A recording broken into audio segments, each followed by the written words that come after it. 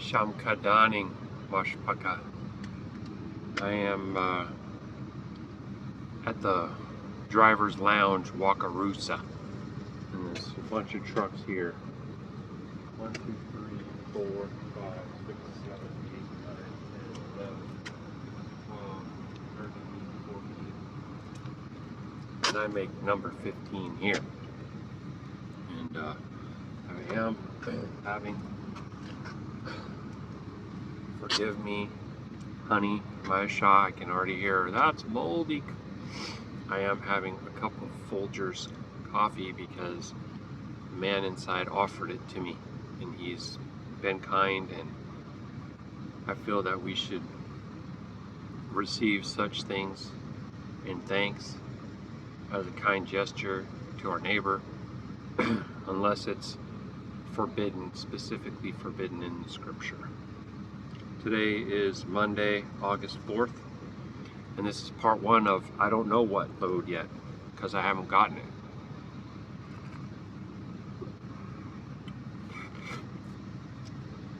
It's only 5 to 8, so it might take a little while for loads to start dropping.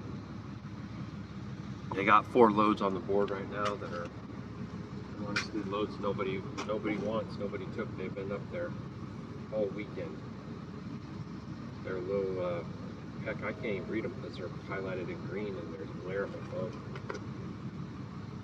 They're cheap and they're short, and they're little local ones. I think they normally would give to like a shuttle driver. So we will wait until 8 and they should start dropping. When I was driving home, when I was driving here, this ain't my home. When I was driving here yesterday, I was going down this road, Plymouth Avenue, and I seen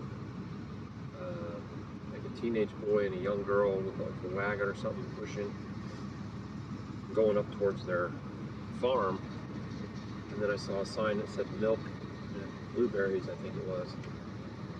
So I turned around and I come back and I was looking, they weren't there, so I just went ahead and pulled into the drive. I got up kind of right adjacent with the front porch, which was like on the side. They had a big market booth thing that they had built. Okay, so it's Sunday, so the Amish are obviously not engaging in any buying or selling or anything like that. And so then I got out the truck and I seen a man kind of reclining through the window, and he's like looking over at me like, huh? And I just hold my hand up like this, and then he scooted up out of his chair and came over to the porch and talked to me. Kind man, Amish. They had a bunch of buggies on their property, so they use those to get around in bicycles. And I explained to him that I'm from Washington State, and I don't drink the water that comes from the municipalities, and I'm actually looking for well water. And he was kind of like, uh-huh. And I said, I saw your sign that you sell milk, and I'm interested in buying milk and eggs and honey. He's like, well, we have some honey, and we have some eggs, and we have milk. I guess we could sell you some well water, but not today. And I said, oh, no, sir, not today. Sorry to disturb you on Sunday. Can I maybe get your name and number, and I can call you and during the week? And so he said, you got a pen? And I grabbed some stuff out of the truck and went over there, and he jotted down his name and his phone number. And I made the map thing on the phone to put a favorite pin there to remember. So I was just Baruk Atah Yahuah, man, because cream and water is probably like what I run out of the fastest. So if I can get a source for well water and cream, which I know they just do the milk, but it has the cream on the top. So my shas was saying, yeah, you probably shake that up and probably be really lovely in your coffee. And then she also found a place that sells heavy whipping cream, which I might rather to get.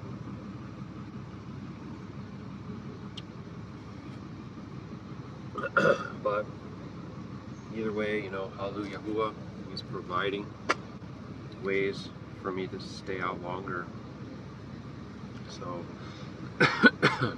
excuse me, I'll be back and let you know what I get. And yeah, we'll see what Abba Yahuah has. I pulled up real close to the building right here. Right behind that bush there's a power outlet, so I run my cord and I plug in the jackery. So jackery is doing really well right now, 99%. So I will have plenty of power, even though I plan on driving real soon anyhow. So we'll just wait and see what the Father gives and what comes this way as far as loads go. So, Hallelujah Yahuah, Shalom, Baruk Atah. I love you, son, and I love you, Yashar'Al, and I'm missing you guys. And the last video ended up being over 5 hours long. It's still only about halfway done. It probably ain't even gonna get finished by today, because once you start moving around, it'll corrupt the transfer and you have to like start over. So if I know I'm gonna leave from a spot, I have to close down the laptop and stuff. But it's so like 46% or something. So thank you, Father, for that. You know, and I'll probably stop and cook something once I get the load and get kind of rolling down the road a little bit. But I have no idea what I'm getting or where I'm going, as is the case for all these cowboys out here. And this is crazy. This is like being at the OK Corral. These trucks are great. They're great work trucks out here, and they're all outfitted. A lot of them are Rams and a lot of them are dualies, but you'll see. There's a Ford there. Ford. And over there's another Chevy. All the rest of them are Rams. I don't know what that red one is. Oh, that brown one right there. The red one.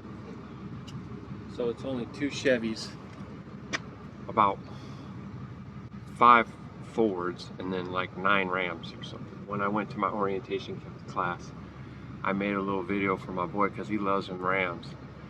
And it was 12 Rams in my class, and then just me. So, Hallelujah Yahuah. Very thanks-filled for the truck. And the truck is working hard. And we'll see if I can get me a big monster out of this yard over here and take it real far away. And safely and swiftly in Yahusha's name. Alright? Shalom Mashpaka. Alright, family, Baruk Yahuah. I got the load. It pays $13.64 and it's going to Delaware.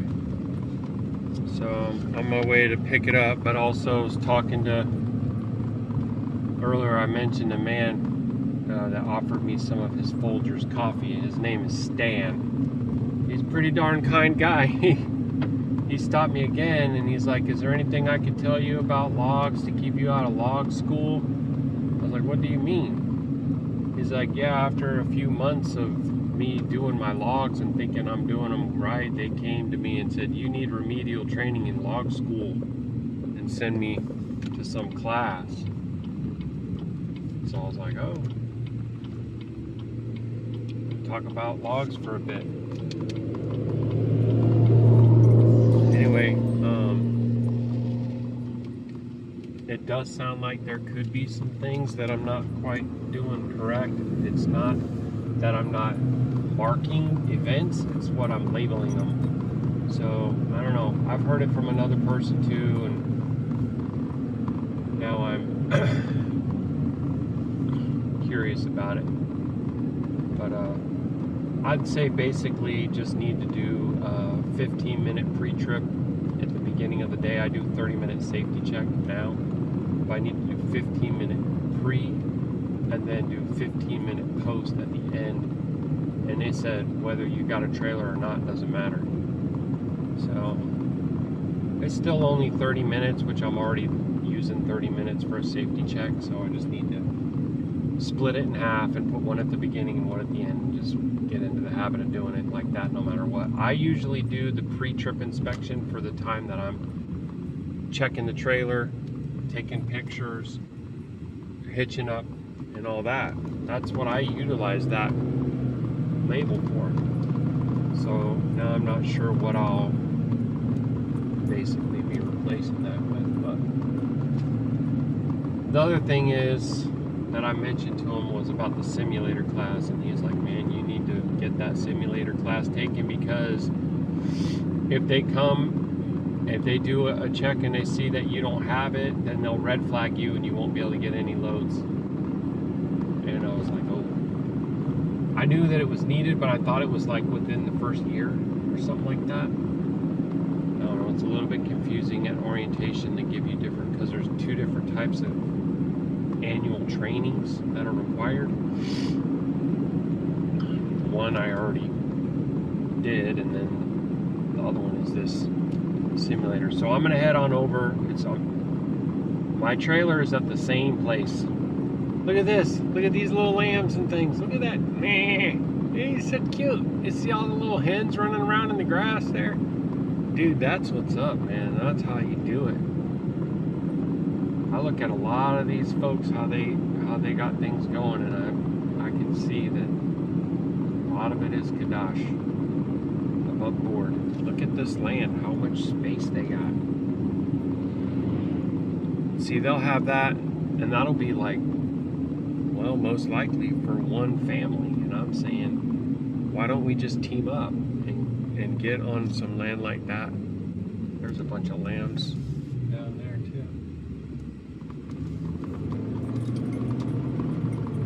too. Tall corn all around me right now. Every corner. Baruk Atah Yahuah, they start spraying the sky something nasty earlier, man. I was tempted to get some on camera, but who needs to see that? You see it every day as it is. I don't need to see more of it. It's horrible. Look at those big, pretty flowers, my baby. Those things are pretty like you.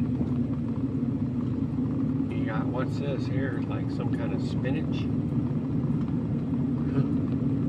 Baruk Atah Yahuah, man. So yeah, so I got to get over here and take a look and see what's up with this simulator, because that could very well be something that I need to do,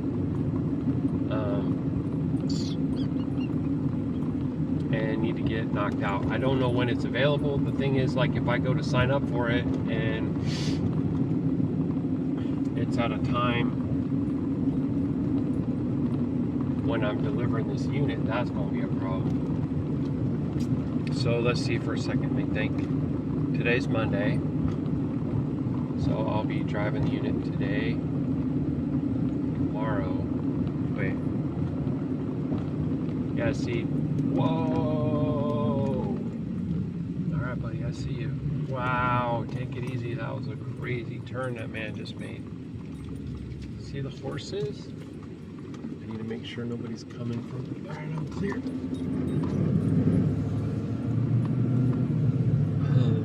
Pretty horses. So Shabbat is on the 6th. So then I'm gonna need to make sure that I deliver this trailer Thursday. I don't know if I can make that.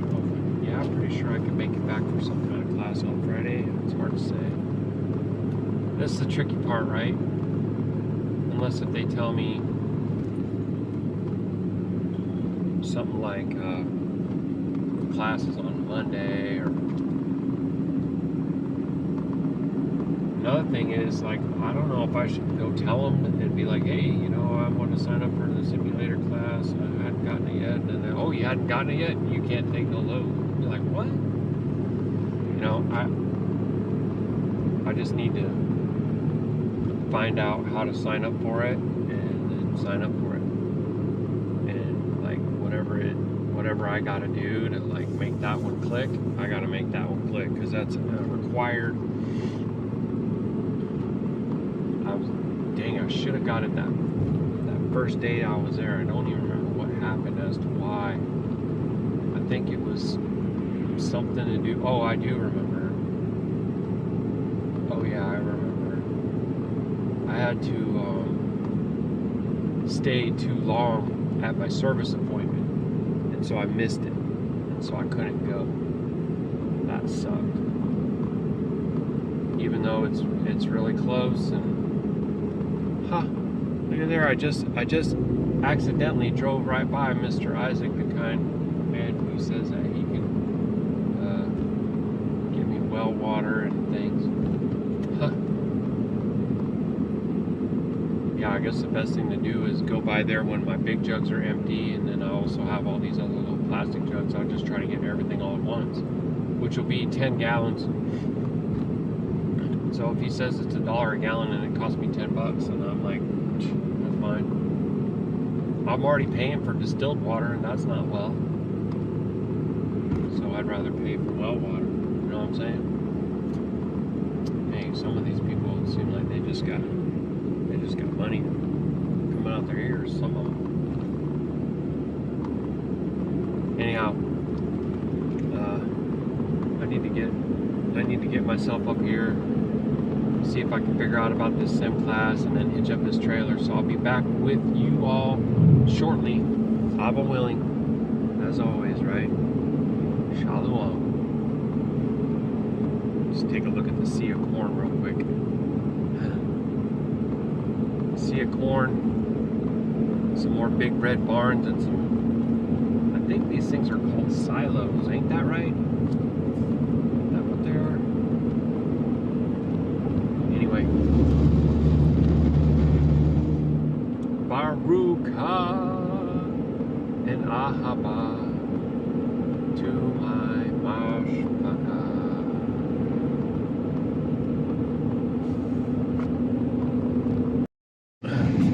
That horse seat, and I didn't strap down my cooler. Whew. You guys, that thing was a beast. I think it is. I mean, it is a beast. It's another one of those big old destination trailers. And I'm taking it to, what was it again? Milford, Delaware. Which I was like, I don't really want to go to the Northeast. But it come up, it's paying $2 a mile. It's not really that far. So I pulled on and I said, oh, you want me to try to take this one? I went back and looked. I'm not seeing other units showing up either. So, I mean, I'm not trying to second guess it, but I'm pretty thanks-filled for it. So we'll see how she goes. It's 682 miles. So it comes out to $1,364. And it says it weighs 14,000, but I'll bet you it's more. Because I just feel like they started putting that on these. So, I don't know, man. I got a lot to learn, though. I just had a Horizon driver help me out because I lifted the trailer all the way up and it wouldn't reach my ball. So he actually got a big floor jack out of the back of his truck and jacked the front end of the trailer, or the tongue maybe it's called, I'm not sure. The A-frame, he jacked that up, and then I repositioned the truck, and then we got it on there. So that was like a huge help. I kind of see now though too, like my bottle jack can go 18 inches, I believe is what it comes out to be. 18 and change. So I would have been able to do that on my own, and I just didn't realize it. Well, I must have done everything correct on my paper. Oh dang. I just got a notification that I got paid the second half of my wages for that load that I just took to New Hampshire. So Baruk Atah Yahuah, thank you, Father.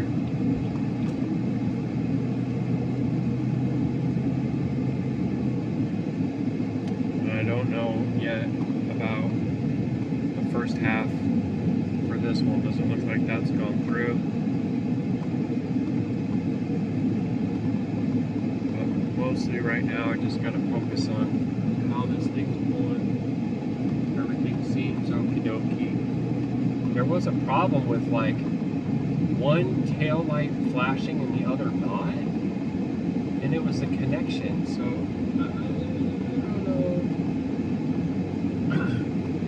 I don't know if that's, I sprayed some WD-40 in there and kind of put it in and out a few times to try to see if I could get it to register better, so we'll see. And my apologies if it was difficult to hear me because the air was like cranking. It's not really that hot according to the dash of the truck says it's 76, right? But whew, so it's hot. And I don't know, man, they don't give you no room to put the breakaway batteries in these. That's messed up. And then the guy that was helping me, he was having bigger problems than I was, and I just asked the Father to Baruk him because he extended kindness to Yahuah's servant. And I'm gonna ask Yahuah to Baruk him. He can't, they told him, they did a bait and switch on him, he said, with his dispatch at Horizon, which is messed up. They told him that it was a fifth wheel, that it was paying $1.90, and he gets there, and it's one of these massive destination trailers. It was paying like $2.17, so he's like, "I'll just take it." He gets it all hitched up and everything, and then there was some kind of problem. Now I can't recall what he told me. There was a problem with the trailer, so he told the dispatcher, and they decided that it needed to go back to the manufacturer, so they wanted him to drop it. It was all hitched up, ready to go on his truck, and then he had to go and drop it. And it was just a lot of trouble just to get it off and on. Like, he told me that he has to take the propane tanks off just to put his saddles for his for his weight distribution. And I was like, what? I mean, that was crazy. I didn't even want to take the shroud off to ratchet down my battery. I got it to work though. You know, we know how these things are. Like, I just got to take my time, and I really can't let the traffic concern me. You know,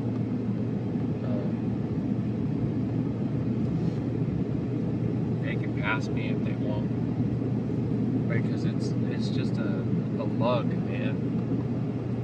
So we'll see what I get as far as fuel economy, and I didn't get to do much in the way of route planning this time, so I threw on there I think one place that had the best fuel and one place that I figured can be my spend the night type place, right? But now I need to update my log. There's so much things that you need to do apart from just, you know, being safe and all the rest of that. So let me see, 33758.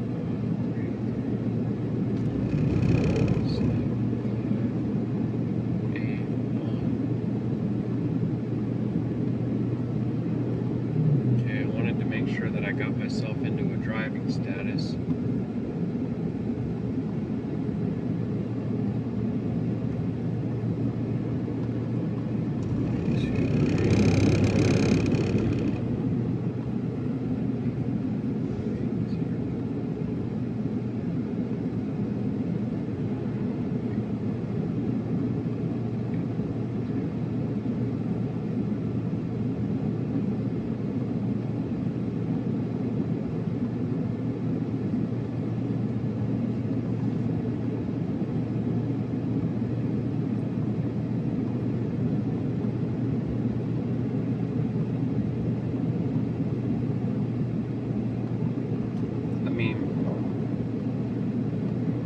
It may not have been whatever my first choice, but it was one of, like, I was sitting there hitting refresh.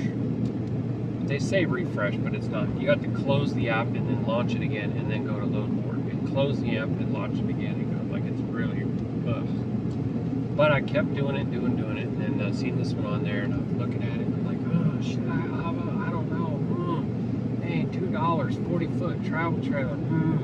Is it a destination trailer? I don't know. Let me look up the pictures. 40-foot sandpiper. Yup. Brick. Big old honking brick, bro. Sliding glass door. Rear access. 2-bath. I mean, it's a thing, man. It's a big old thing.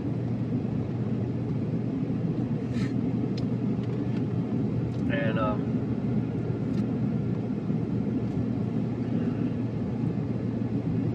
sorry, I need to double check something real quick.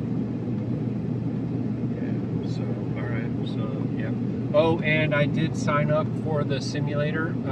It's going to be for Monday, August 11th at 8:30. So, whenever I get done with this unit, I'm coming back to Goshen, and I'm not really going to be able to do anything until I finish that. So, I mean, it is what it is, because it's essential that I do it. So, Ruach Ha'Qadash, that I was able to sign up for it. Of course, there's no charge, and it's like 2 hours. So, you know, I'll grab something. I'm willing, something great. Because I'm like, give me a fifth wheel to Texas or something, bro. Like,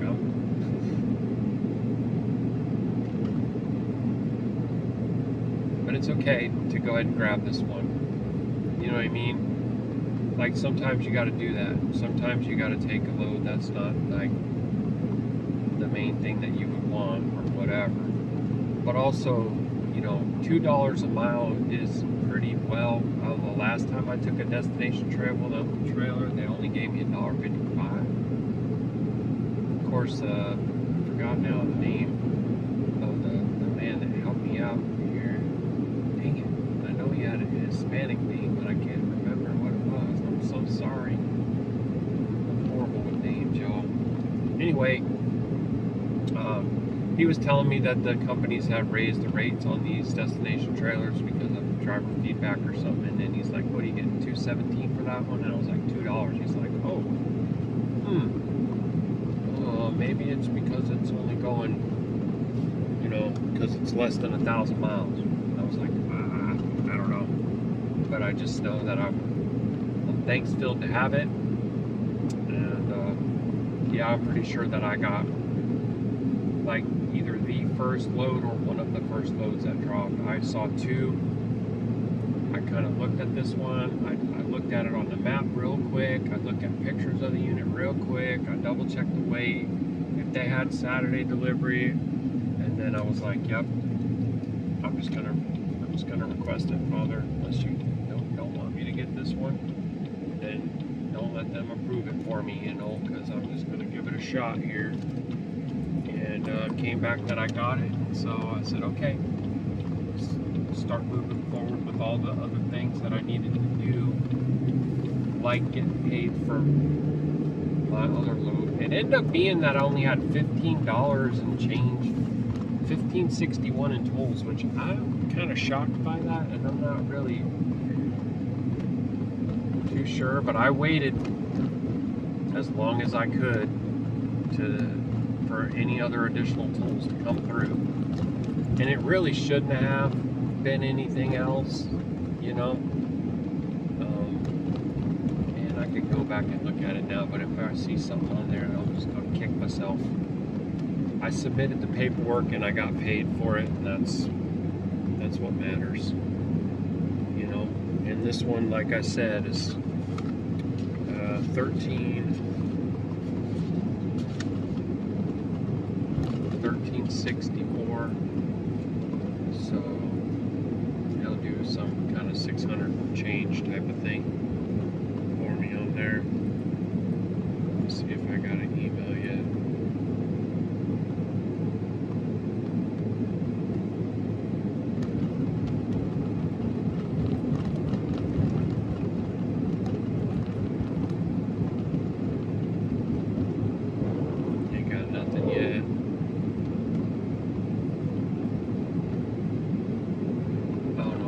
how this goes. If there's any kind of lingering concern, I can always call. But now see, I'm keeping my speed really low,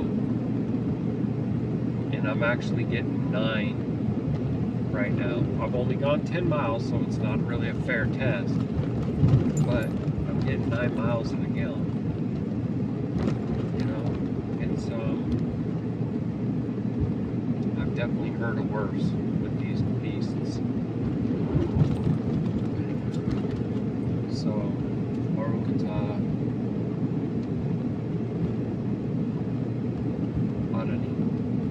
Yahuah. Tana for this load, please keep me safe. Give me swift travels by your Ruach. Wind, carry me.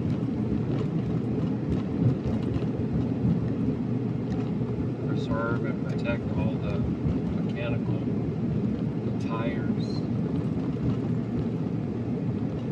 and allow me to get back for my simulator class and get a more profitable load, or 2, and even a 3rd one back home. If it be possible, I ask you, Father, in your Qadashayam, your name that is above all other names. Yahusha, great I am, my deliverer. Hamashiach, the anointed one. Alua. Come on. Hallelujah. Hallelujah. Whoa. Look at these big old fields, man. They're just everywhere out here. All these roads are just like a huge grid.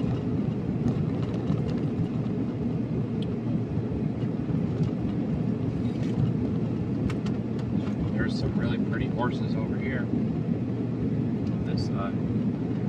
Got a massive 2-story residence with a all metal roof.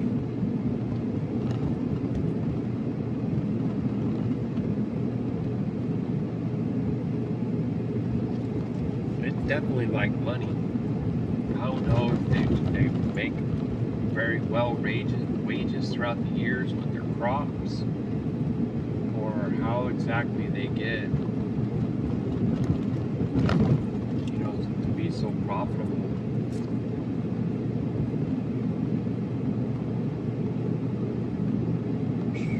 That is quite the outfit right there too.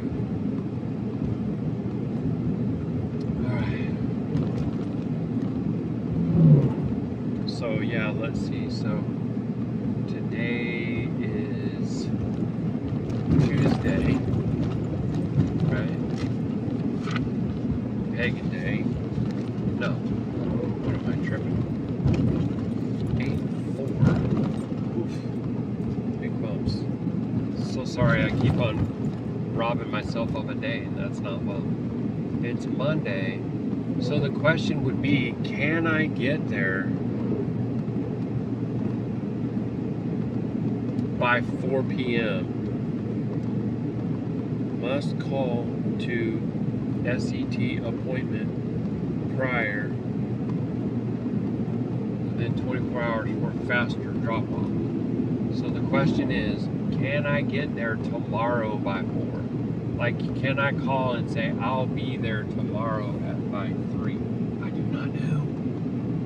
I do not know. This is why I feel like I need my helps meet. I need my Yashar'Al to help me out with this one. And she's probably only just now starting to wake up, and I'm just glad that she's feeling better, because she wasn't feeling so great yesterday. She started feeling a little bit better, but I've also just been really steadily pulling for her health overall. 0.2 miles. I'm trying to utilize the trailer brake as much as I can, because I also need to get it like, I guess I could call it broken in, because these brand new trailer brakes, but they don't like to stop much. They're just like a snot until you get that outer film off of there, and then you start to be okie dokie. Alright, so I'm on this for 1.6. Oh man, it's just hard to say, like, without like pulling over and looking at the laptop, how long do I think it's gonna take, like, overall, you know.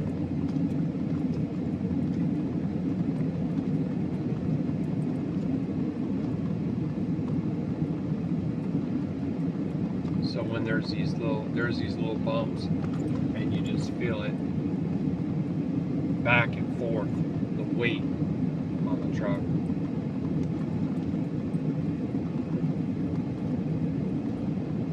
She does pretty darn well though, considering this ain't a dually. You know, single rear wheel, but full ton. And when I looked at the towing numbers, she has just as much towing capacity as the dually. I mean, I feel like the real difference is going to be in the stability with the dually, but it's also a heavier GVWR. So then, if you're non-CDL like me, then that all of a sudden means that you can't haul as heavy of a trailer because your truck is cutting into that 26,000 mold. So that's why I do feel that Abba literally gave us the perfect truck for this job. And that's nothing personal to anyone else's truck. I know you love your truck, and Baruk Atah Yahuah, I love my truck too, but so the long box is a very, very large advantage because I have the space for a large fuel tank, fifth wheel hitch, and a toolbox, which is a large size toolbox. That's a pretty great advantage that I wouldn't have if I had a short bed truck. It's also the crew cab, which gives me basically my sleeping area.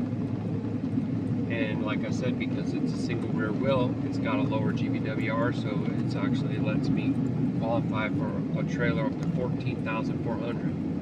They ain't even gonna show me trailers that weigh more than that. There's gonna be a lot of fifth wheels that I'd love to pull that they won't even let me look at because I'm just technically not allowed to pull them based on the DOT standard. Not that the truck can't handle it. It all just goes by some, like, the federal regulation on that. Alright, this is one of those intersections that I just do not care for. If it's a four-way stop, then, you know, Baruk Atah Yahuah, let it be a four-wheel stop. Because it's at an angle, and when you, oh yes, it is. Hallelujah. Four-way stop. Clear, clear, clear. All is clear. Here we go. Yeah, because sometimes they'll have them to where the through traffic doesn't have to stop. And in order to see if anybody's coming out the right side, I have to swing the truck really far to the right.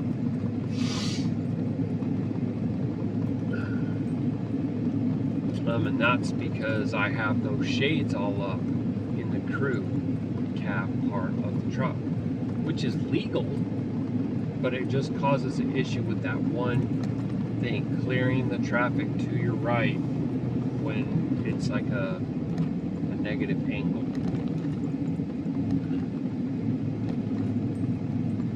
Alright, this is 33 south. The interesting thing about that is I thought I was on 33 earlier, so just following what the thing's telling me to do, and that's what she got me going all around here.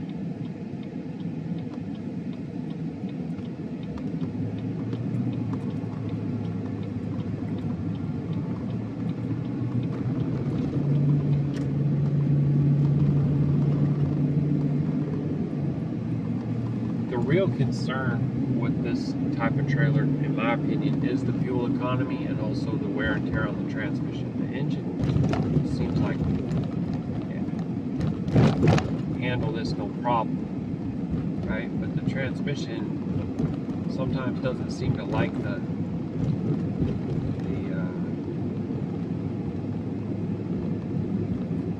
extra weight in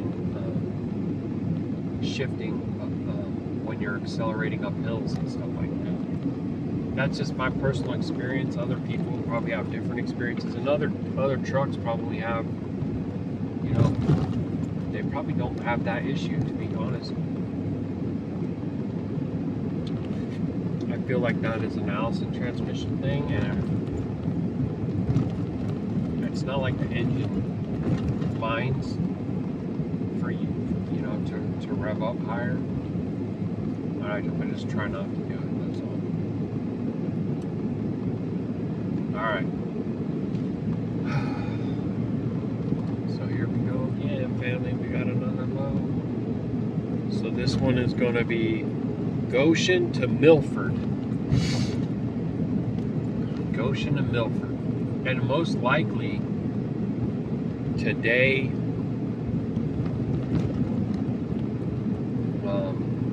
and tomorrow. Like, I feel like it's possible. The only thing that's really going to prevent me from doing it is the log. It wouldn't be my own self. Now, I'm showing that I got 10 hours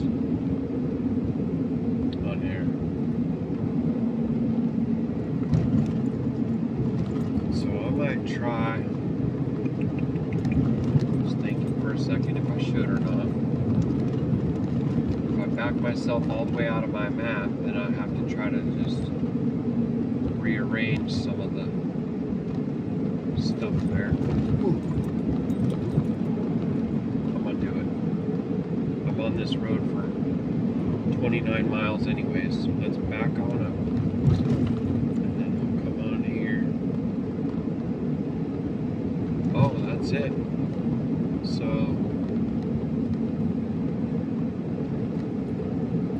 wait for this thing to get a connection. It says it's searching for a connection.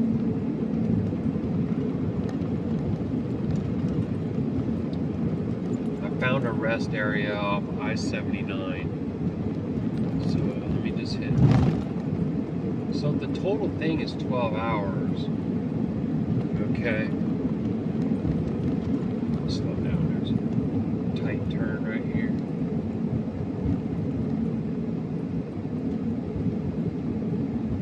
Yeah, I definitely think I could drop this thing off during their normal business hours tomorrow. I might just call them. So it's telling me 6 hours to that rest area.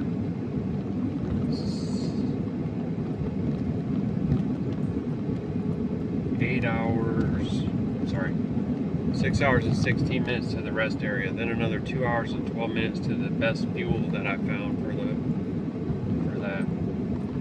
That actually only leaves 2, 3, 4, 5. It's about 6 hours. So yeah, I think I'm just gonna call and tell them that it looks like I'll be there sometime tomorrow afternoon. Just want to make sure to give you advance notice and all that rest of that fun stuff.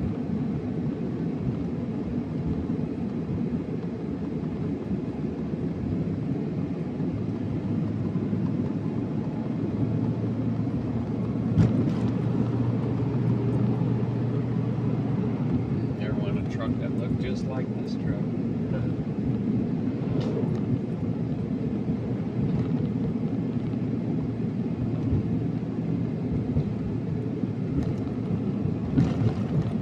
Okay.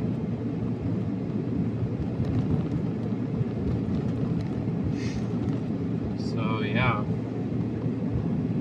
Another thing that is, I can definitely feel is I need to get this leg off. But I think it's barking at me so fierce. I haven't been putting my salve on my leg, which is kind of like, it reminds me of if you were riding bareback, they had no saddle on. You know, get a little chafed, kind of like that. Man, my stump is just not. Certain parts of our body callous, right? Like the bottoms of our hands and the bottoms of our feet, and our knee pads and elbow pads, and they can get, you can work them and they can become real like leathery and strong. But dang, man, that stump, which is part of your calf. That skin's always kind of sensitive. Like look on the back part of your leg, just under your knee, just below your knee, that part right there. Touch something hot onto it, or you know, it is what it is. You know, just gotta try to manage the situation the best we can. All right, so I got a chance right now. Try to pop this thing off. Yeah. I'm thinking maybe he told me that his name was Francesco. Either way, I have a please Baruk him, because he really did help me out a lot. My first thought was I need to disassemble this hitch and reposition the ball, because it was 2 positions lower and I had them raise it, because every time I hitch up a trailer it's squatting, you know. And actually what's funny is this trailer's perfectly level. Like I cranked that jack all the way up and it wasn't even close to clearing the ball. And yet when it's on the ball it's perfectly level. What are y'all doing over there? Yeah. Like I said, he was trying to pick up a unit and it had an issue, and he called them and they're like, yeah, that needs to go back to the manufacturer. That thing ain't even ready to go. Come on, bro. Right? And then in order to attach his hitch, he has to remove the propane tanks? That don't sound right. That don't sound right at all. And I've had issues, man. I put the key into the lock and to lock a cabinet or something, and it's not turning, and I go to take the key back out and the whole lock assembly comes out with the key because it's just chintzy. And I don't need to name names or models or nothing. It don't matter. You just know. A lot of this stuff is just cheap. There's a little grab bar that you can lift and then fold in, right? Now I got that on my trailer, and I know how that feels like. It actually feels like a solid, reliable bar on my trailer. And some of these other ones, I do that and it feels like chintzy, hollow, like I can just bend it with my bare hands. It's weird. It's like trying to make it as lightweight as possible, just to shave a penny off here and a penny off there and all the materials. And meanwhile, you know, the quality is what suffers, and the customer, the end user, is what suffers, because you know, somebody is making a decision somewhere and they go, oh yeah, that tube thickness and that material will be substantial for this from their engineering perspective. Okay, but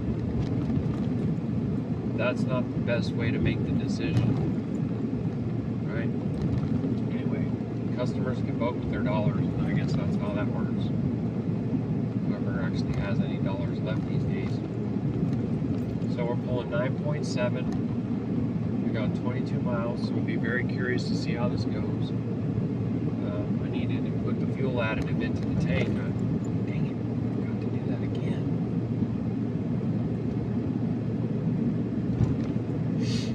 That's alright. That's okay. I can still pump some out of there before I even get to that. It needs to be. So, probably going to end up waiting to call this dealership, but I do need to call. They should be on the same time zone I'm on, which is almost noon anyway, so it would be best to call after lunch, like around 1 o'clock.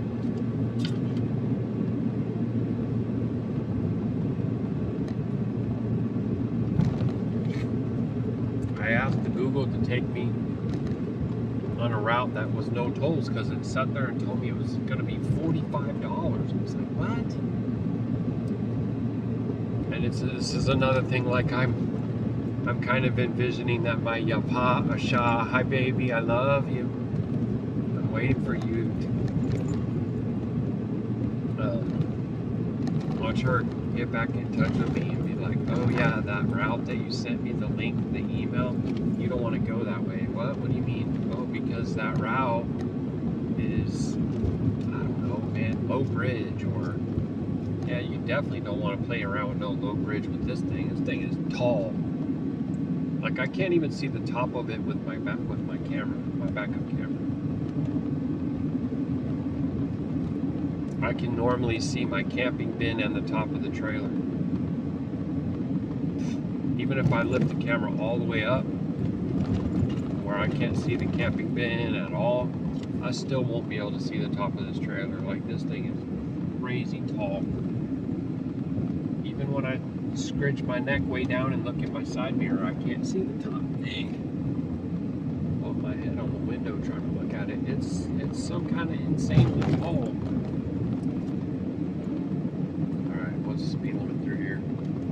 35. Just back down a little bit because that's that place that gave me that cold coffee that day, and that dude was like, I'm out here fixing the gas pumps. Yep, that's where, dang, look at that. Boy. Start to recognize different areas being places that I've been before, which is kind of cool.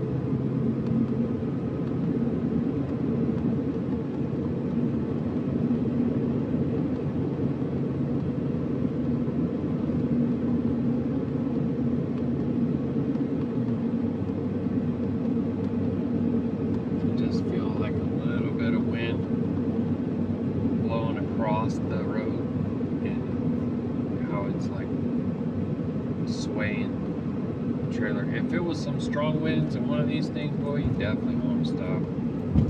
I ain't even trying to play with that thing. They literally are like a kite, man. Just crazy. Ain't that so pretty? Look at that view. Dang, family, look at that.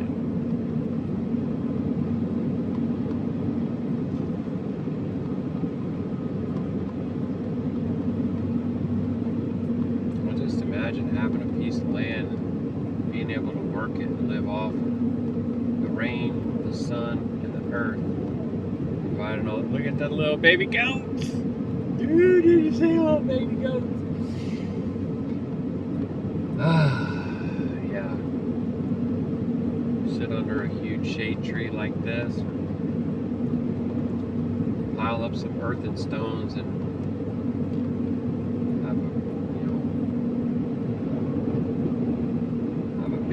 Qadashayam sacrifice to Yahuah, giving him thanks and all the esteem for the bounty to rock this food that we're about to receive. Yeah. And the feast should be, several Qadash brothers and sisters. That's how it's supposed to be, like, man. That's what we need to do. People need to just be willing to forsake whatever they have. I don't care if it's, some mortgage or some retirement or whatever. I know that probably sounds some kind of way, but like, if you actually believe that we're in the last days, then why would you cling to those kinds of things? You see? So you would just sell that while the market still is favorable to you. Cash out whatever you can cash out with your employer and all that, and everybody pitch in one pot, and we just ask the Father to lead and direct the assembly, and place us where He wants us to be, and allow us to enter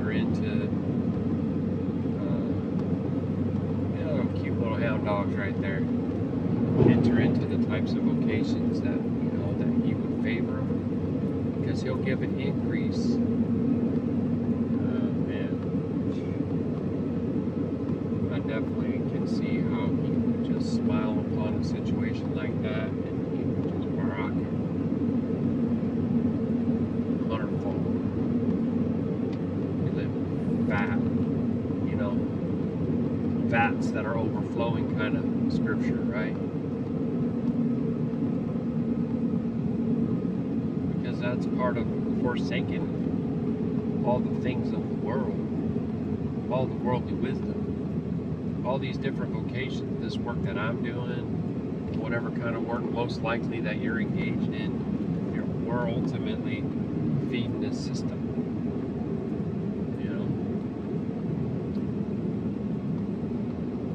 We're able to raise up or harvest from the fruits of Abba's creation, and then allow those things to be a Baruk Atah to others, especially like I imagine if you could somehow to like folks in need,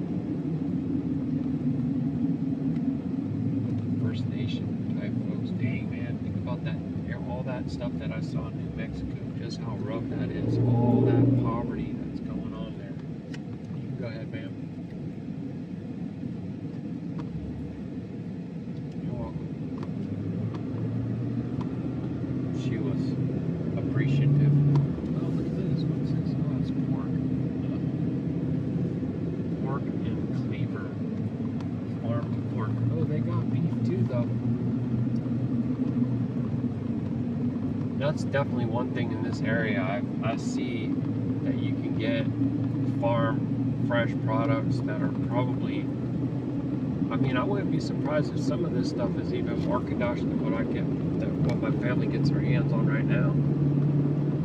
Would not be surprised at all.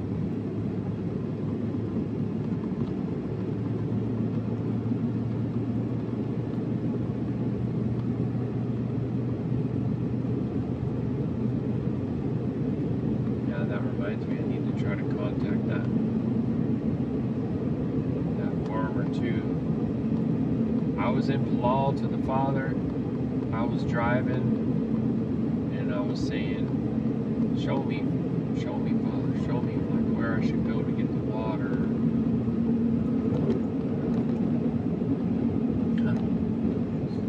So close to the end of my trip too, like literally 4 minutes, like right around the corner. It was so amazing.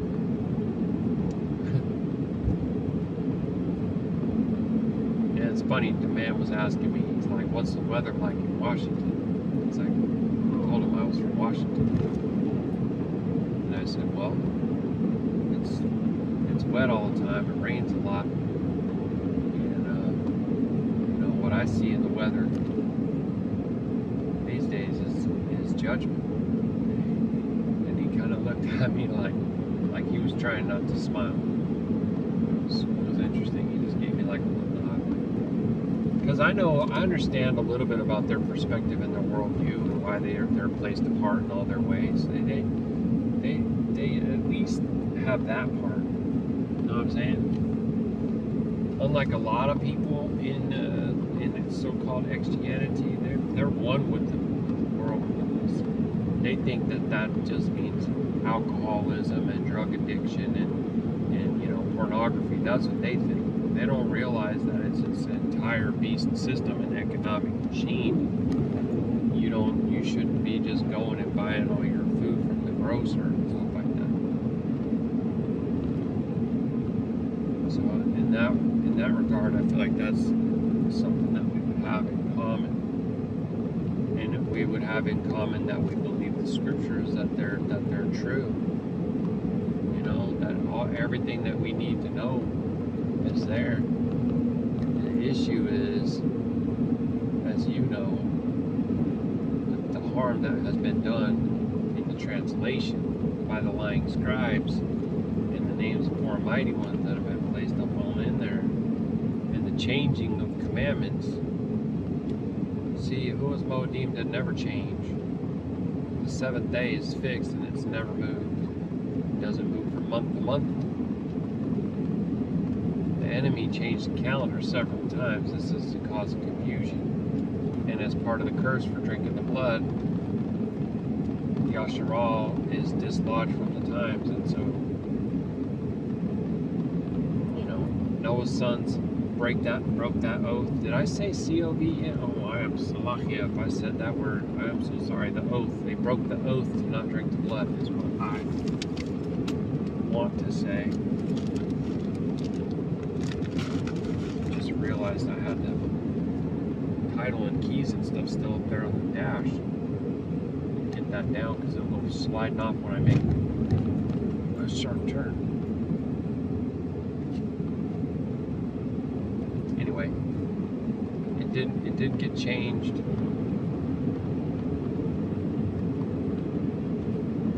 And it seems like half the folks think it's on Saturday and half the folks think it's on Sunday. It's like, can you guys perceive the possibility that y'all both wrong? You're too busy fighting with each other, saying you're wrong, you're wrong. Well, you're actually both wrong. Okay? It's kind of crazy, man. It's like you can imagine two teenage boys in a room arguing with each other, saying you're wrong, and then the grown-up walks into the room and says, y'all both wrong. It's just like, and they'll just turn on you. Which reminds me of another thing. They said don't get between two brothers when they're scrapping. Two brothers in a fight, and you try to get in between them, they'll both turn on you. And that's kind of what it's like. And I know the enemy knows that. He's clever. He's crafty. Just like if you say anything about the beloved Trump, a lot of these folks out here that are, you know, the quote-unquote salt of the earth, patriotic, moral, upstanding, God fearing, all the different things that you can think of when you think of, you know, this Christian nation, that whole thing. Well, they'll turn on anybody who says anything about him. They'll turn on him because they're programmed to do that. I instantly think you're some blue-haired liberal or whatever. Y'all both wrong. See, here it is again. Y'all both wrong. Exact same design. Left, right, red team, blue team.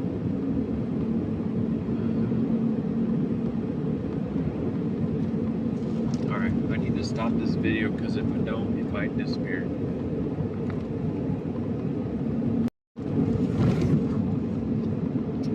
Thank you, Ava, for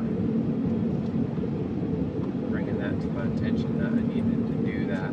So if I sleep on that, then the whole thing will disappear and it'll just be really, it makes me kind of sad. It makes me halal against the enemy. That's what it really drives me to do.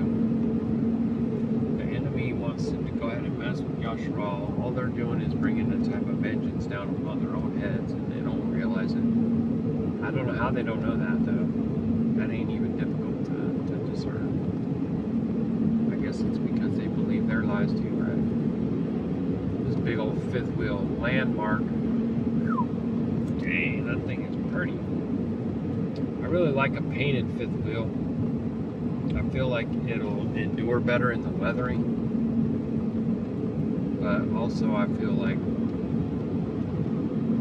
my trailer can probably be cleaned up really, really well, but it dang sure needs to be up out of that, all that evergreen. Everything turns green. It's crazy. And if I could park it on like an actual concrete type surface where I could just go up and down the ladder, move the ladder over a few feet, go up and down the ladder, I just want to just clean the whole thing off by hand. Hey, there's this is that town again, Churubusco.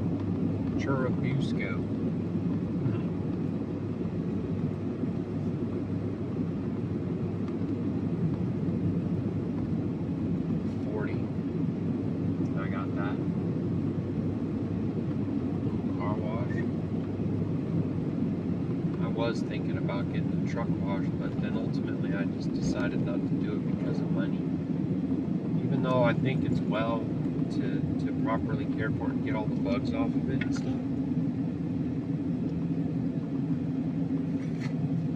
I think I'll probably do it after this load because I'm gonna end up with some downtime. Dang, man, that's gonna actually end up being kind of a lot of downtime.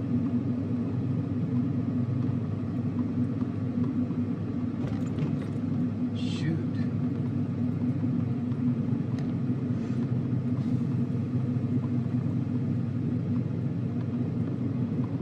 Well, actually, I gotta try to figure out where I'm gonna spend the Shabbat because I'm gonna be out near Delaware.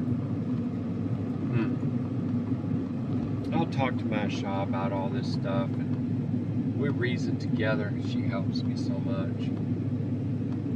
Yeah, I miss her.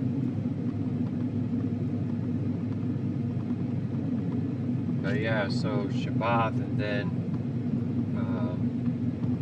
it'll probably end up being Thursday and Friday getting back to Goshen. You know, maybe I'll take a reload to help fill in the time in there. Excuse me, that could be pretty wise. We'll have to look and see what pops up. Is, you know, what's gonna pop up is like Jersey to New York again. And I'm gonna be like, man, I don't want to do that.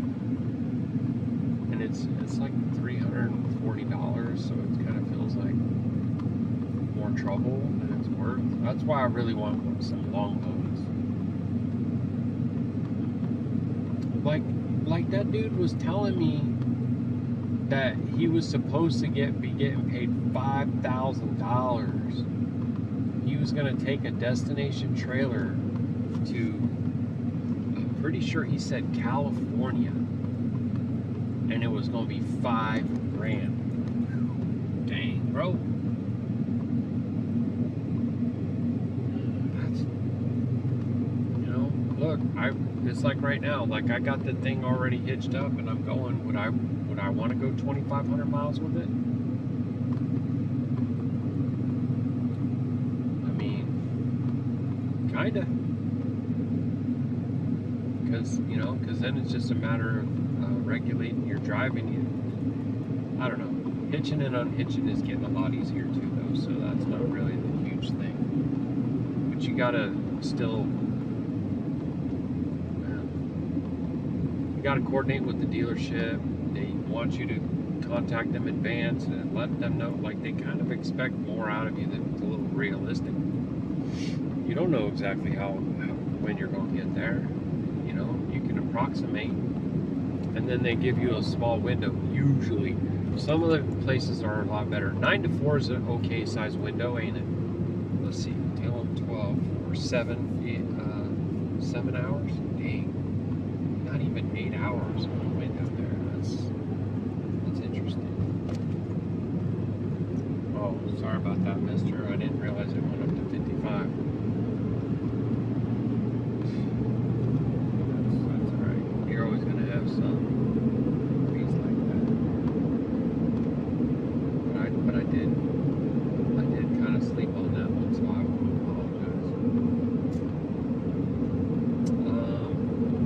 apologize. So 37 miles in, the trailer's getting 10. You know, that's actually pretty darn great for this big old thing. I wonder if I'll have to stop. I don't think that it had said that there was any permits.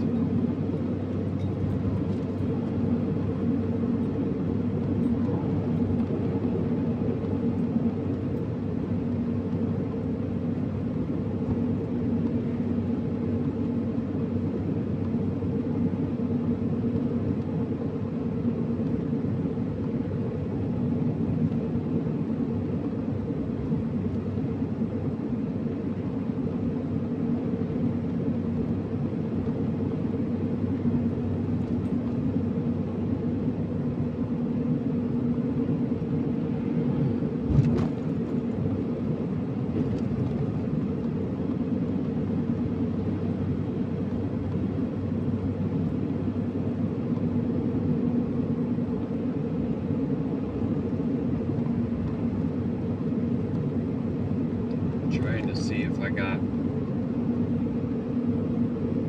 my yard exit processed. Hey, it seems like they're processing any of my stuff. What's going on? Oh, but they did though. They did the partial payment on the other load. But on this particular unit, like my vid check is still showing there.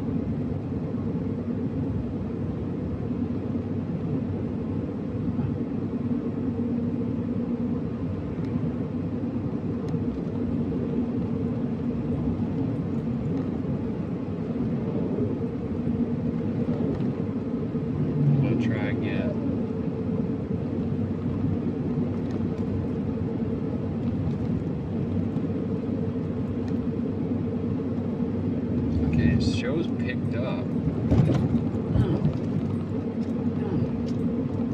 but I don't know why the vid check hadn't gone through, and I'd done it multiple times,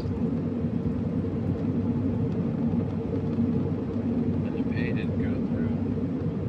I'm gonna try to call my dispatcher and see what I can get going there, if I can even get them on the phone.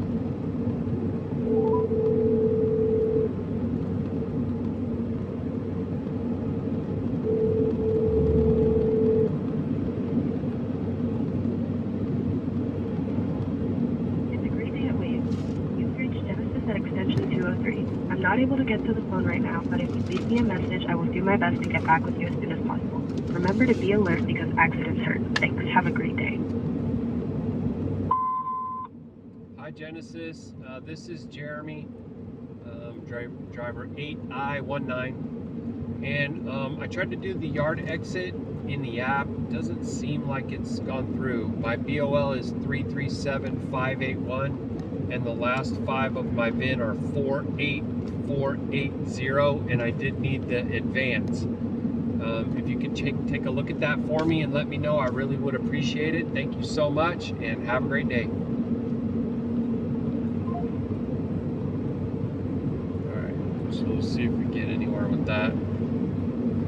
So, squeaky wheel type of thing here. Who knows, maybe they're really busy, or I know that they had a dispatcher out, so that could be a part of it too.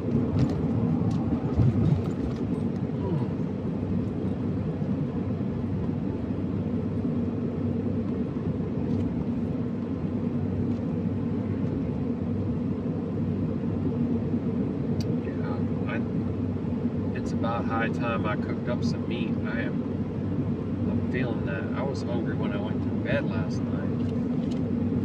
Get nothing to eat.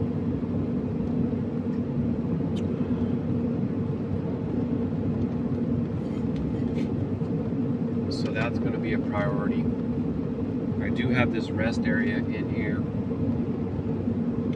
About 6 hours from now.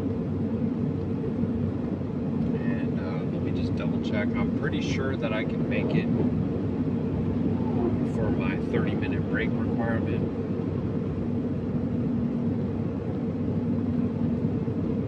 And who knows, I may just end up spending the night there, because then I can just get a jump early and go the rest of the mileage. I might be able to make some pretty quick work of this job.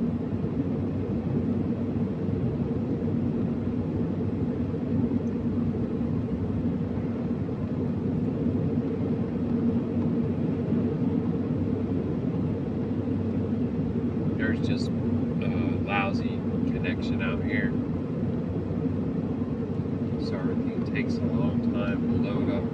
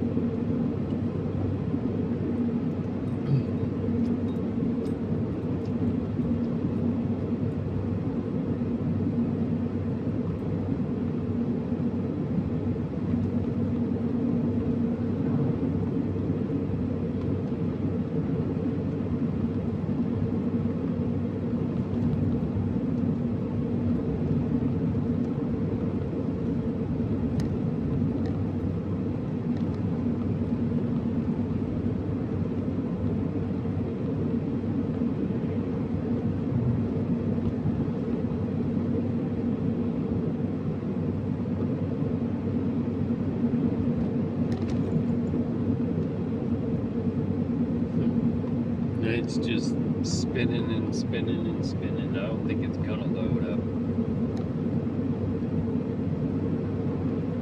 Oh, there she goes. About time. It's alright. So it's literally 7 hours to the break. And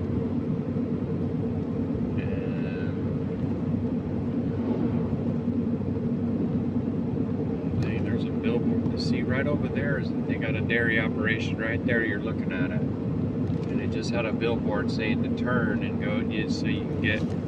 Now, I don't know if that's going to be Qadash. Just because it's over here in this area doesn't mean that they're not jabbing, right? We don't know that. If it's truly an Amish operation, then I would say that no, they're not, because that's actually against their Amunah.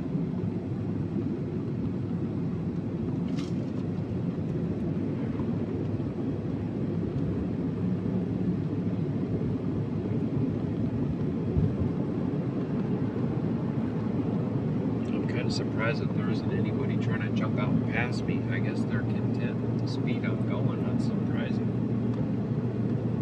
Usually everybody's one race all the time. I'm not even sure what's going on here on the map. It's kind of weird. It's doing like a loop-de-loop. Through the light.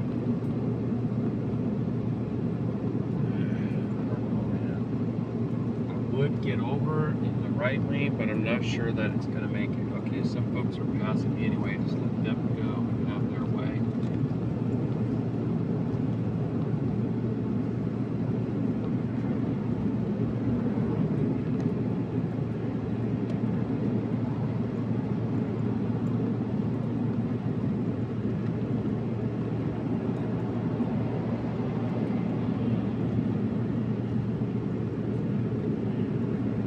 You know, there's a big 2-story, three-car garage. It's not just only garages, but it has 3 garage doors, and it's a massive building. And this is kind of the idea of what I was thinking of, like a communal thing. Now, what if you had 3 trailers, say like 3 travel trailers, right?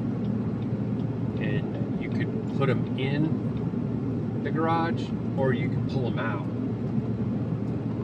So like if it's really cold, you might want to put them in, and then if it's really lovely or whatever, then you might want to pull them out for a few months. That would be pretty amazing, wouldn't it?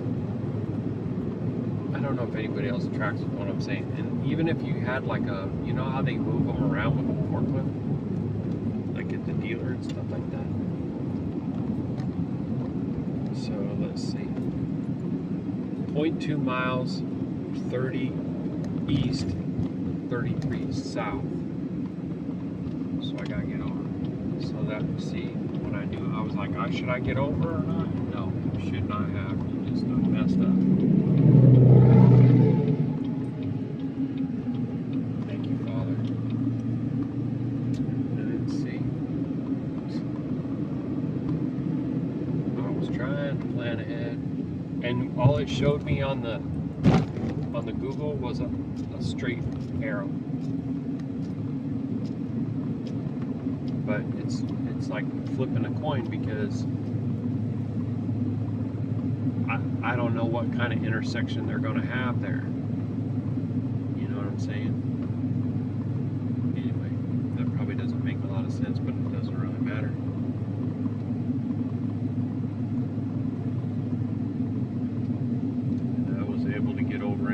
So all is well. Now let's see how long we're going to be on this. Only a half mile, and I'm supposed to turn to the left, so now I need to get over. A big old boy wants to try to pass me, but no sir, no you're not. You can go around me on the other side. Thank you very much.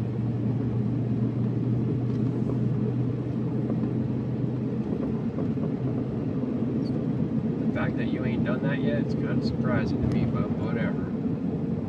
So 0.2 and Goshen Road.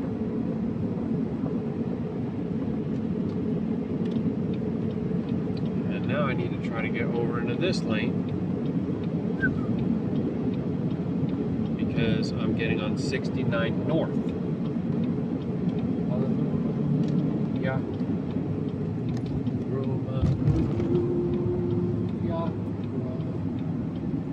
Alright. Abba's favorite.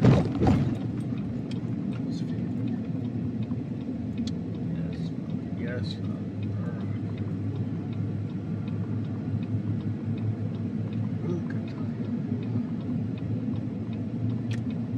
Alright.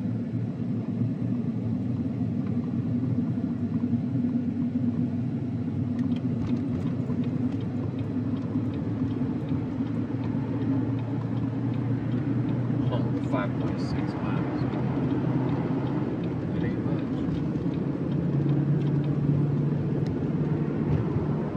65. Stay on 69 north, 5.4 miles to 469. All right.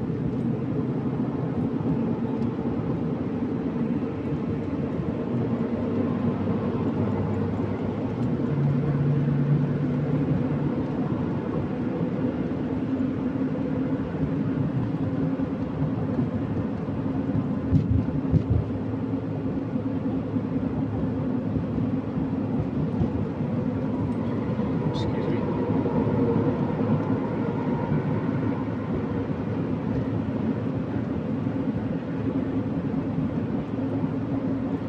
Yeah, this trailer got extra lugs on it too. Oh, I didn't see no spare. Tires are a thing in this line of work, in this industry, whatever you want to call it. I have no problem. Mostly the problem is cheap tires, right?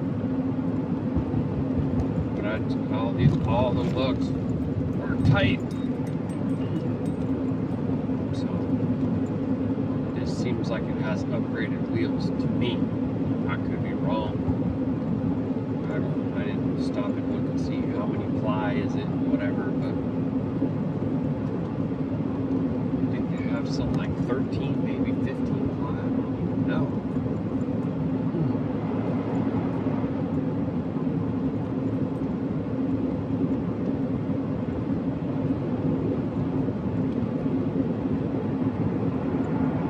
Got about 4 miles to go before we're going to try to get off on 469.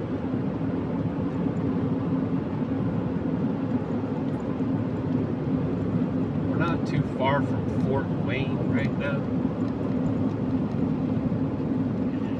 but we're headed away from it. Baruk Yahuah.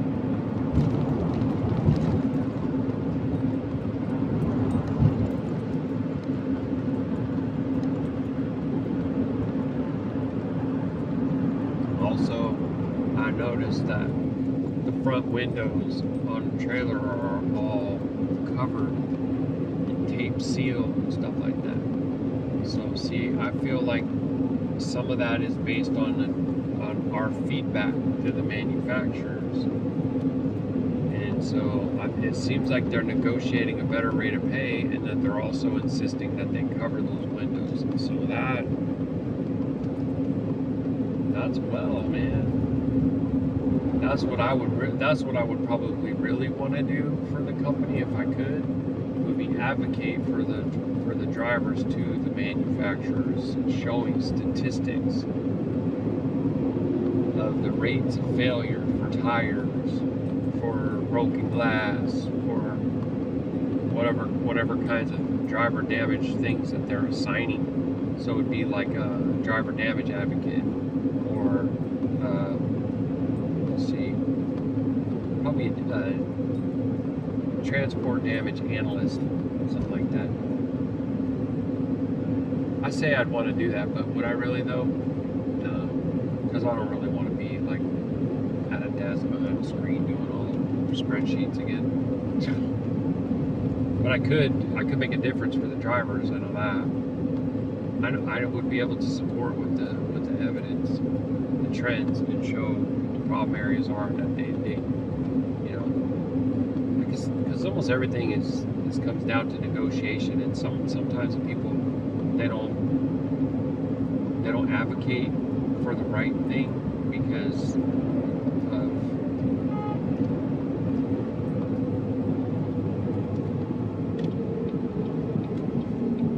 of this big rig just told me that I got a problem back here with my trailer, so I need to find out what the heck is going on. Man, this stupid door in the back popping open, I am gonna be so pissed off, y'all. And I'm on the freaking freeway dealing with this crap. I can't like it. I locked that dang door, and he showed me with his hand what I would say looks like your back door is swinging. Freaking unreal, dude. Is that because cheap quality construction? I don't know, but I would not be surprised. How come none of the big rigs are getting over for me?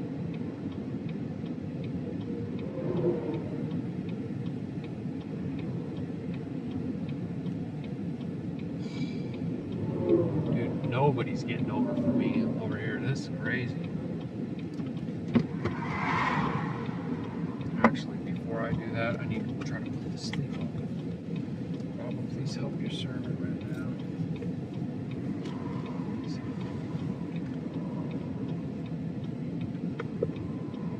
Dang it, man.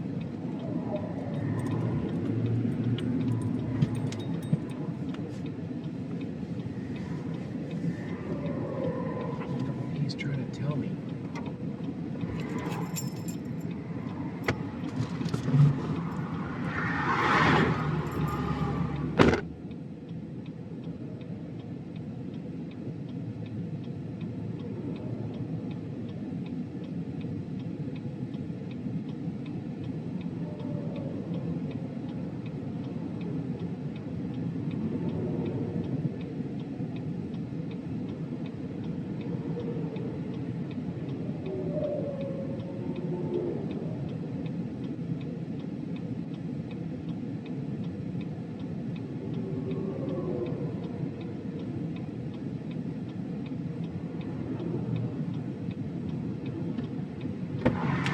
Scary stuff, dude. So yeah, the back door, even though it's locked, popped open. Can't like it, man. All this comes down to the quality of the craftsmanship, just like what we was talking about.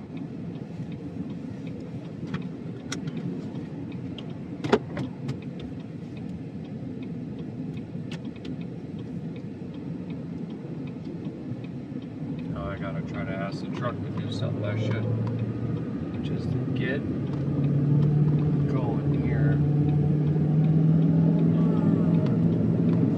And I was a half a mile away from my exit. Ooh. So the back door just pops open as the box shimmies side to side, and it comes a little out of square, and then it just unlatches. You need to put some quality latches on that door. What the heck, bro? Who needs their door popping open? I shut it and I locked it. Can't like it. Can't like it. 0.6 miles. I need exit 315. That's literally where this big boy just went. Scooch on over here myself and see, and how would I see, I wouldn't know if it did it again, you know what I'm saying? So like I gotta try to find like a rest area or something and then tape it, and you know, with that you use the painter's tape, which anybody who knows, and it ain't the strongest tape, and so you know, wanted, you duct tape that sucker and you be confident that like it's gonna hold and whatever, you know what I mean? But since you can't use that because it will leave a residue, a sticky whatever,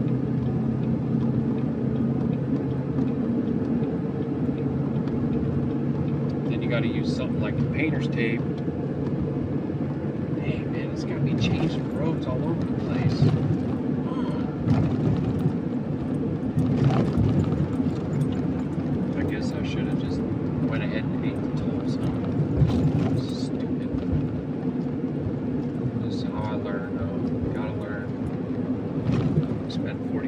cars working tolls. It's insane. So this is 11 miles, and I'll be getting on something called 30. I thought I was on 30 earlier. Telling me 70, but it's also construction, so I'm not doing that. Fucking back doors swinging, swaying. Come on, you guys.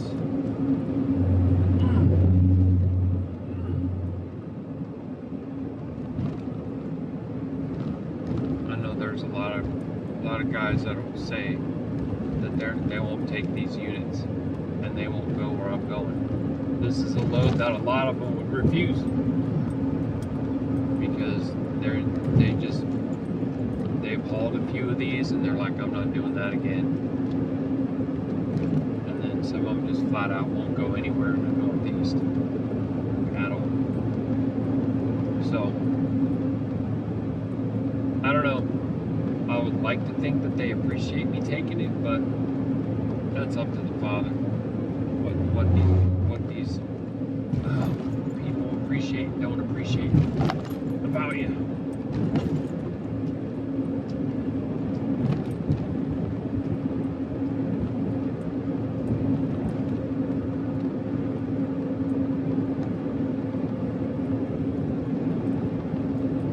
So if there was gonna be a rest area, that would be favorable, please.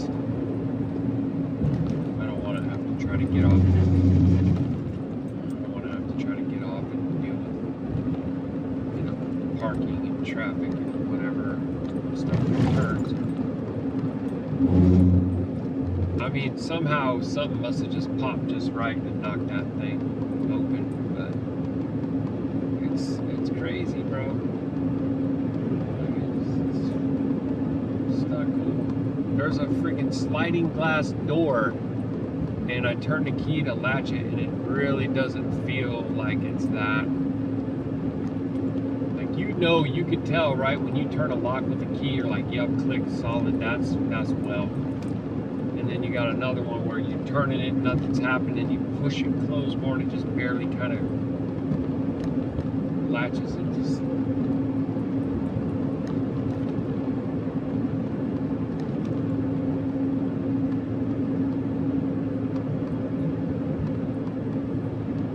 I just noticed that with a lot of the newer units, you have these kinds of things going on. And people that work in the industry that have been doing it for a long time will also tell you they're just not using the same quality of parts that they was before.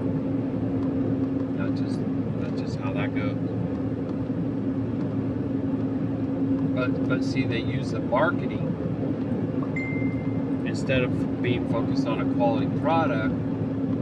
They're focusing on like, oh, lighter colors, or ooh, this little flashy LED, something shiny, something pretty, and then they're like, oh, I want it, and then they sell these things like crazy.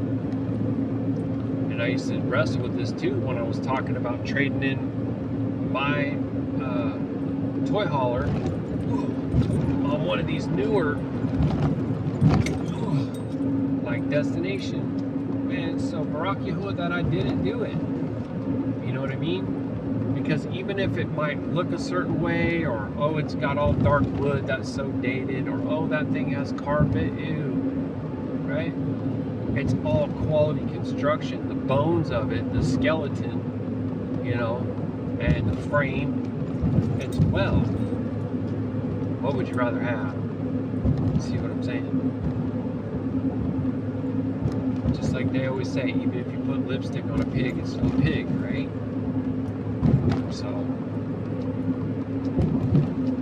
yeah, my baby's messaging me.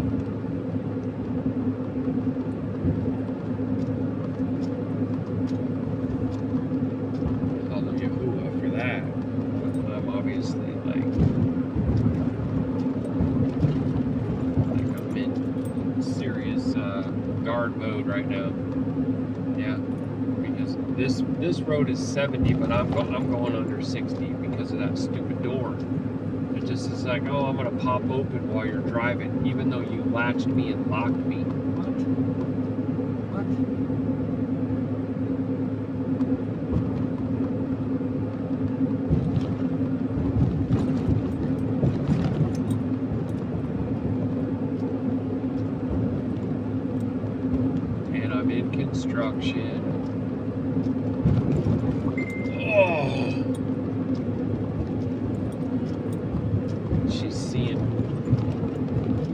got a load going to Delaware. And she said, Delaware, huh? Because, yeah, it's kind of shocking that I even took this load. And I just pull all the cover me and I blow up in my face. Come on, bro.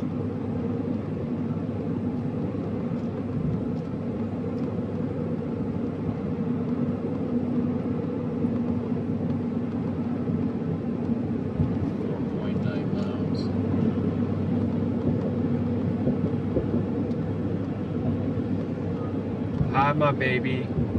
Yeah, it's another one of those big old destination trailers too. And I just had a trucker drive by me on the interstate, and he was showing me the back door is swinging. I latched it and locked it, and it popped open. So I shut it, but now I'm trying to find a safe place to pull over where I could actually like tape it too. And it's kind of freaky. I'm on 469 construction. Speed limit's 70 miles an hour, but I'm kind of limping along here like 50, 54, and looking for, well, a rest area, to be honest, is what I'm looking for. But I got 4 miles to go till my next interchange, so I'll be probably away for a bit. But I love you so much. I pray all is well, that you slept well, that your sugar's well, that the puppies are well, that Buddha bear is well. Just love for me, as always. I love you guys. Mwah.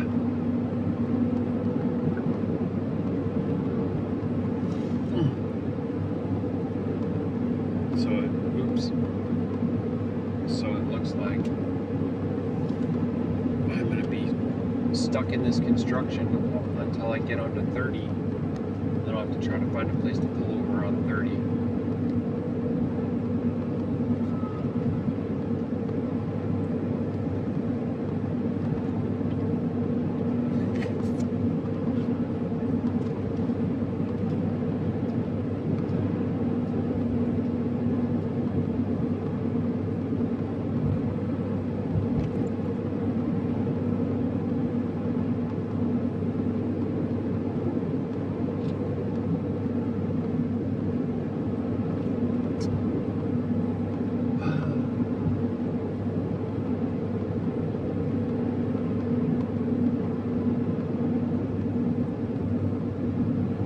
Definitely Baruk Atah Yahuah that there's not a lot of traffic right now. I don't have people pushing me. I don't have people flying past me. I'm just trying to get through this next 2.5 miles here.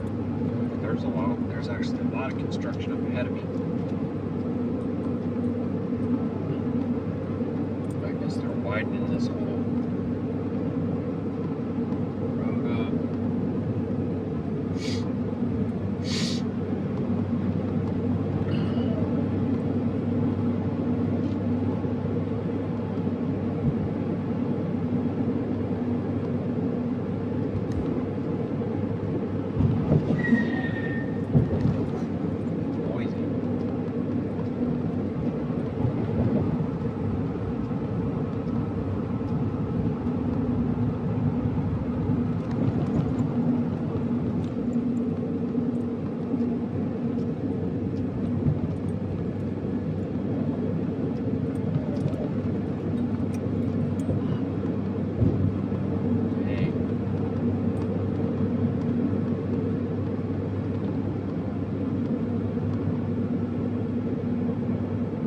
6 miles.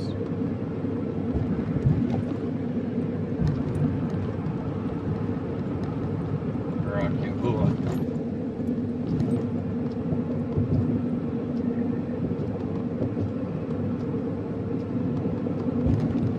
Actually need to pump some diesel too.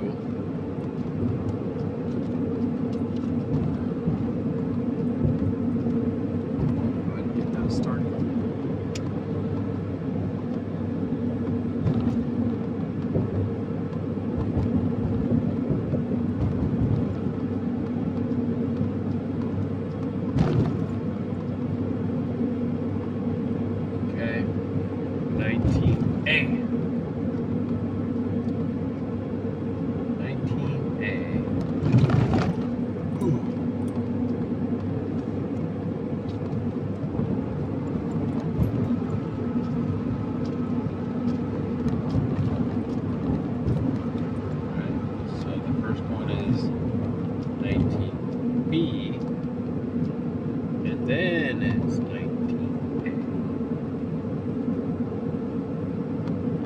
think back, man, I'm pretty sure I was on 30 when I was coming back from New Hampshire too, I think.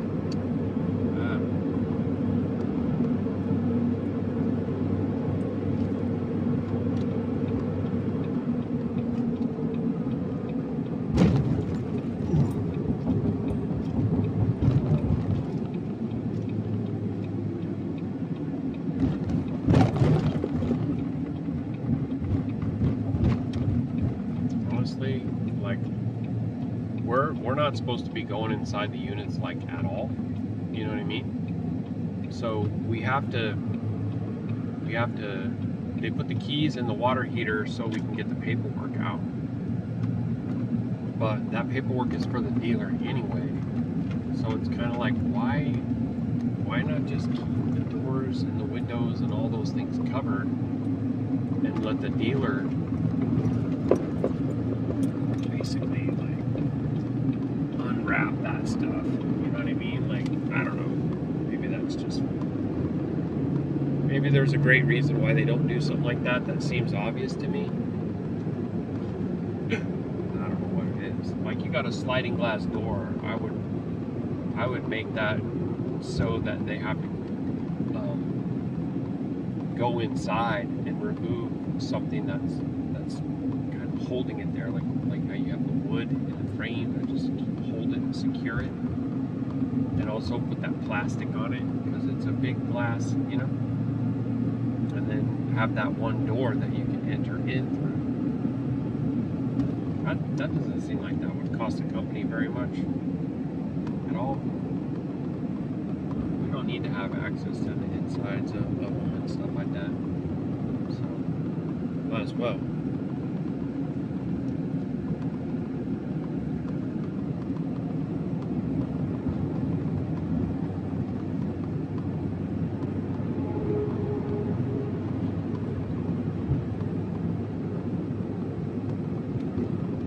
I'm just trying to keep my eye out to see if I see something that I can kind of stop at.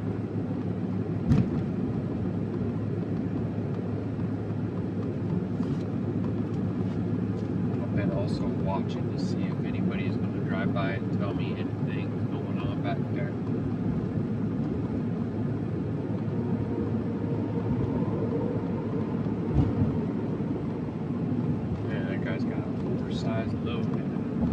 Oversized load and a half. Funny.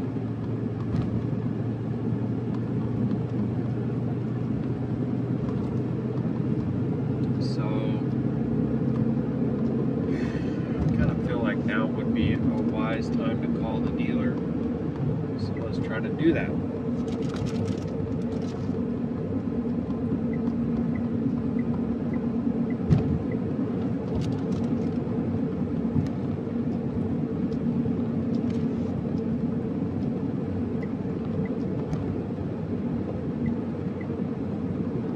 So I'm just going to stop the camera, call the dealer. I just, I don't feel like it's really that private. It's just a respect thing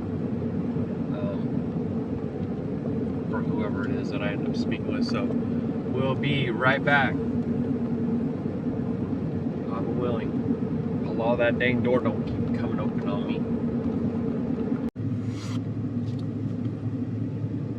Just went through Round Head, Ohio. That was a pretty cute little town, actually. I was trying to get the camera on in time, and town was over. Just like that. Didn't make it. Sorry.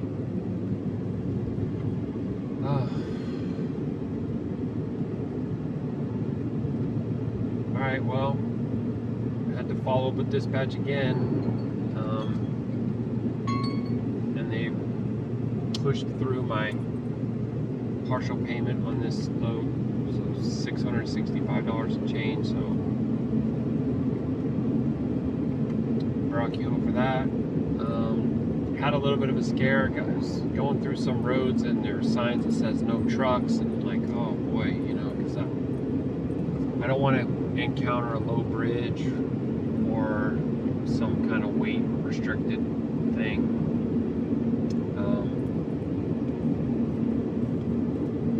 this trailer is really tall. So I was just telling my shot, this is probably the biggest trailer that I've taken so far. Even though they're saying it's 40 feet and not 43. It's just so dang tall too. Anyway, moving along here on Route 117, and not sure what it's telling me. In 0.3 miles, unknown happens. It doesn't tell me anything, dude. I don't know what's going on. 0.1. Uh-oh, 0.1, and then 300 feet, 150 feet. Okay, I guess now I go 7 miles and turn left. That was weird. That was so weird. Not sure what or why or what have you that was all about.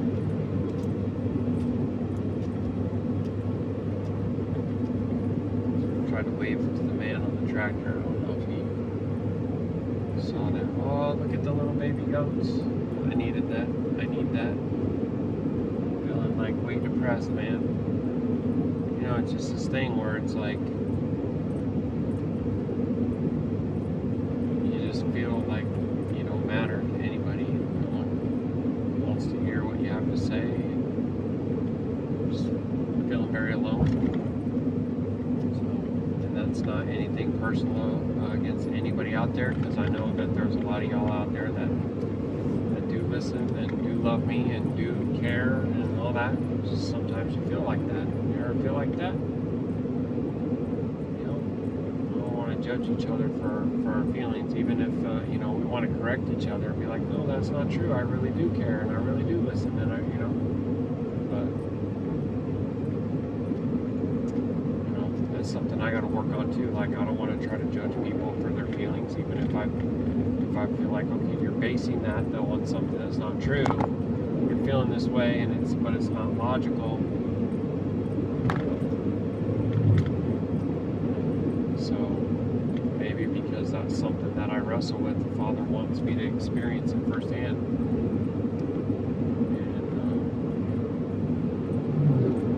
I don't know. I don't have all the answers.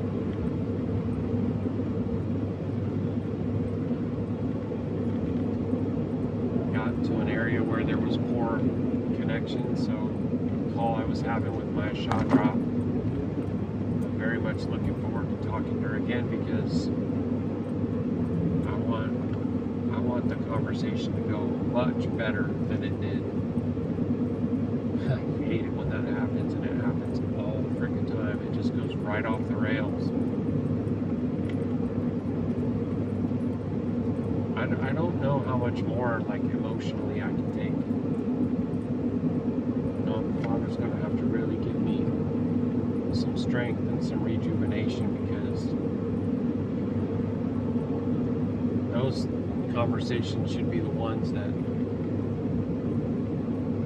help me. This ain't fun out here. I try to make the most out of it. I try to look on the bright side. I try to focus on the creation and the creatures and the beauty.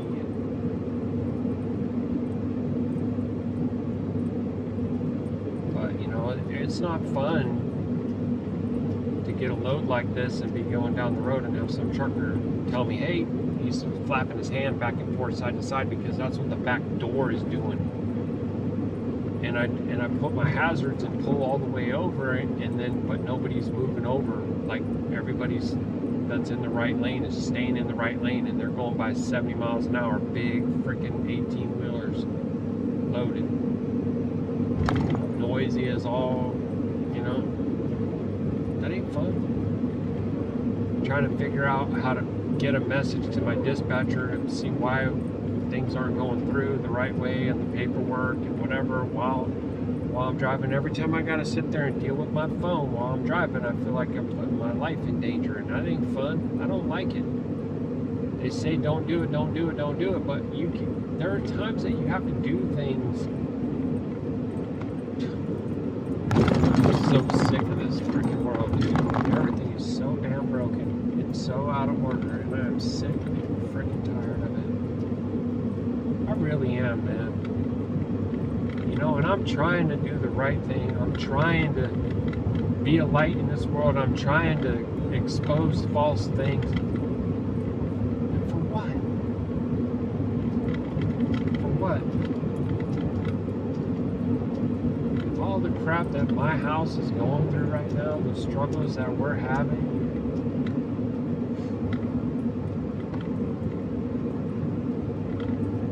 I don't even know.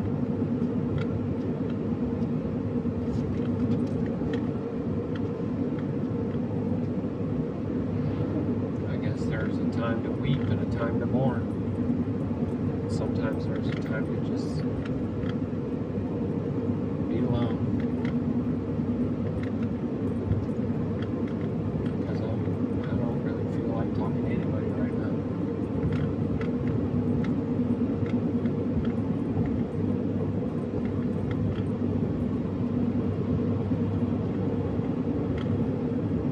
I got 4 hours until I'm supposed to stop.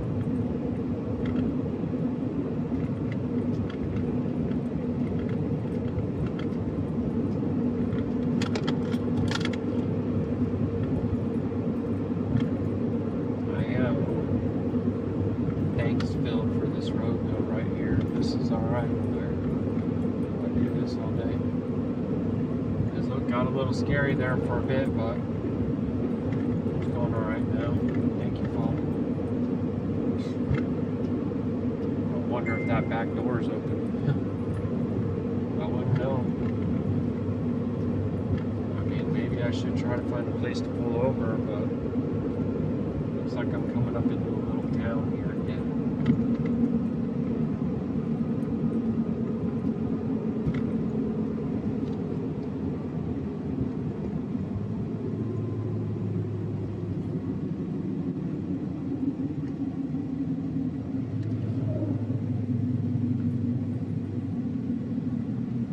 Huntsville. Isn't there a Huntsville like in Alabama too?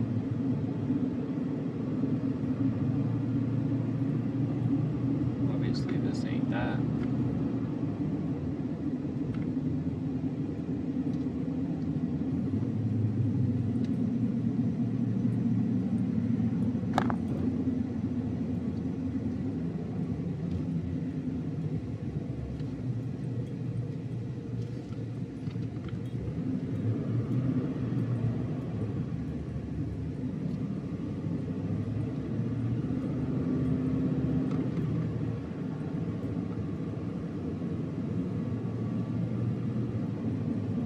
Another cute little town, I think.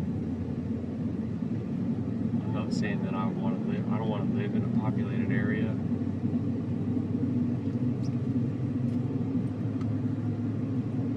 But I wouldn't have minded probably growing up here and living here back in the day.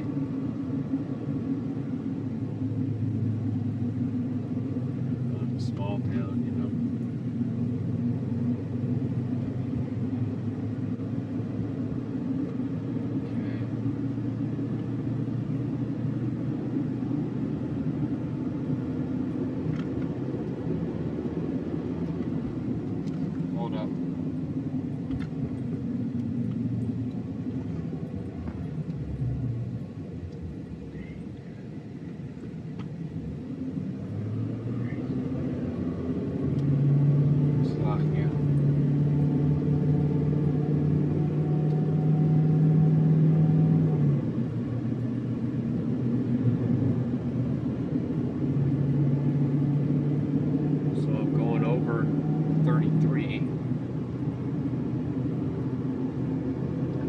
This is the way you get on it.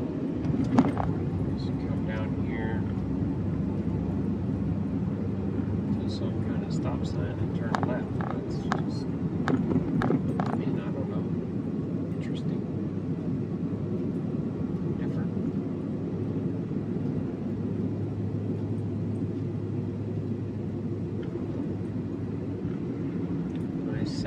37, what it's saying it is.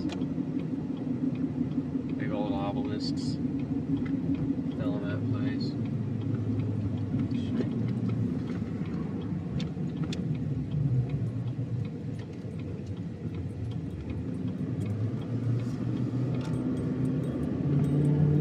And then right to 33. So I don't know why. I mean, you got me, bro. I'm right here with this big rig. He's going way over into the left lane so he can be able to turn right. Kind of feel the same way, boss.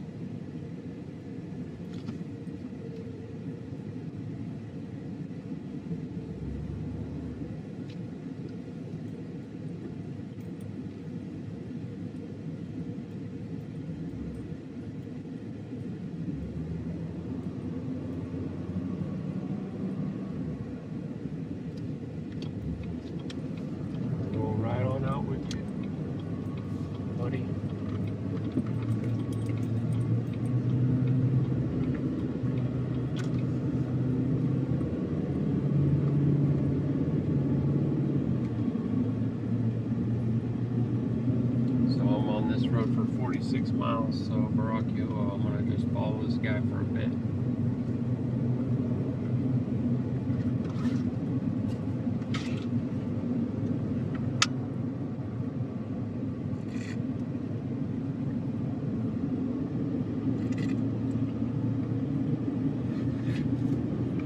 Columbus, Ohio, 60 miles. So I guess this road will end up cutting through there in some way or another.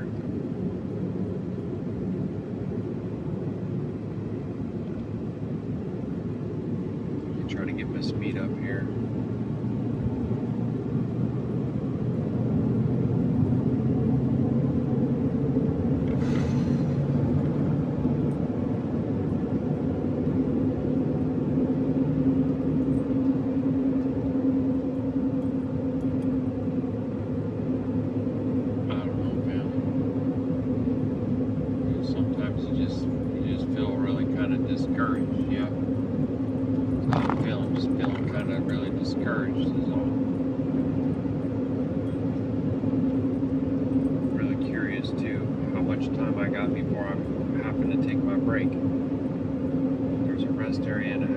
Should I go here? And my log don't want to open because there ain't no connection out here. So I'm going to end up just pressing on.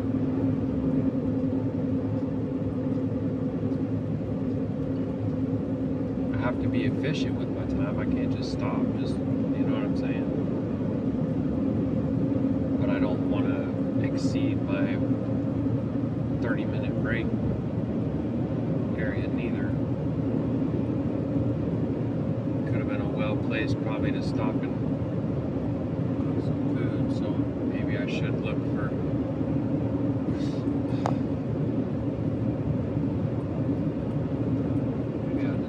something next thing I see or whatever. See, when I feel like when I get rattled like that, when I get emotionally hurt and stuff, then I can't really think straight, and I can't problem solve the same way. And so that's something that I need to work on too. Unfortunately, I think a lot of times a guy will develop tough skin, but in order to do it, he has to then take on this caring a lot less about different things, and then they say that he's heartless and cold and callous and stuff like that. He's doing that a lot of times just to protect his own self so he can still remain effective functioning in the world where a man has to make decisions and he has to lead and he has to be logical, and if he gets wrapped up in his feelings or whatever too much, then obviously he's not going to be able to do that. See, I say obviously, but I think sometimes a lot of females don't understand that. Maybe you do, maybe you don't. I don't know. Yahuah knows. Really, a lot of those guys have big old hearts like teddy bears and just don't let you see their emotions. They can't wear them on their sleeves because that makes them ineffective and weak. So I have to take a break in 4.5 hours. Actually, 4 hours and 20 minutes. Which I'll be to my destination before that, anyways. So I can stop if I see a place, or I can press on. Kind of up to me. So I appreciate that, having that option. And, you know, because I am wrapping up that second cup of coffee and hadn't really had nothing to eat at all, I think I'm going to look for me a place. And I'll just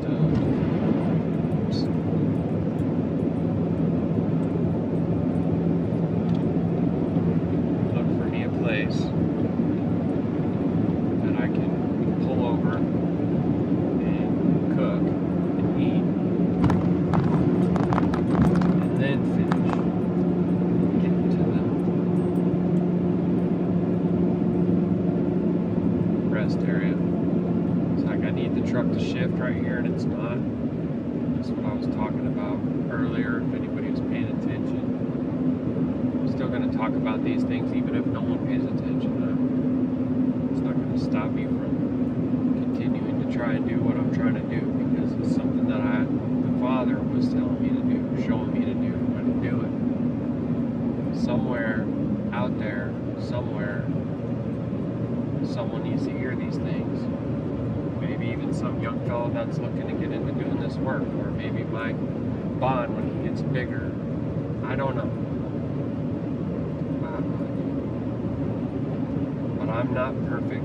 I got all kinds of flaws. And, you know, I get to feeling like I need to cry sometimes.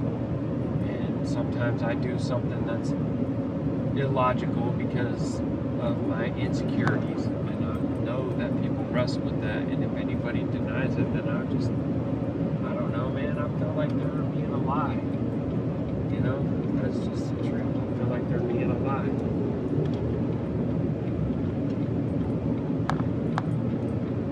Unfortunately, you see a lot of males that try to act like, you know, they don't and they can't, and I don't know, right? But I think that that's also rooted in insecurity. It's a defense mechanism. It's a leathery exterior so that you can't see the vulnerability inside, right? I guess just like some kind of critters have exoskeleton, and inside they're all soupy. You know? So be it, whatever. I definitely think I'm going to see some rain today. We'll see how it goes, but when I look at the clouds and how they've been developing, I feel like there's a really high probability, but we'll see.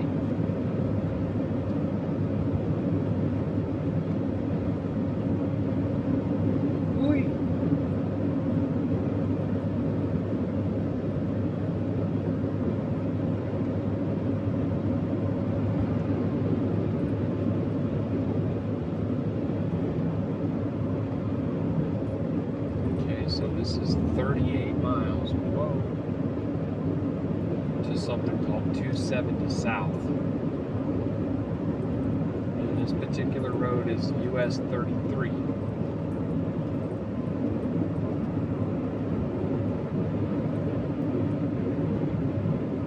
Excuse me.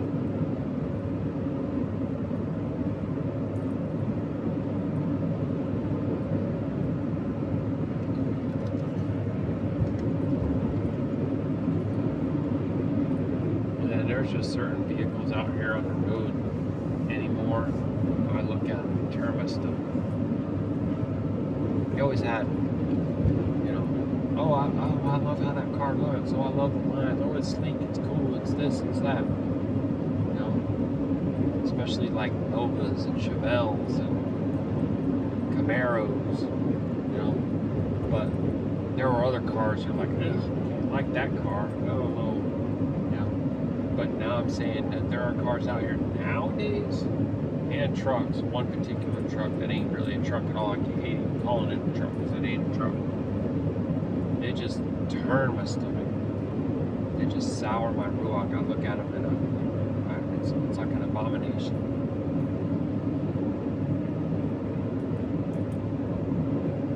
How about you? You feel the same way? See, now there's all these pretty clouds up here, and you can see some blue sky, and then I see more trails, and they're just laying down these trails thick.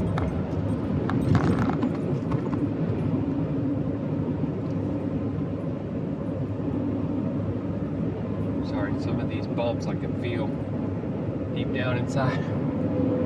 You know, got quite a draft off of that dump truck that just went by me, pushing me all over the place.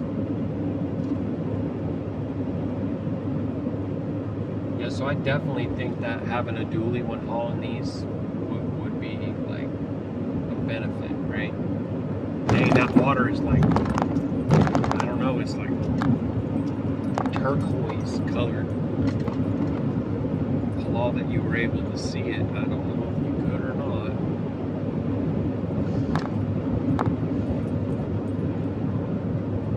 Fuel economy done dropped down to 9. Really kind of struggling with that. Need a little bit of the wind come up from behind and help push us along. I'll put your breath on my back, blow me right on down the road.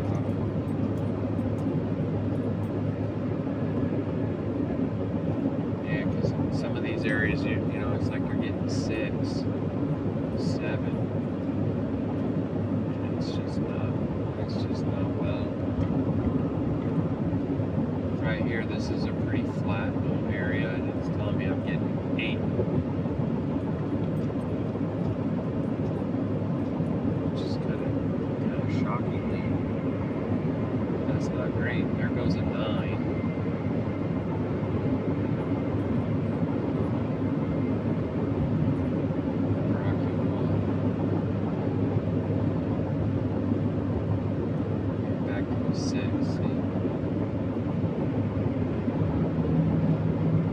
Driving east. Right, check the wind speed.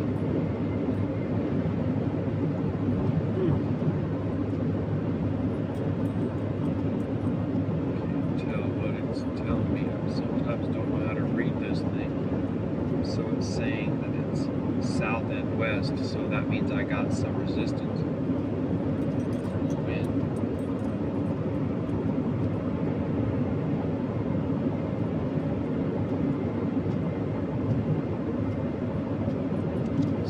Probably what that is.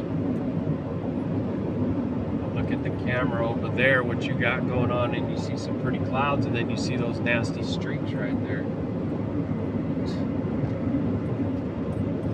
The enemy don't give us no breaks in these last days, man. They're just constantly trying.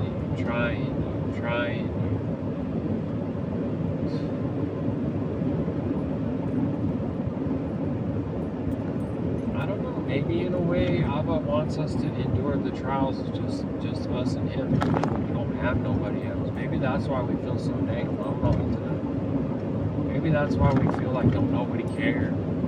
As Scripture says, right? Hearts grow cold. People lovers of themselves. You know. And now, no, that's written specifically about the reprobate, but I know a lot of people who feel this way about their own brothers and sisters because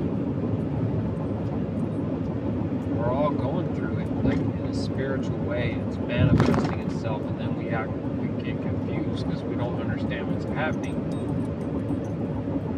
You know, you're like, oh, I thought that was my brother. Oh, I thought that was my sister. Oh, I thought he cared. Oh, I thought she cared. And like, we're gonna withdraw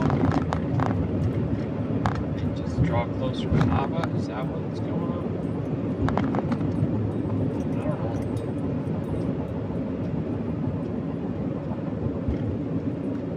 I really don't. They like to name things Liberty, don't they?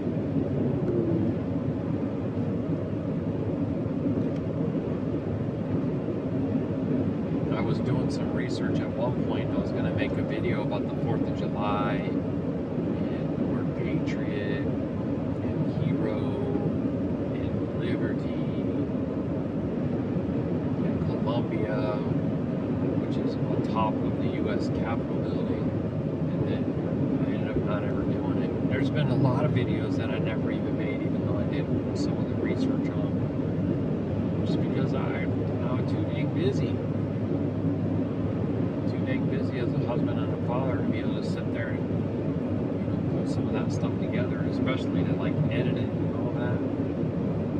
Tried a few different microphones, try to make sure to get the best possible sound. Fail. It was gifted by an Akuthi to help get a laptop that really did make a great difference. But even then, I didn't produce what I wanted to try to produce. Was like more screen share content videos where I'd show stuff on the screen of the laptop.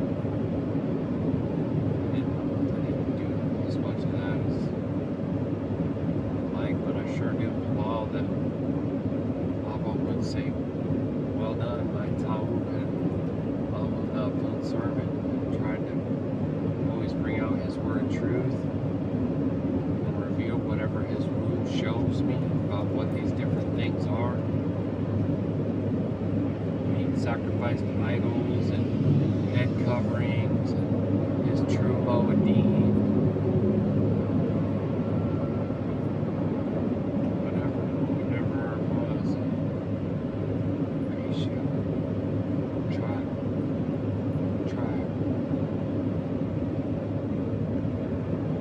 Alright. I'm gonna get off here for now. Try and see if I can recover a little bit. Okay. Baruk Atah Yahuah. Shalom.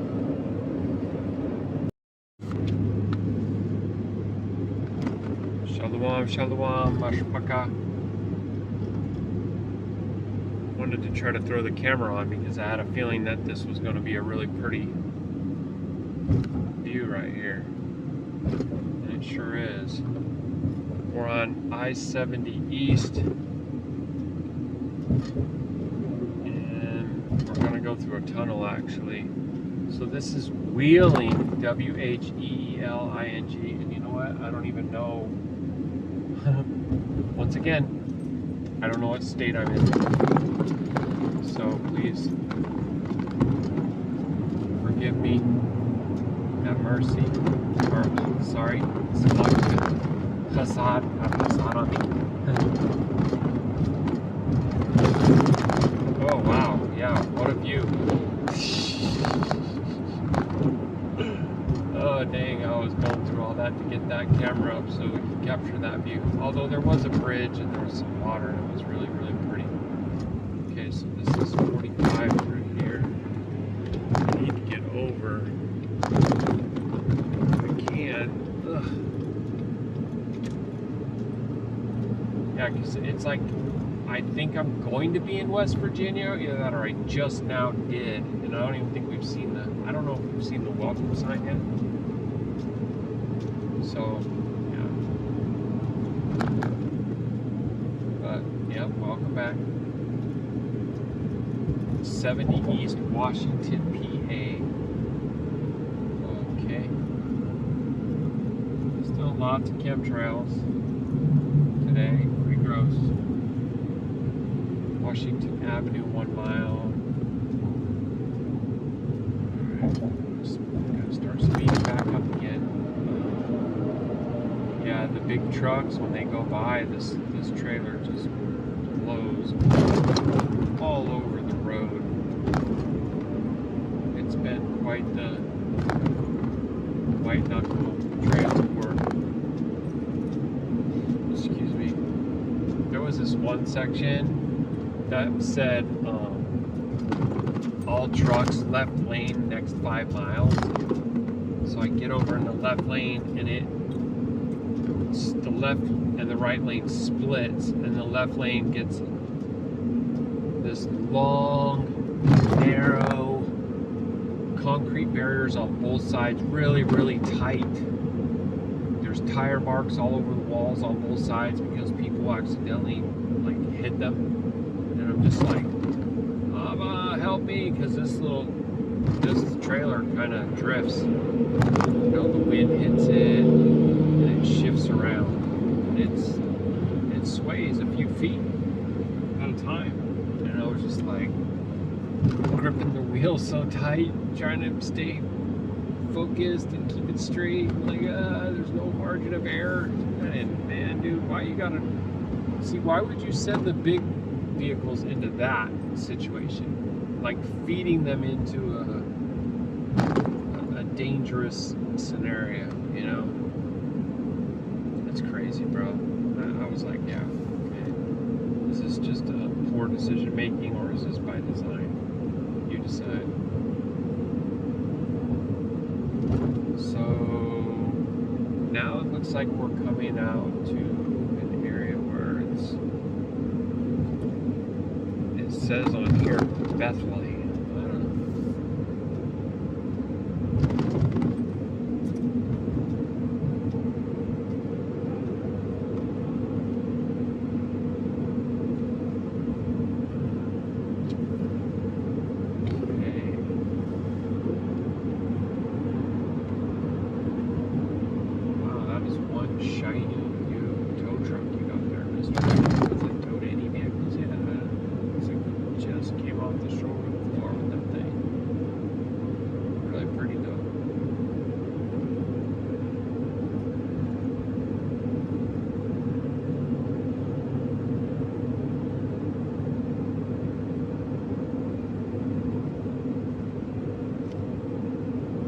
Trees. It's 7 o'clock p.m. and it's 80 degrees. You can see, I don't know if you can see the sky there, but pretty much in every direction I look, I see chemtrails. Every direction. As always, we can't like that. We can't ever like that.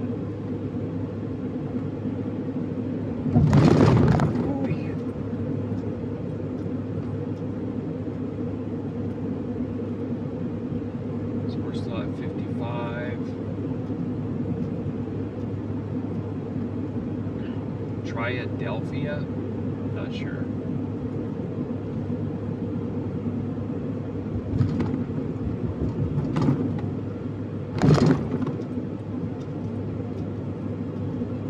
So yeah, we got the New England style houses that that we saw so much of in Massachusetts. I'm starting to see a bunch of those right through here.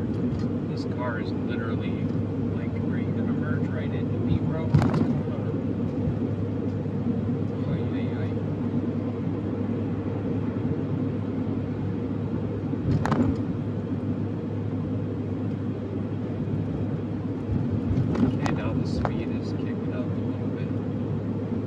Still been hanging out around 58 with this trailer. I'm getting 9.4 overall after 337 miles, so I'm definitely counting that as a win. I'm trying to keep that up. If I start going faster than that, it feels really squirrely, and it's just really not. I personally don't believe it to be safe. At one point, I felt it starting to want to fishtail on me, and like my wheel was going back and forth, and I was trying to stabilize and correct, but not overcorrect, and it was pretty scary. I definitely didn't like that, and that was on a turn. And then whenever a big truck passes me, the truck and the trailer kind of like suck into it. It's like a vacuum effect. So we just want to keep her like this. We got about an hour to go to the point where we're going to stop, and then I'm going to analyze the situation and see.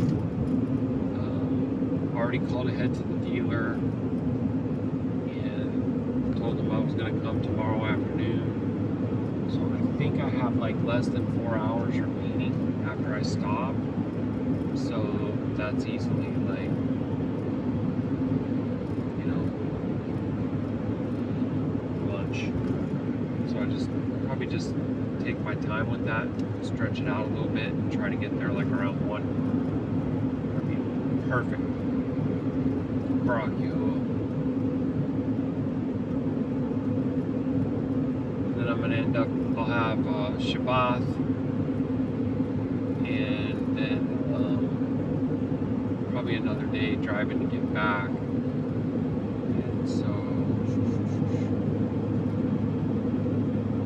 I'm not sure what's gonna happen with that, because I have like Friday, Saturday, Sunday, and I have to take a driving simulator course on Monday dawning. So I'm gonna end up with a couple of days where I'm just kind of like,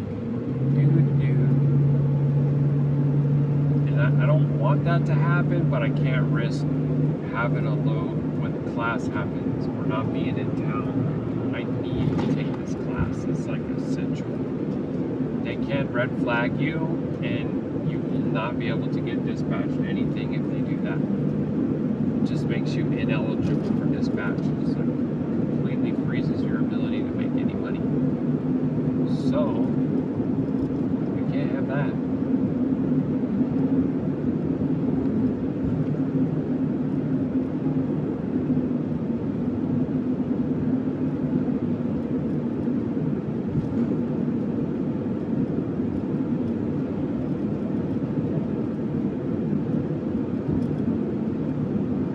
Interesting, there's a big water tower right here that says Cabela's, and it says this is Cabela Drive, and I'm wondering if this is the origin place of that sporting goods store or what.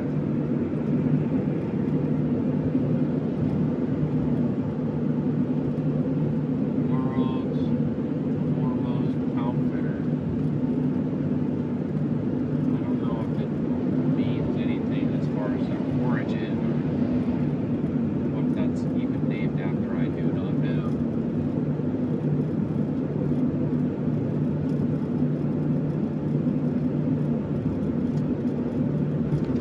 Something's clearance 14 feet, but I don't know if that was for the exit, this, or what. The truck is going to shift here in a second. She was riding that gear all the way up that hill, and then it was rough. You see what the tranny fluid got up to. 194, that's actually not too unwell.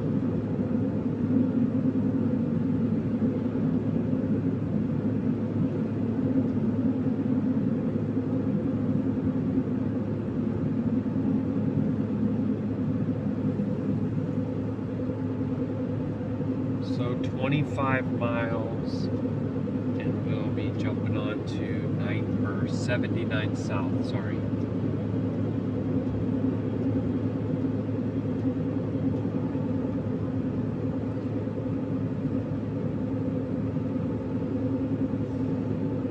So, yeah, I had a really great conversation with Maya Shah. Hi, baby. I love you, honey.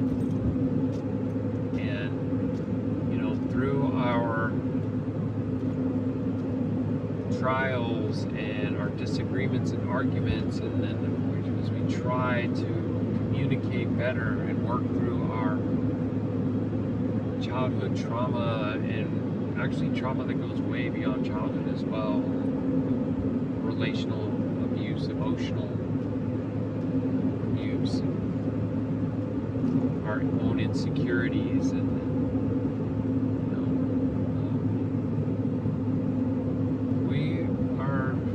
learning a lot and growing, and Abba used another disagreement, tense conversation, whatever. By the time we get back together and talk through everything, I feel like we have increased understanding, increased bond, and the Father turns it all into a Baruk. And it's really awesome the end, but it sure does hurt a lot in the process. And that is, I did see somebody posting something about, well, my shop basically posted it, and then other people were commenting and talking about how, you know, sometimes crying is how we deal with anger, you know, frustration. Just take it to Abba.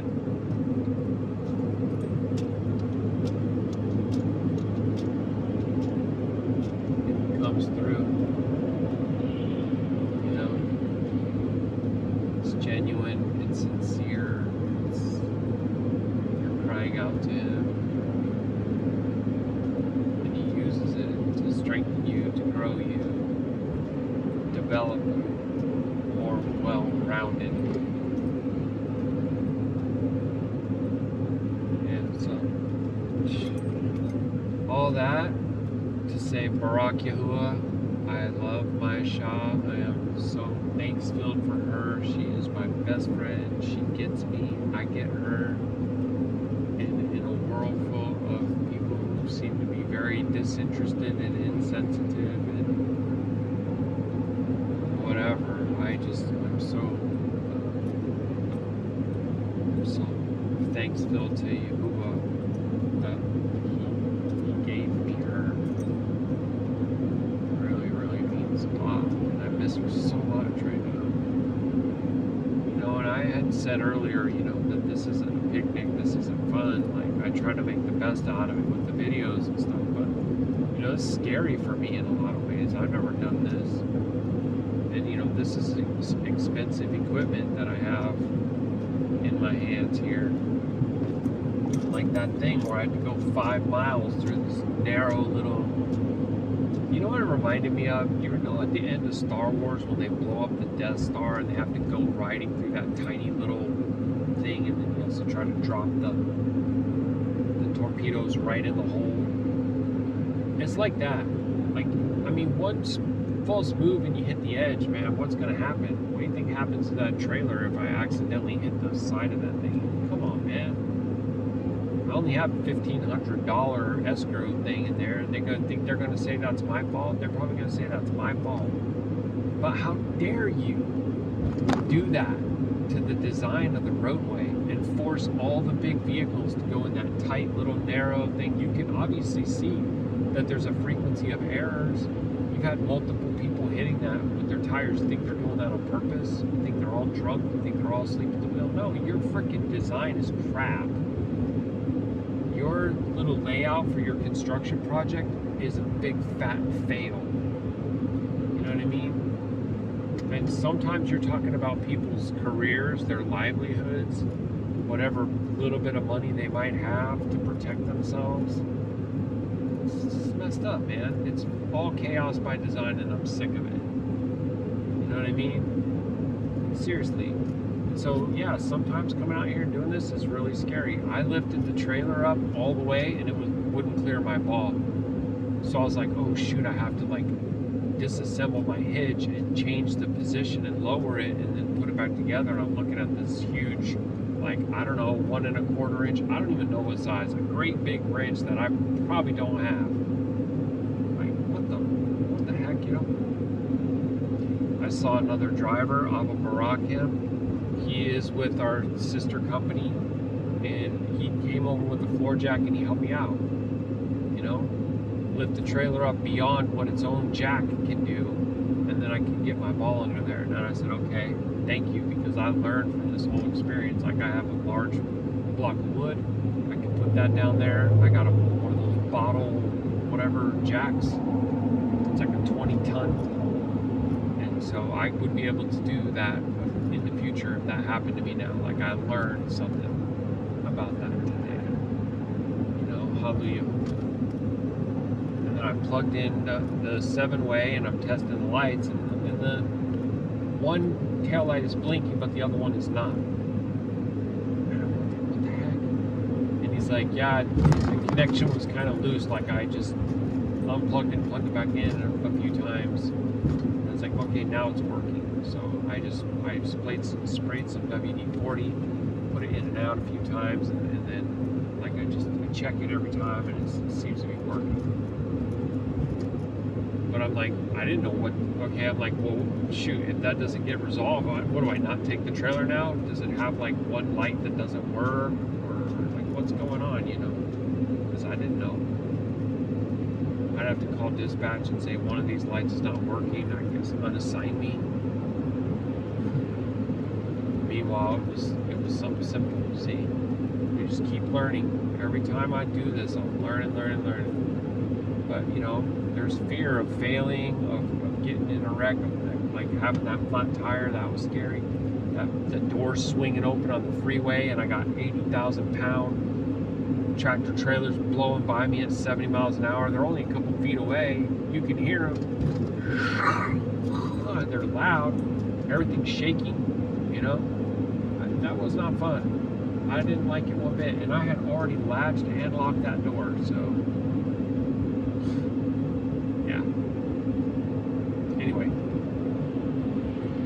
forgive me, not trying to like vent everything, but you know, like, just want to share, be transparent. Like, I took this on, and it's new, and it's scary, and there's unknown things, and we're in a very scary financial situation. Very, very scary.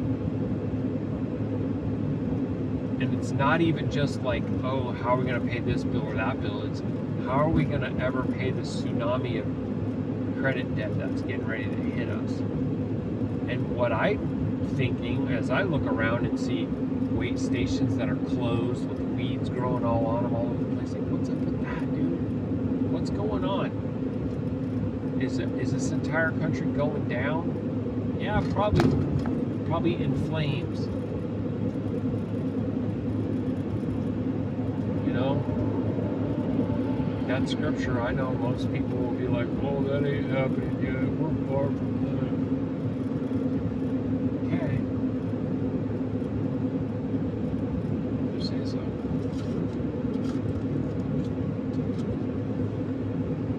But so anyway, I did stop and cook me up some chicken legs. Those were delicious. Baruk Atah Yahuah. Tomorrow I think I'll try to call Yatzak about I don't know, now I'm having second thoughts about that. I'll talk to my Yahusha about that some more, because like, I want to contact him because I was in Palal when I drove past his farm, and when I approached him and everything, you know, it feels like an answer to Palal. But I do see that there's a lot of other places to get the things I'm looking for, so I don't know. I think I still want to call him, especially like for the eggs and the honey. And I'll probably talk to him too about some meat. I don't know. I'm wondering if I'm going to end up being out here for longer than 6 weeks. I know that sounds crazy, but it's very doable. I'm going to get well water, heavy cream, or this whole milk from the Amish, eggs, honey. In place of the monk fruit, I'm going to just switch to raw organic local honey, I think. We'll see. Yeah, I think I might end up doing that. I could do the laundry at the driver's lounge for free. I slept there last night. It was fine. I can sleep there as long as I don't have a trailer on. And if I got a trailer on, I'm most likely not going to be in town anyways, because I'm going to get out on the road and I'm going to try to get miles under my belt, and I'm going to try to keep staying in these rest areas like I have been doing. And the showers at the pilots are working great for me. Those are the best option I got. You know, even though like you can shower at the driver's lounge, but it's not really accessible. I don't know. I got mixed feelings about that one. There's hardly anywhere to set your stuff, and there's nowhere to sit down and take my leg off on and stuff like that. That's the only thing, man. I don't know. It's weird too, because that whole section is exclusively male. So you think they could have like a little section that you could be like a little changing section. Maybe even like a little locker section. That would be pretty sweet, but it's kind of more like a guest bath arrangement, which it's still awesome that they offer it. I just personally feel that the pilot thing works out better for me.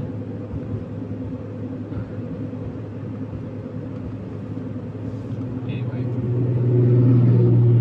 yikes, bro.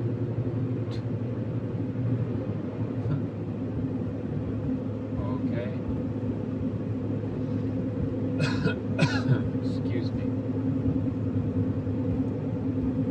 Yeah, they're laying down. They are spraying every which way up here. Just spraying the crud out of Abba's creation. Yahuah, bro. Yahuah. Get him. Get him, Yahuah. Dang it. Filthy scoundrels, man.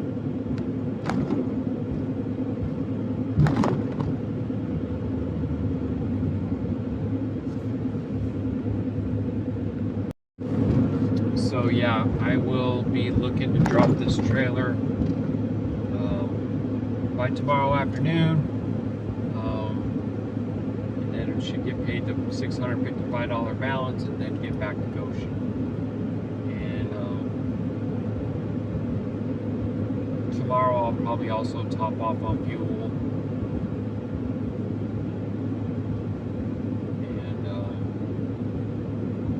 Yeah, maybe I'll use that time to, because I talked about wanting to wash the truck, just to get all the bugs off and stuff like that. Not necessarily like the tires shine the truck or nothing like that, just to get all the stuff off and get a, kind of clean slate. And there's a dually depot in Goshen. I'm sorry, in Elkhart, and I've been talking to, he's an OG of RV transport. He actually started the company that later became Wave, and he was talking to me about my fuel tank and stuff like that, and I think I want to have them look at the lines and ensure, because he said that when you look at the tank, the line that's to the left is the one that's supposed to go into the filter. Well, it's not on mine. So I'm like, dang, maybe I should at least get them to look at it. And also look at the filter, because there's a very specific filter that you want to use, and I did get it replaced at the Transport Protec, and I don't know if they use the exact same kind. It looks similar, but I don't know. So anyway, it's just something that I was thinking about letting them look at it and just get kind of like that peace of mind that if everything is 10-4 with the tank, it won't take that long. But I'm most likely going to get my next load on Monday the 11th. Papa willing, of course.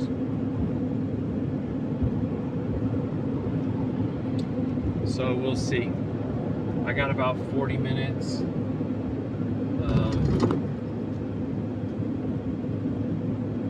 There's actually a very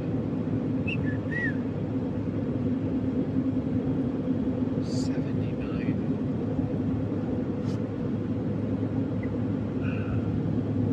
Okay, I see. So I gotta go through the. Let's hang out for a bit. If anything, I might pause, but I want to go. There's this Washington, dude. Don't tell me, that's not, no, it says Washington, PA. PA. I thought I was in West Virginia. What is going on? I am confusion.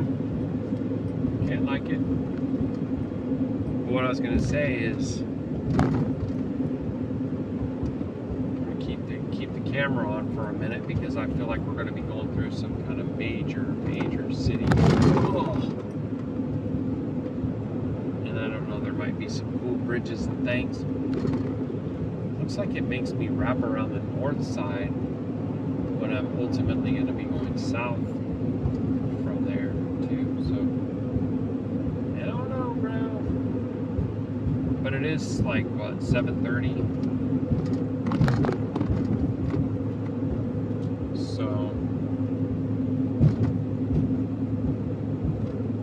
shouldn't be like a rush hour traffic scenario. Should be fairly well.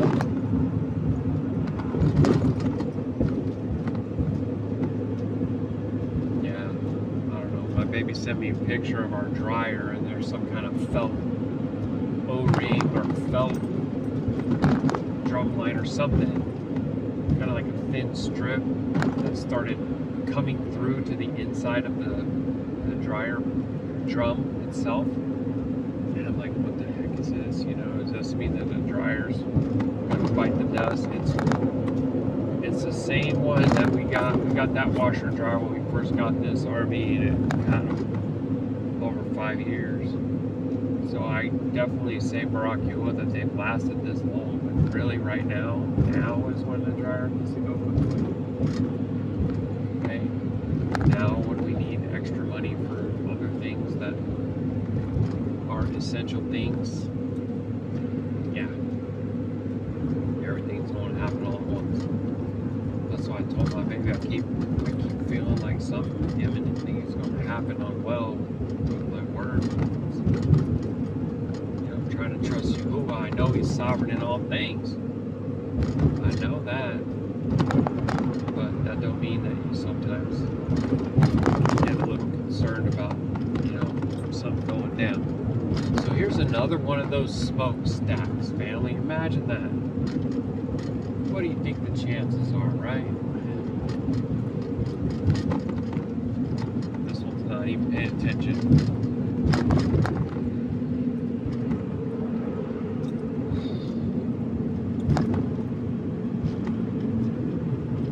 You see where, I don't know exactly where that smokestack is, but I wanted to make sure that you got it on the camera, and now I don't see it.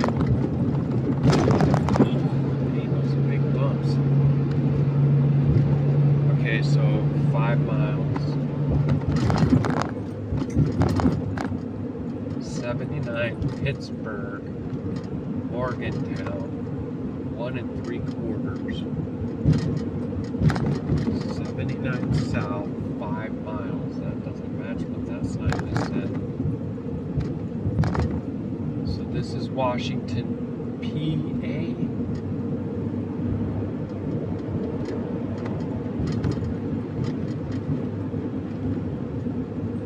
I don't know, you got me, bro. I think that smokestack might be visible as we start to bend around this turn. Sky looks horrible, don't it? It's all street, nasty, heavy metal fallout.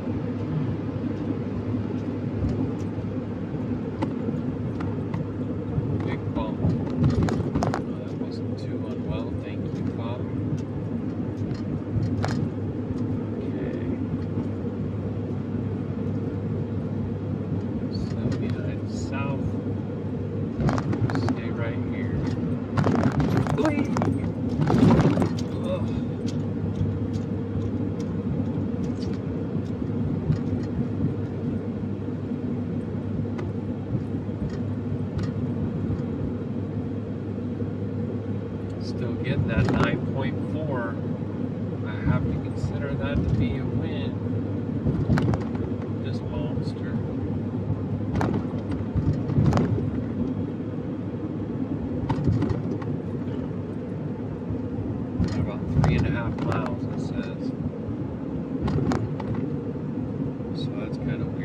that's already the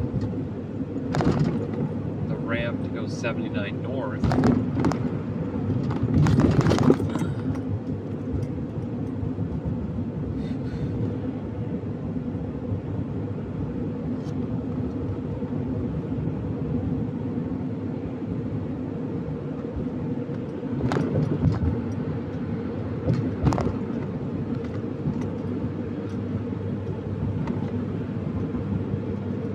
I don't know if we would be able to see like the kind of like the downtown area out there on your side. But this is the northernmost part of the, I guess, the downtown-ish part. Obviously there's more stuff on my side, but this is the northern part of the city that we're going around right now. It doesn't really look like it's a tall building type of city, so I'm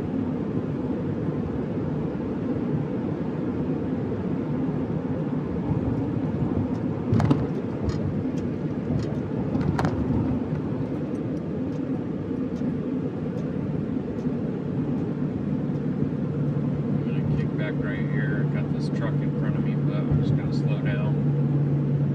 Instead of trying to go around, now is not the time for me to be trying to pass.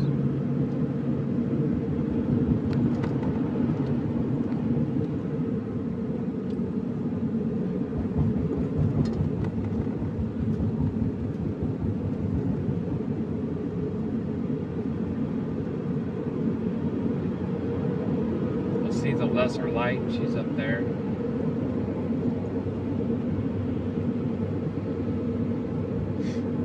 Seems like she's out and it's still really bright out here.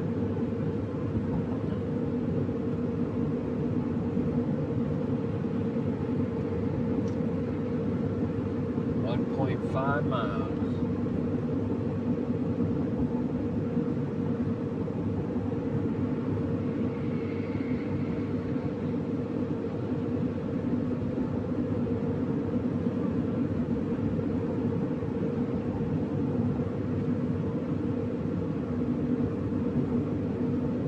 Try and get the rest of that video uploaded tonight. Abba willing, it'll be up tomorrow. Anyone who's interested, I know, like I always say, right, man, it's kind of amazing sometimes the nuggets that Abba gives come out. Dang sure know the enemy don't want those things getting out there. But most people can't endure through the length of it and then the times that there isn't something significant, because they're constantly used to being stimulated and hyper-stimulated and overstimulated, and it really is a thing, man. It's like a sickness that the culture has, that the society has, and these poor young folks now, born and raised on touchscreen handheld devices, but they are what are you saying? Road closed? What? Great, something pops up on the screen and it gives a countdown and I can't read it before it disappears.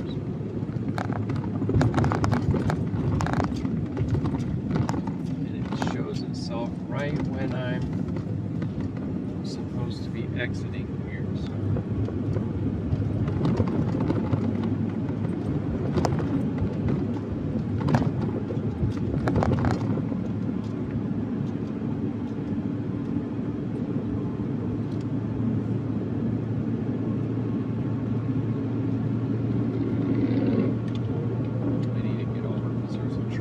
Flashes right here, and I do not want to slow down on this hill. I'm getting a little bit of momentum here. Thank you, sir. Look, that guy slid over. I like your truck. It says JD. Haha. Reminds me of my initials. Baruk Atah. Oh, look. Exit 33 is laboratory. Laboratory? Something like that it says. I'm on I-79, exit 33, laboratory.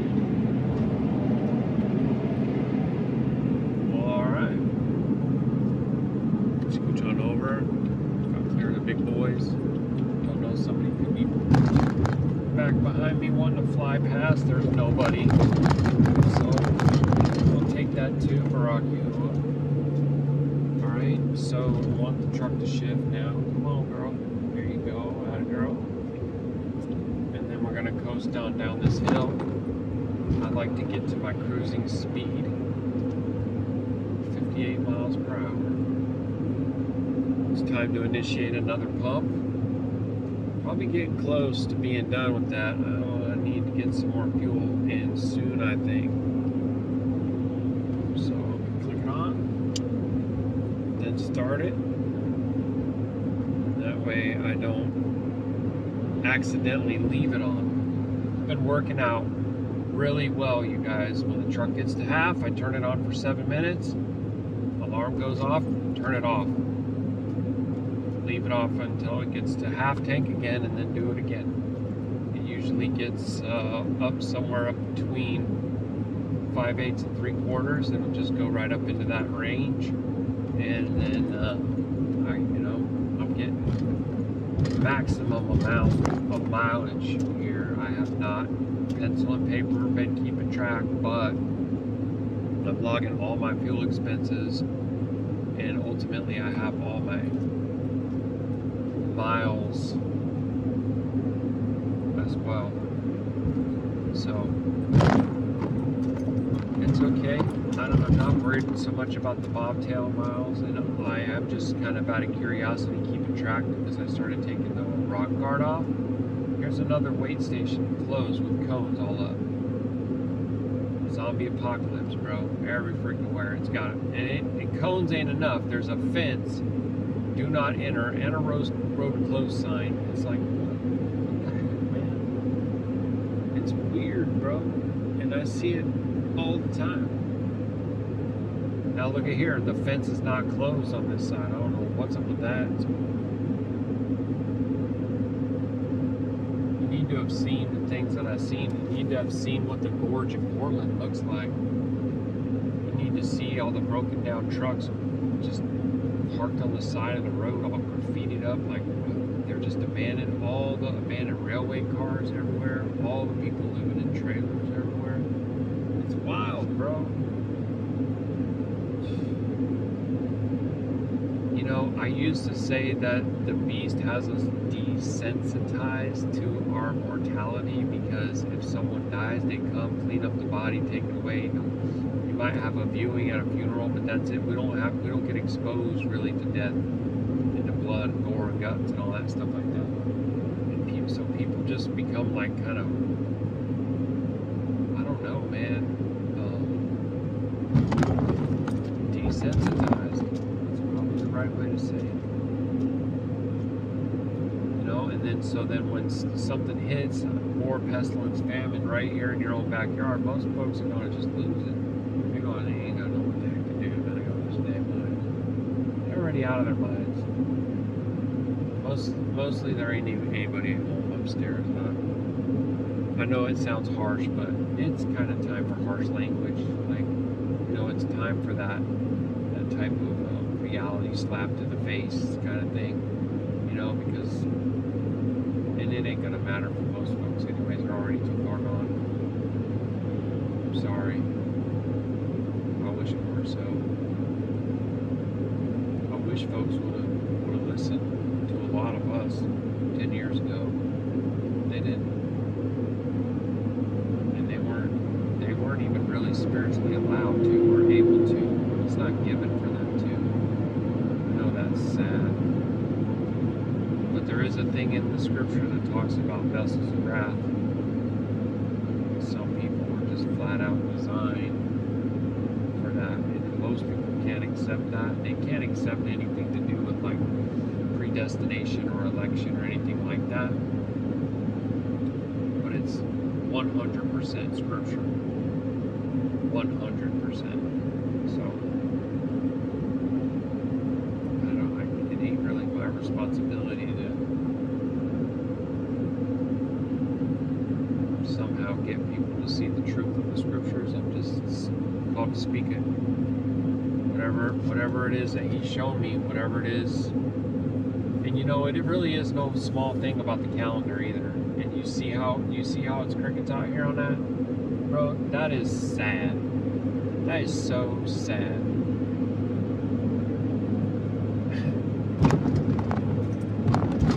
But it is what it is.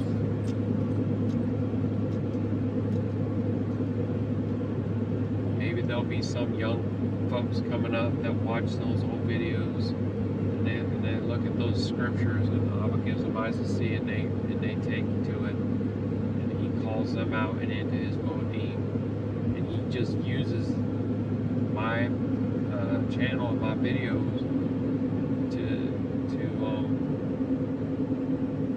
direct and guide them that way. That is a tremendous honor if that ever happens. I guess I don't even need to be alive to see it. It really don't matter. It doesn't. He's wrestled with me enough over this to where, you know, I felt like I needed to get some kind of recognition, so get some kind of likes and follows and shares. I mean, it's been a battle that he's had me in for like 2 years. I'm not perfected in it, but I'm just caring a lot less. I think that this series of videos on the narrow path, just completely raw, unedited, saying whatever is a breathing for me regarding that. If you don't like it, you can leave. You know what I mean? Because it ain't really about me trying to please you. I'm not trying to please people. I'm trying to please Yahuwah. That's all, man. And I struggle with it. It's not easy. I come up short all the dang time. See, now you see how it's starting to get like dimmer. I mean, it's not that the sun is down, it's just that there's this mountain behind us. So a lot of the light is not penetrating over the top of that mountain. It really wasn't that long ago that I had the truck serviced, right? Dang, when was that? 31st. So it says the oil's already down to 70%.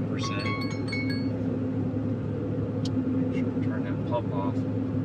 So 70% remaining on the oil already. That's crazy.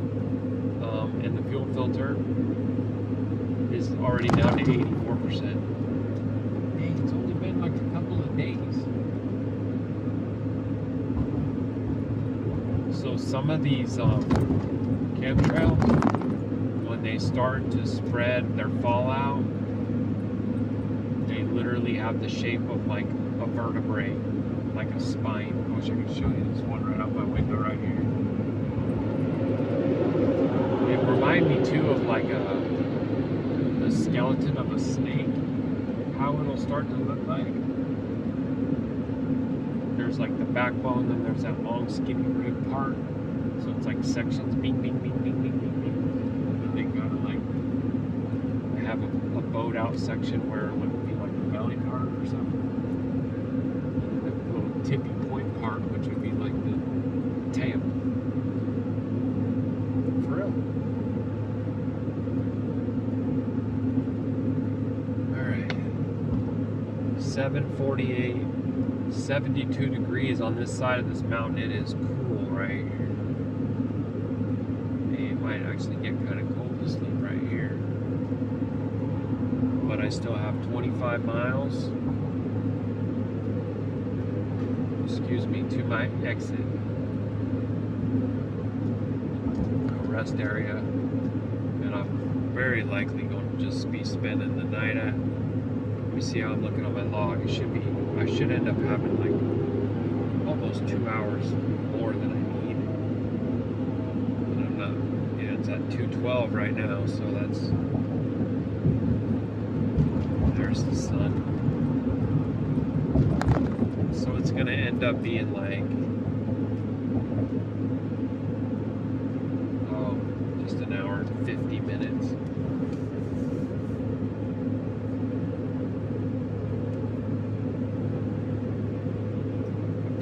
real question is, will I cook again? I ate those 4 chicken legs. I could have, I'll be tempted.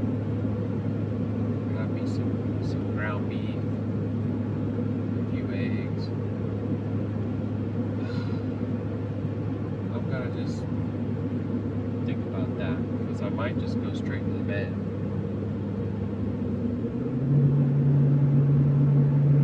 I mean, I'm gonna probably be looking to get back out early, but I need to assess the total distance that I have remaining and stuff like that.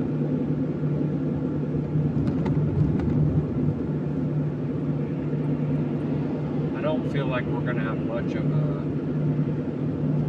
view remaining at all. Let's see what it looks like when we come down off the top of this here.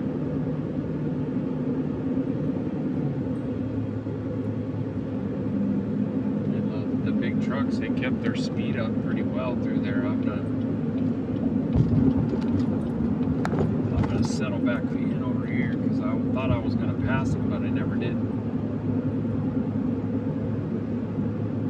And then you got the zip-zips like this guy here.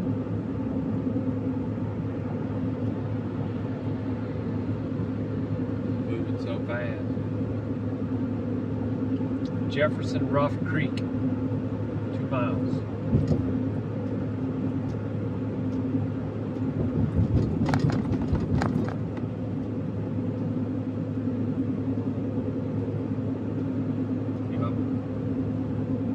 So I don't know. I'll weigh it when I get there and make a decision. Talk to my baby and my bond later. You know, all's well there. So I'm gonna end here, and I'll be willing to be back with y'all dawning. Okay. As always, you know, I appreciate you coming along with me here.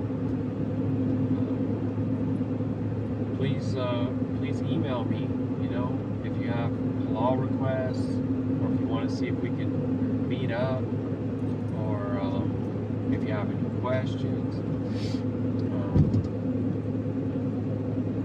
Please also check out the other playlists that are on the channel if you're interested in some of those topics that are there. And I gotta tell you, the Yubalim, the Hanuk, those series were really great. And the studies that we've had, and the topical things like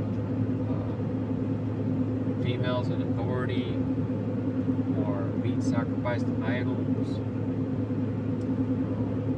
Some of these things, I just feel like no one was teaching them. No one was showing them.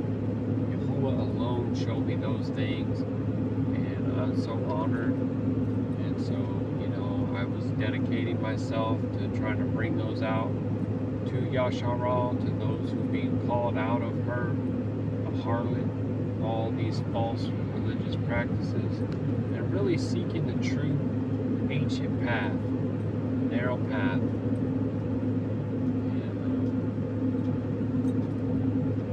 And may Yahuah Barak you and your house.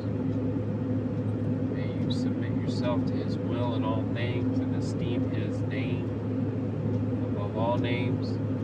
Have no foreign mighty ones before His face. Worship no image of anything made in the heavens and the earth and the sea.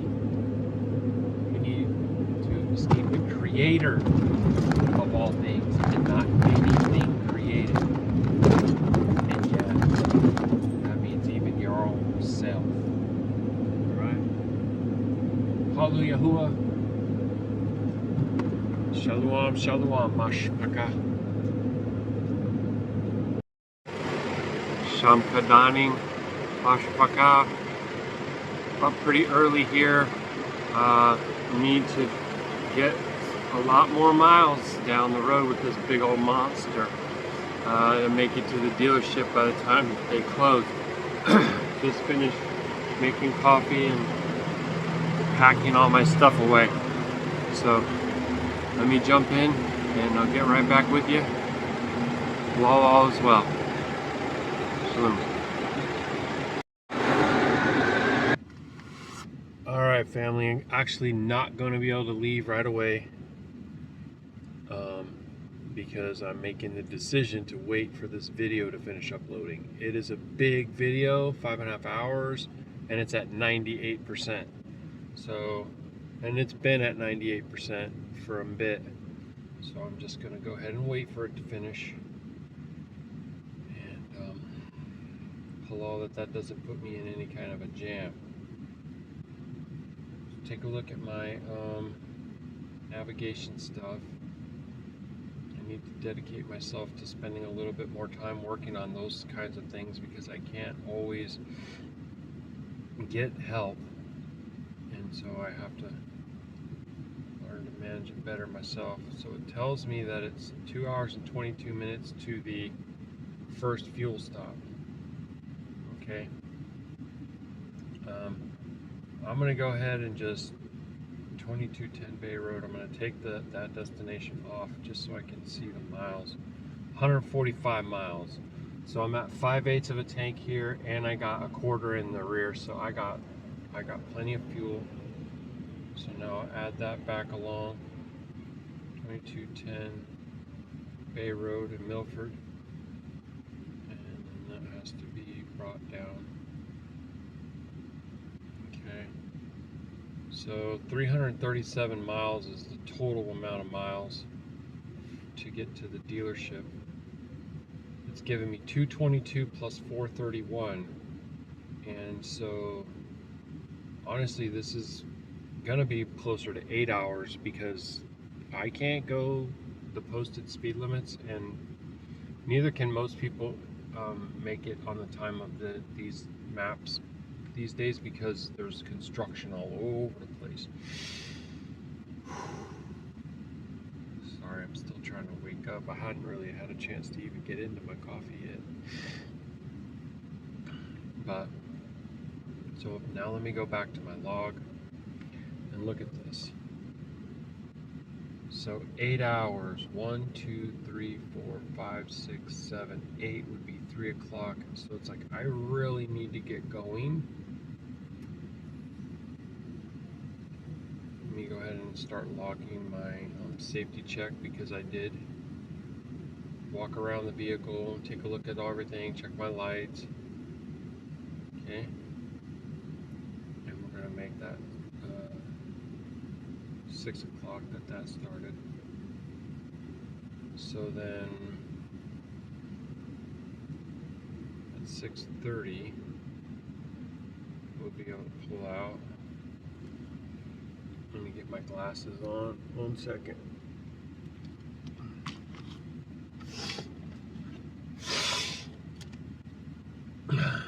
Man, when we get old, we have to have glasses.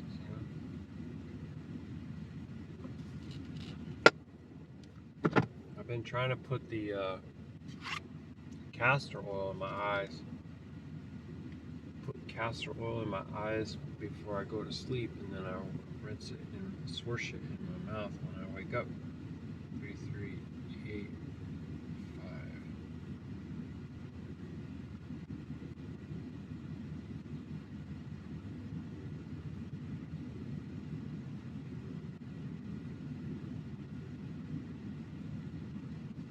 5. Okay. So, yep, that's chugging along. I've updated my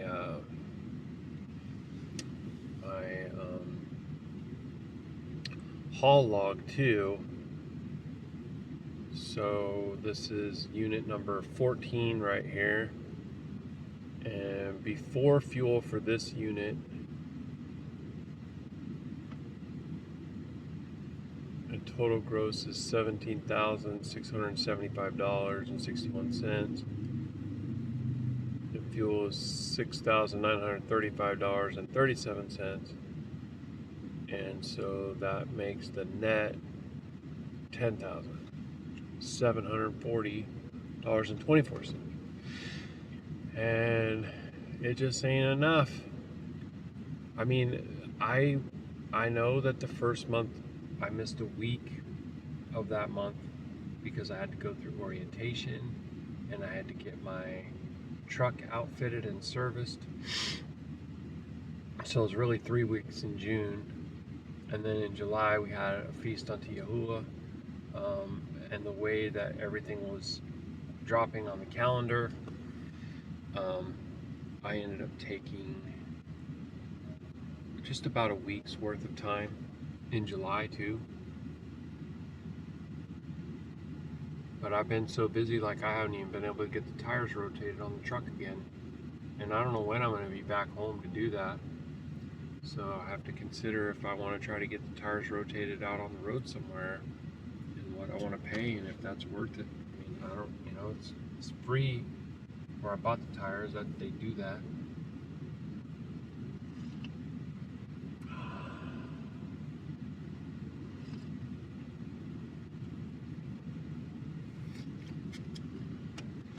Man, Baruk Atah Yahuah, that's just delicious. So I want to share something with you guys. It's actually what some folks would call the saddest psalm in the scripture. And I'm kind of floored by the fact that it's number 88. Again, it comes up. I was feeling really sad in lamentation, and I started reading this, and I thought to myself, oh, you don't have it this bad. And Baruk Atah Yahuah for his aside, because things could be a lot worse. But listen to this. This is Psalm 88. Some say the saddest psalm in the scriptures. O Yahuwah, Elohim of my deliverance. Can I just tell you really quick? So the name of Yahusha is saying Yahuwah, my deliverer. That's what his name means. So this is interesting because the first 5 words we got right here, and you can go, it's talking about Yahusha. Well, yeah, bro, because Yahusha is Yahuwah. O Yahuwah, Elohim of my deliverance. By day I have cried out, in the night also before you. Let my petitions come before you. Incline your ear to my cries. For my being is filled with evils, and my life draws near unto Sheol. I have been reckoned among those who go down to the pit. I have become like a man who has no strength. Release me among the dead, like slain ones lying in their burial sites, whom you have remembered no more, and who have been cut off from your hand. You have put me in the lowest pit, in the dark places, in the depths. Your wrath has rested heavy upon me, and you have afflicted me with your breakers. Salah.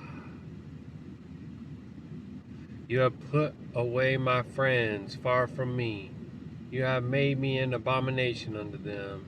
I am shut in and I do not go out. My eyes grow dim because of affliction. Yahuwah, I have called upon you all day long. I have stretched out my hands to you. Would you work wonders for the dead? Would the dead rise to praise you? Salah.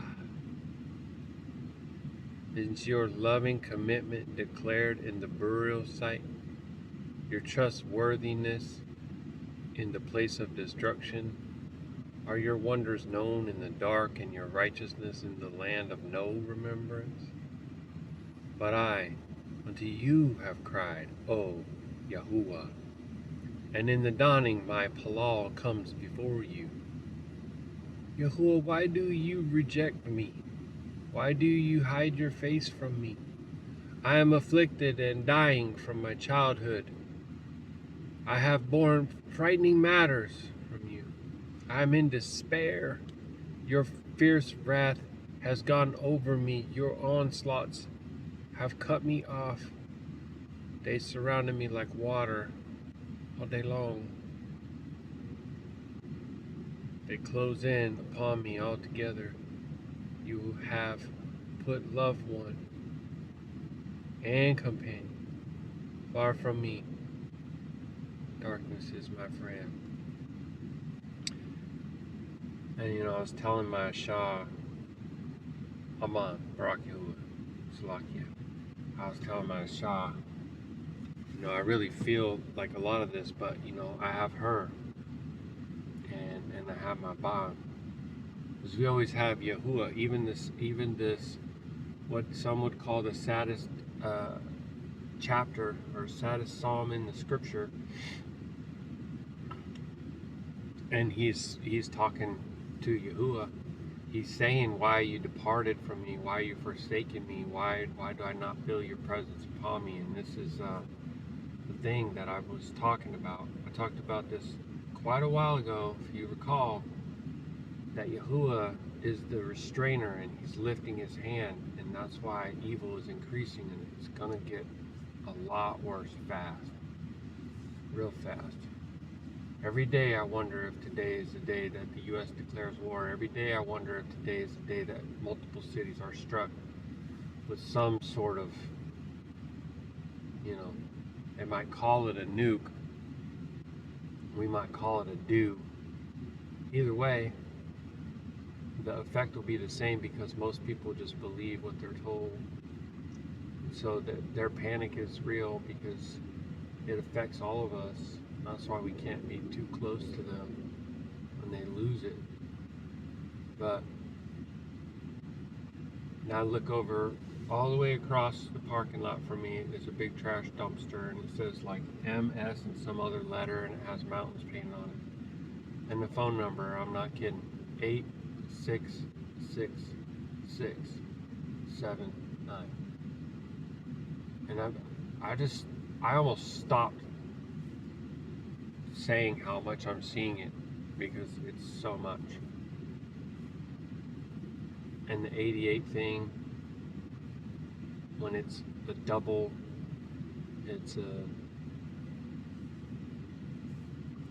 I'm not saying that just because the Luciferians esteem a symbol to mean a certain thing that they own it or nothing like that. I'm only telling you,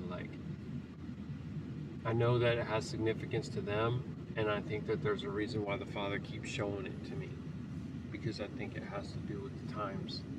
And sometimes I wonder if I should just drop everything I'm doing and get my butt back home. But I'm out here fighting for bread for us right now, for real. Anyway, apart from my shop, I feel this way a lot, to where the hand of the restrainer is lifted, evil is increasing, hearts of man growing cold, people are lovers of themselves, ain't nobody really listening to what I'm saying or caring about what I'm saying or about my family or about my family situation. So when I say no one cares or no one listens, I'm not including my shot. She obviously does, But do you feel this way too? Do you feel far from different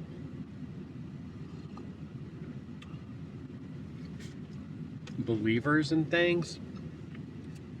I would love to hear from you. And I'm really curious to know, because I'm not sure if it's across the board for all of Yashar'Al, but I'm pretty sure that it is. Alright. Baruk Yahuah for that word. For his scripture we can always go to, even the simplest thing of reading a little psalm. If I could have my way, family, I'd be home. And I'd be going through the entire book of Yashar with y'all. That's what I would love to be able to do. But Father's showing me some things out here in this world. I'm just trying to take it all in. And truth of some of these things is actually pretty painful. Oh.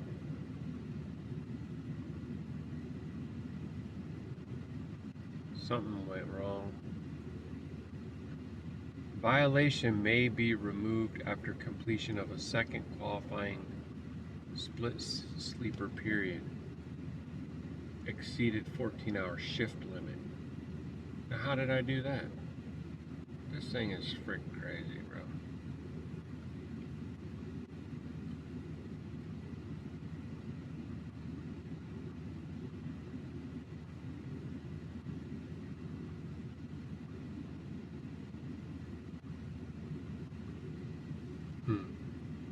I guess it was trying to say, like I changed it to 6:15 and it went away, so I guess it was trying to say I started like a couple minutes too early, but I ain't even really started yet, so chill out, stupid freaking machine.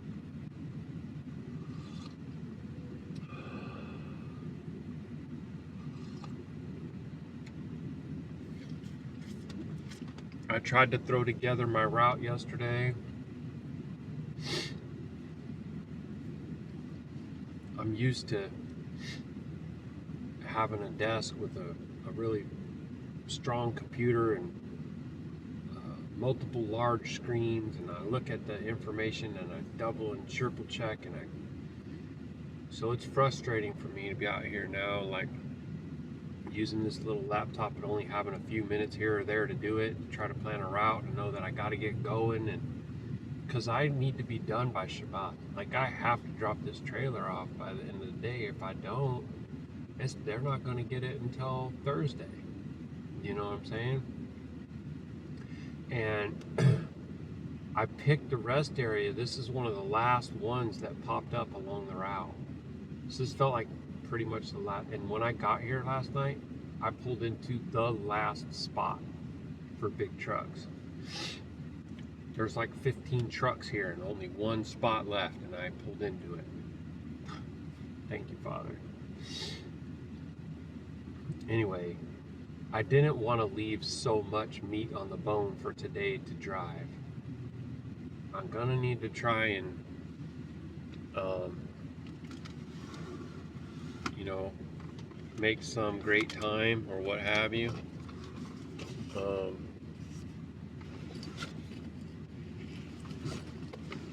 It is what it is. I mean, I have to keep myself safe, but I have to get there by, I wanted to get there by 1, and I can start earlier than this.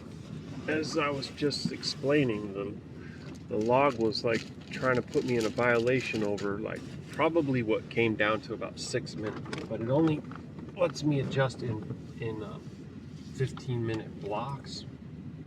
So anyway, I am pegged. May Abba Baruk everything, you know, and allow me to travel swift and safe and to make my destination on time.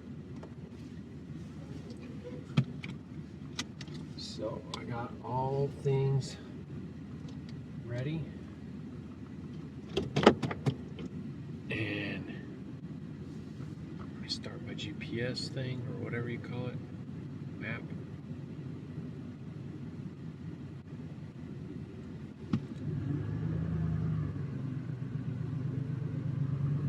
We're off.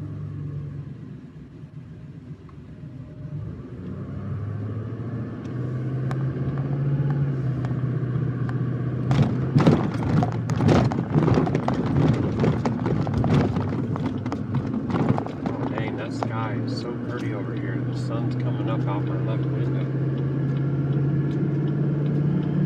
Not quite up yet, but you can see these clouds are just gold.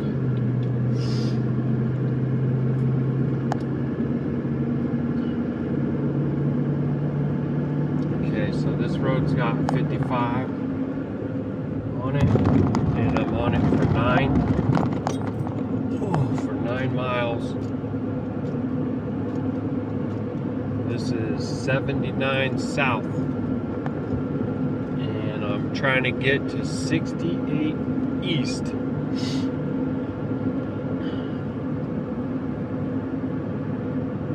So it's coming out to 2 hours and 23 minutes, which I'm pretty sure that will actually be more than that. It might be more than 2.5, actually. We're going to have to see, but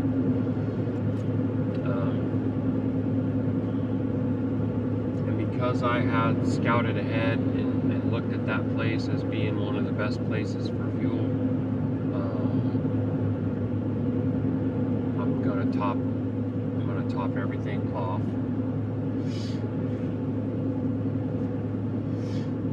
And I'll try to discern what place I'm going to stop at on the way back once I get this trailer dropped. After I get this trailer dropped, I'll have to try to find a place to sleep that's also kind of close to Delaware, because I won't have a lot of time. If I get to talk to my baby, I'll ask her to help me find a place that I can sleep that's on the way back but doesn't go over my log. But I also need to understand just how much log hours I'm going to be using on the road. And it's hard to tell right now. It's still so hard to tell.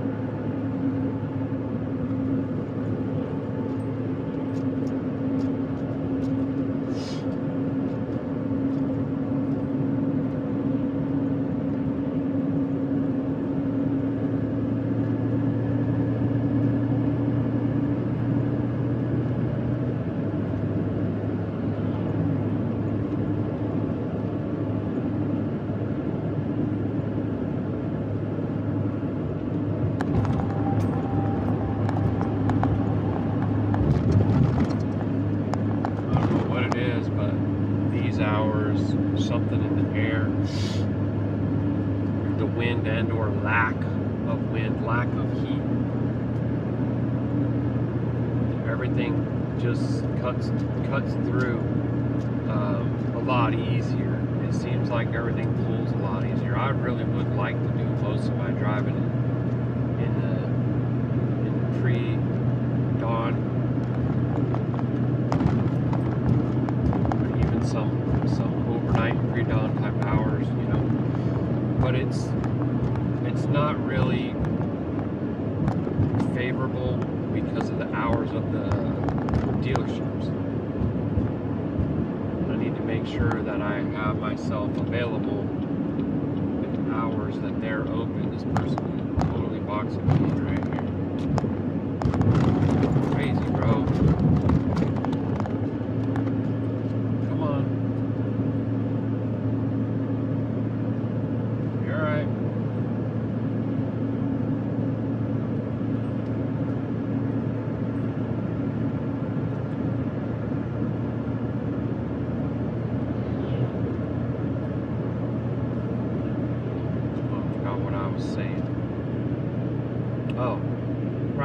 The hours of the dealer, because of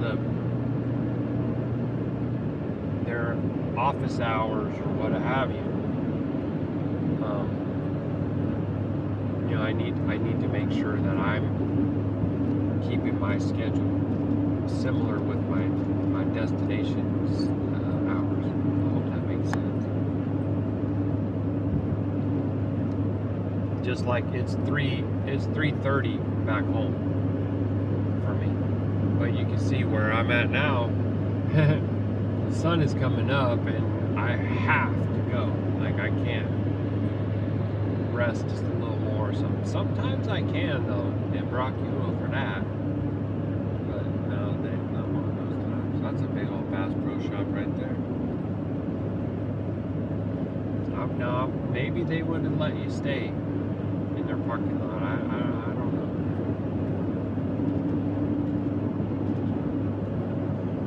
I started just using rest stops more because I don't have any issues. You know what I mean? I'll call these businesses and ask, hey, coming through your town with the travel trailer, would it be alright to overnight in your parking lot?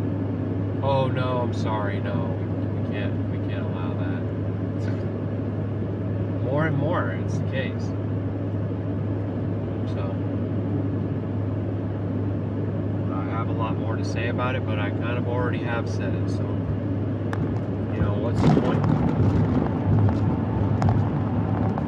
Some of the people, especially the people with money, they're like those people that are in the city in the Hunger Games, eat all the fancy food and throw up so they can eat more, right? And they want all the things that the life has to offer, all the material things, with no consideration at all for the other folks, you know, those gooey, those peasanty people that do all the work, that actually produce stuff, because you can't.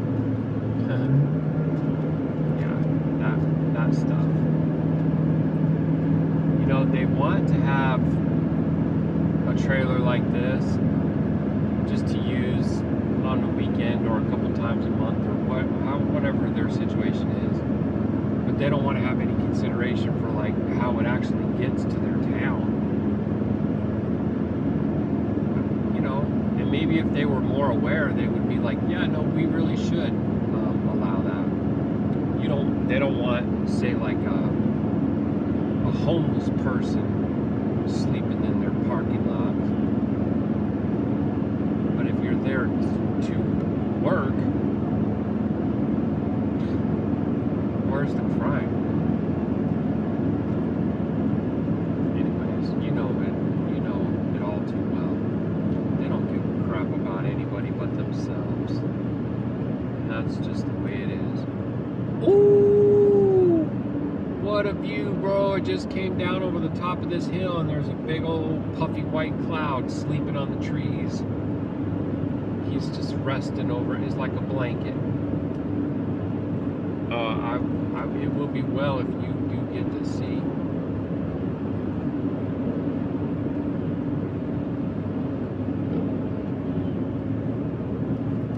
Let me get my exhaust brake on here for a second. Coming down a pretty steep hill. We're going right into that cloud too. Man, that is so pretty of it. Baruk Atah Yahuah. Okay, so I have to go to the right.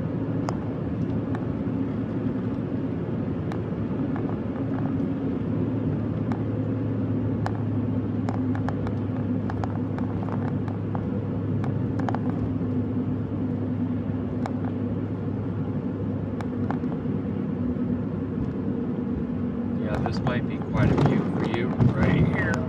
Oh, wow, look at that. You don't get views like that every day. Whoa! Out my window, there's the sun just peeking over the top of the tree, too. And that is Yapa. 68 East, 68 East, Tada Abba, Hallelujah. Okay, it's telling me I should be over 55. Okay, here we go.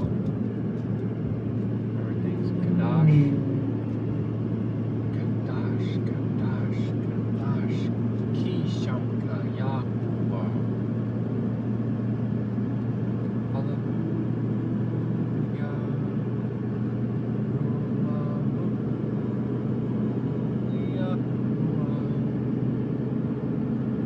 Shoulder closed.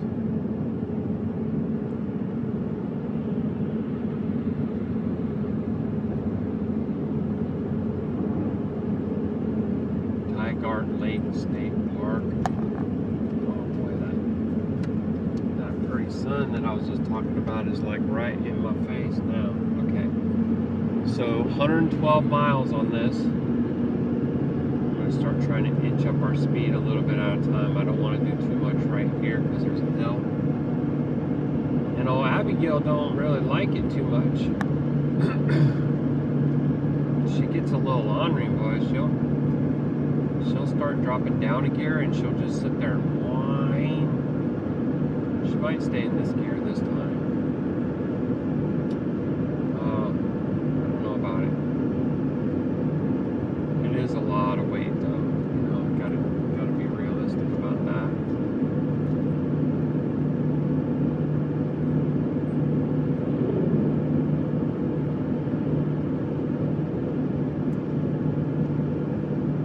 So Baruk Yahuah, the video did make it 100% uploaded. Now it's just doing its finalizing, it's called, which can also take a long time, but I don't need this. I don't need to have the laptop out for that. So yeah, using the phone as a Wi-Fi hotspot, it took me two nights to get it uploaded. I'd say that's not too shabby, especially like, you know, it was basically telling me I had 4G. What's up, 4G?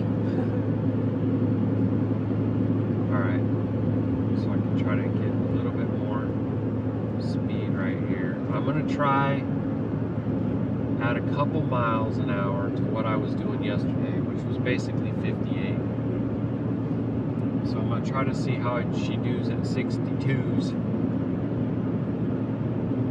And Palau, that the Father keep everything all rubber touchdown on the ground and rolling smooth. See these crazy roads that are jackered up. I don't know if I'm gonna have to go through any other. Oh, I think I do have to go through kind of a major town, don't I? Yikes. Dang, that overpass is so tall right there. Those two pillars that just went by, they are way up in the sky. Whoa! We're not doing that. Oh my gosh. That was a bobtail semi that sucked me in. And then the whole thing just sit there swaying. Oh, Abba, I need your favor, because this is... it's just a little bit too much miles and not enough minutes. Dang it. And I could have gone further last night. If I would have really analyzed the data a little bit better, I would have. And that would have helped me so much. Just to go another hour and a half yesterday.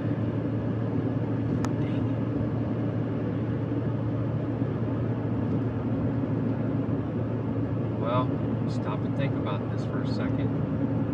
There probably is a very great reason why Abba ordained that I stop where I did.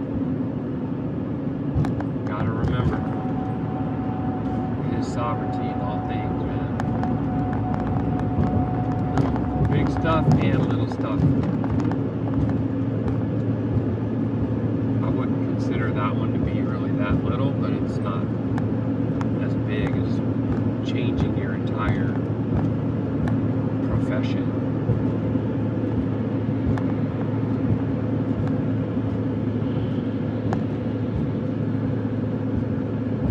Alright, I'm going to try to get some coffee here. Keep an eye on Abigail's transmission fluid temperature. It's looking great right now. 165 is like really low.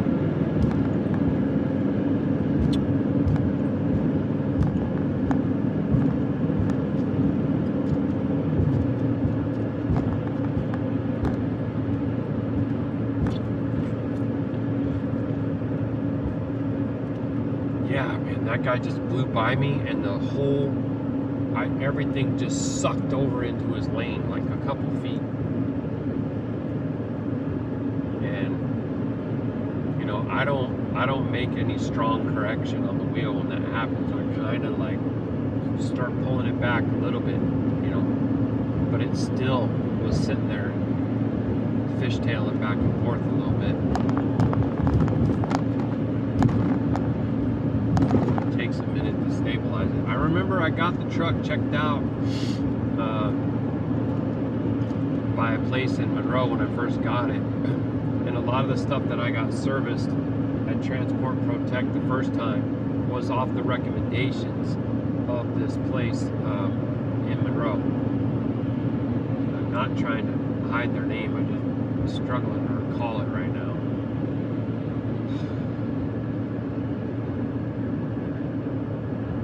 doesn't really matter. But one of the things that they were commenting on was a little bit of loose steering, like, and it's so minimal, you guys.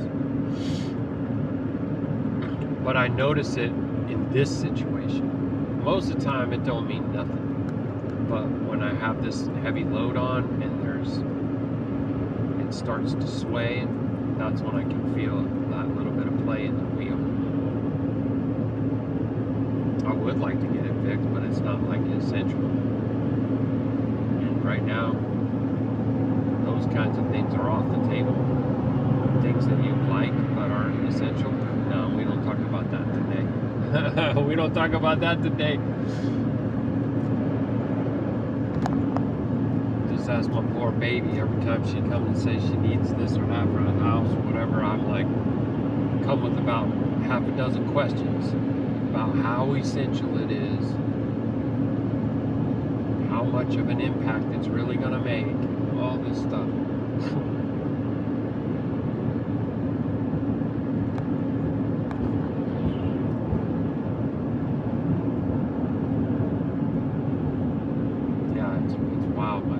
They go racing because, sometimes, like on the day they shut the power down, it was the day after the Shabbat. So my baby already has like dishes and stuff to do just to try to recover from the Shabbat, right? And then, but that day she didn't have water because when there's no power at our place, you don't have water because we're on a well pump, right? So she had basically the double whammy, and then by the time they put the power back on, she didn't have time to catch up everything to go ahead and make their preparations for supper and stuff. So she asked me if they could just get some wings. It's like very, very rarely that we try to do that sort of thing. I'm in a position to do it more out here because I don't have you don't have the same kind of, you're not at home. You don't have that foundation, especially for food preparations and all that. But I was like, yeah, I just, like, where are you going to get them from and how much are they? And then she, I think I asked how much they were, but I might not have. I might have just told her, yeah, go ahead. Just be wise with what you spend, because sometimes you just got to do that. And we're trying to be extra wise stewards with all dollars, and everything comes difficult for us. And it's like one day we'll have access to all the wealth of Abba's creation. We'll be stewards over the bounty. And we'll have so much more appreciation and understanding of it. You know what I mean?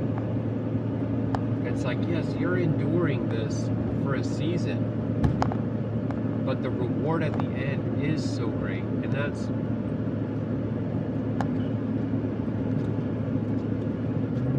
I don't know, a great, it's a treasure.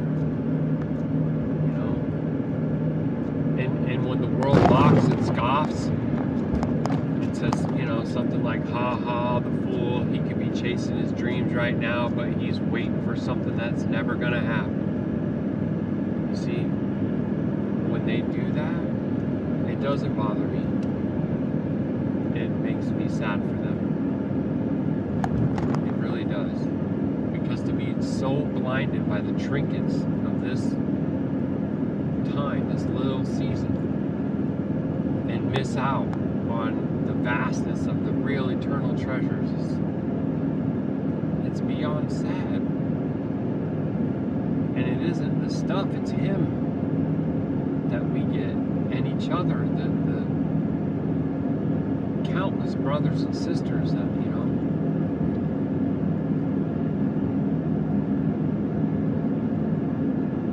well, this is definitely a big hill.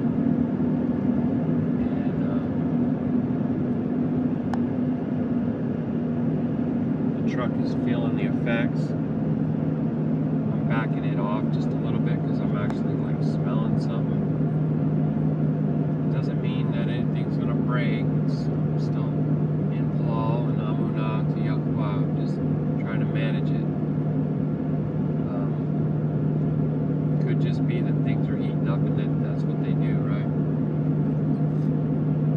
these units here are no joke, man. I think that there's going around calling them truck killers or transmission killers or something like that. I'm not really so sure that they should be safe for the common person to just go by, hitch it up to their truck, and then go around with it, because if they tried to go these posted speed limits or even just 5 under them, sometimes they'll really get blown around.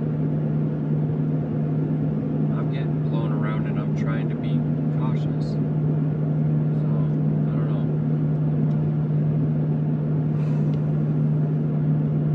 But yeah, all that's awaiting us.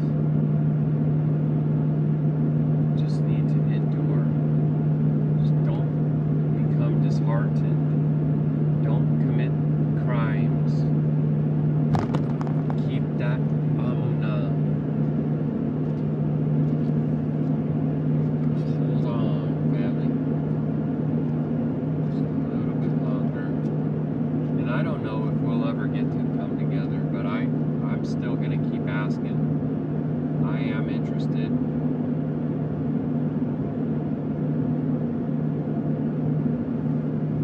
Combining whatever resources and skill sets we have, and getting on a piece of land together. Come on, man, you're gonna freaking box me in behind this giant semi with the splashers on? You've gotta be kidding me. Thank you.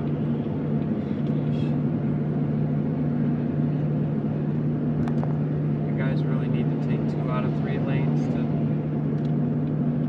go with your flashers on. I don't know if that's necessary, but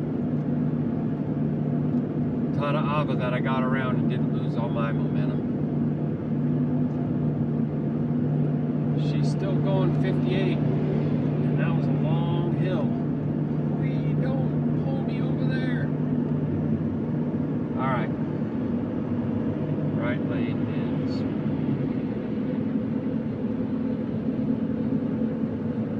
Let's see how that got up to 194.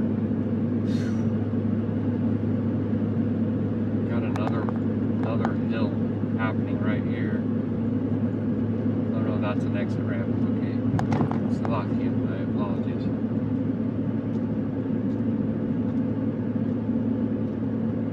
Yeah, it's a tough mix because I want to try to keep my cruising speed up so that when I hit a hill, I have some momentum, but I can't go too fast with the cruising speed because there's just too much instability with the heavy trailer.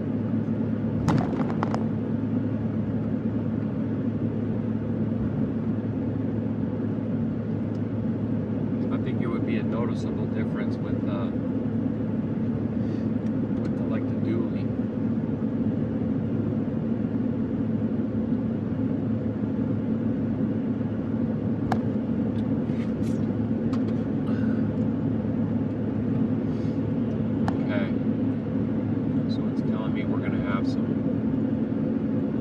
Downgrades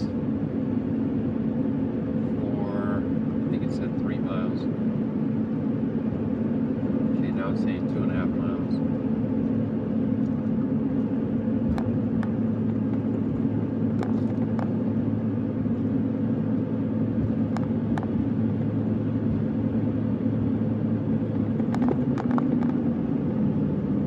So I've got the exhaust brake going.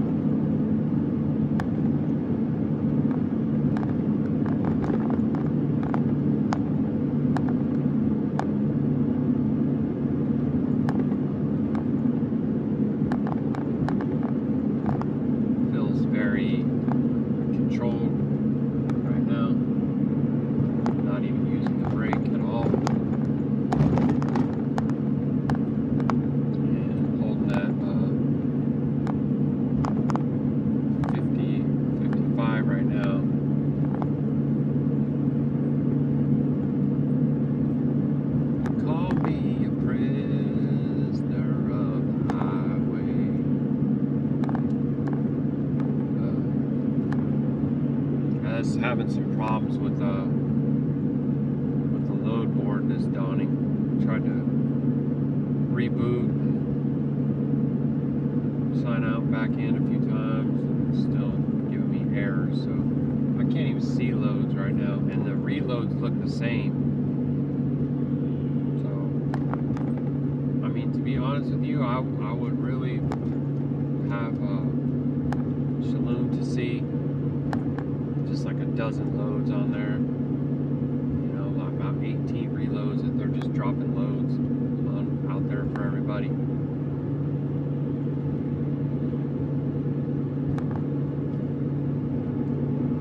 Whoa, see, I get sucked into that big truck. He just goes flying by me.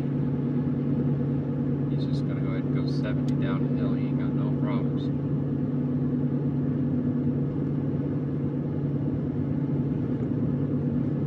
But that's him.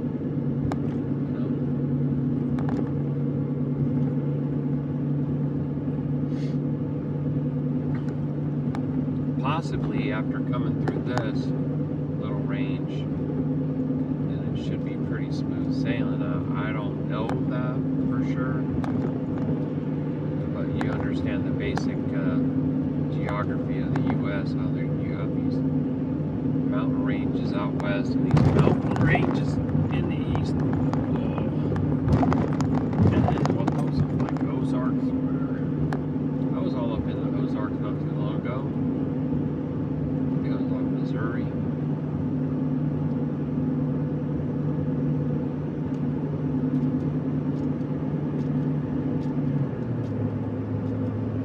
That girl. There she goes. Now we're coming back up the other side of this hill, so I'm trying to boost my speed on the down part and the flat part so that I can get up this hill easier. To be honest with you, oh, there she goes. See, she probably won't shift. This is kind of the problem that I'm having. So I'm gonna end up having to back this off a bit.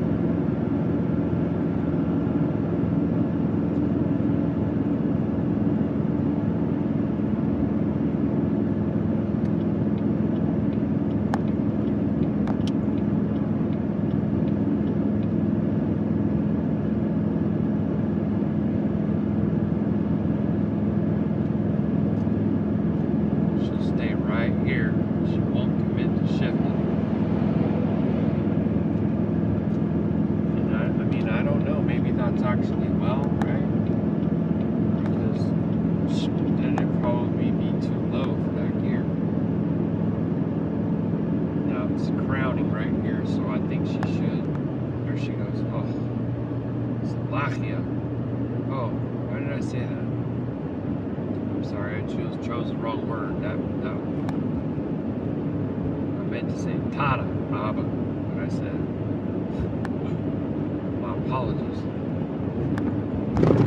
Here we go again. It's gonna do another one, so I'm gonna try to build up some momentum here.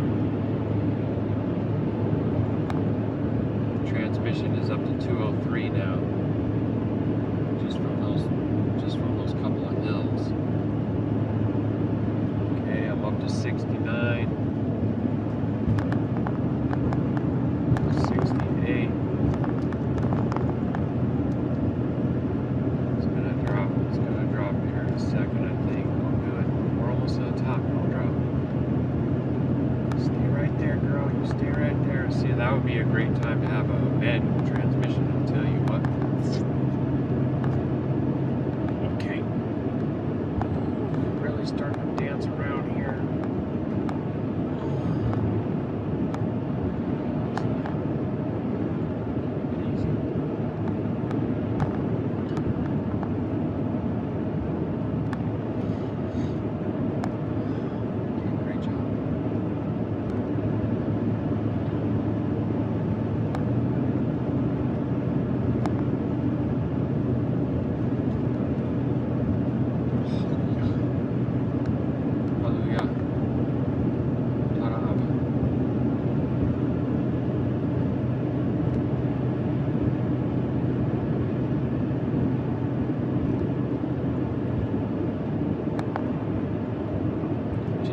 Billboard with Cesar Borgia, and Last Supper, and it says, "Our Father who art in heaven," and people think that that's somehow Qadash, bro. That's freaking, it's idolatry for one. Breaks the second commandment. You shouldn't have no image of Yahusha. Second of all, you don't even know he's Yahusha. You think he's Zeus. And everything that they depicted about that Last Supper, man, that's just, it's all so messed up. Talk about some of that too in some videos that I have out. I think the playlist is called The Feasts.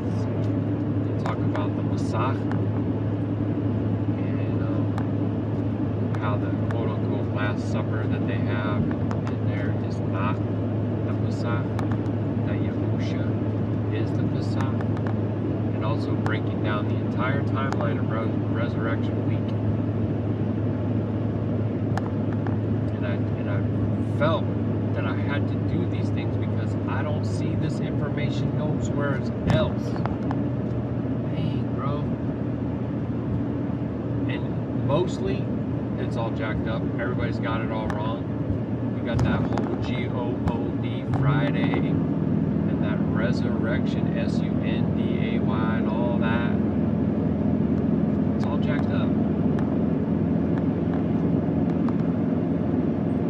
And some of it is just directly because of the lying scribes. People don't know the difference between a Shabbat and a Shabbaton. Okay? And when it says they rose up early on that Shabbat and that other Shabbat, then people like automatically just assume that means Saturday, so they're all screwed up. Man, they can't see that it's not Saturday. It's impossible for them.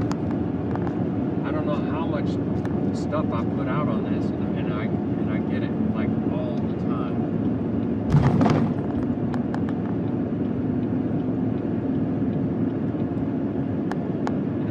Saturday means Sabbath and all these different languages. First of all, the word Sabbath is unclean. That's not a Yahuah at all. Ozzy knew exactly what he was doing when they call that thing Black Sabbath. They know exactly what they're doing. That is what Saturday is, Black Sabbath. Saturn worship. Saturnalia. I mean, look at the letters. It's Shabbath.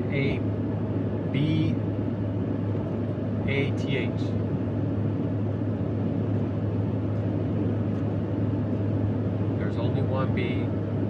It's SH at the beginning, not a S, right? And it's TH at the end.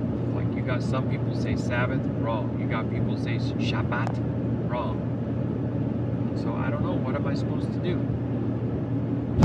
Tell the truth the way that I'm seeing it, the way that the Father has shown me, be willing, ready, and able to reason together with anybody and put it out.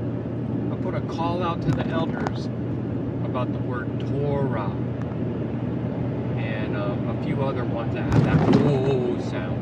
Shofar. Shofar. Look at the letters. It's shofar. I felt like I had to lock that video in before I lose it. I started saying things about Saturn's Day, and next thing you know, it's like forbidden to reveal anything about that. Well, the hills have definitely not stopped. We got another big one that we're going to run down here. And I can see some more off there in the distance that I'm going to have to be climbing up and over. Abby's doing all right. She's, her training cooled down to 194 now. But, you know, too much of those pulls back to back, it'll get on. Well, that thing gets up over like around 215 or so, it starts to be an issue. I don't like to see it get up over even like 205 personally. It's down to 192 right now. And I would try to get more speed up. just gets to be too much swaying.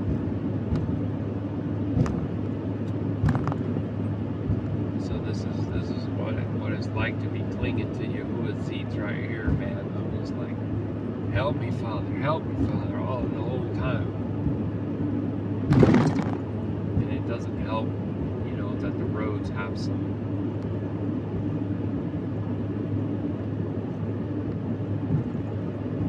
For the most part, this is real smooth, and then you'll come across things like boom, boom. I'm like, yeah, remember when my back door just popped open? Let's try to not do that anymore. Crazy.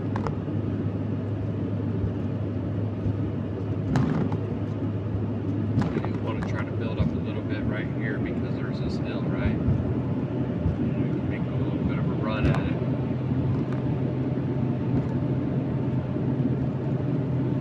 Excuse me.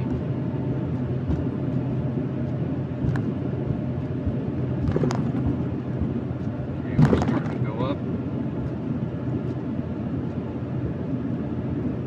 We're at 68.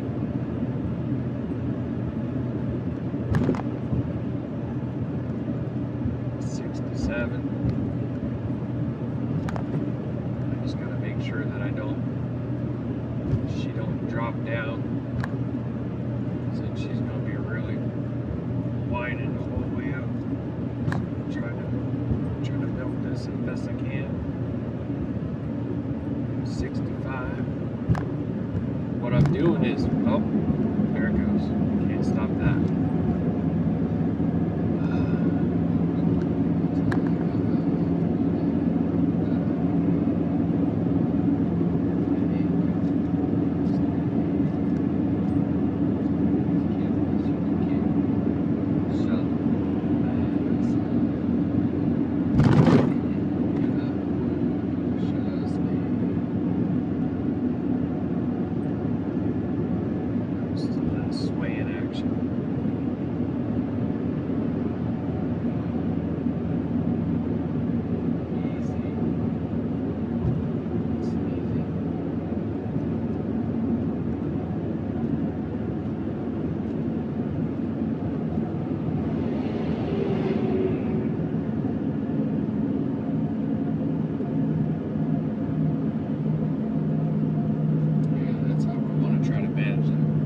So I increased the speed at the base of the hill, and by the time I get to the top, I've just reduced what I'm asking for, you know, like back it down. Now she can shift.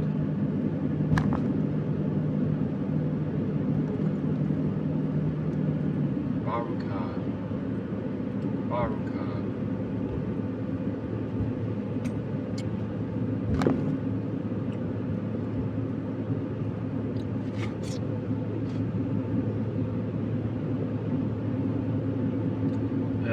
These mountains over here aren't no joke neither, you know.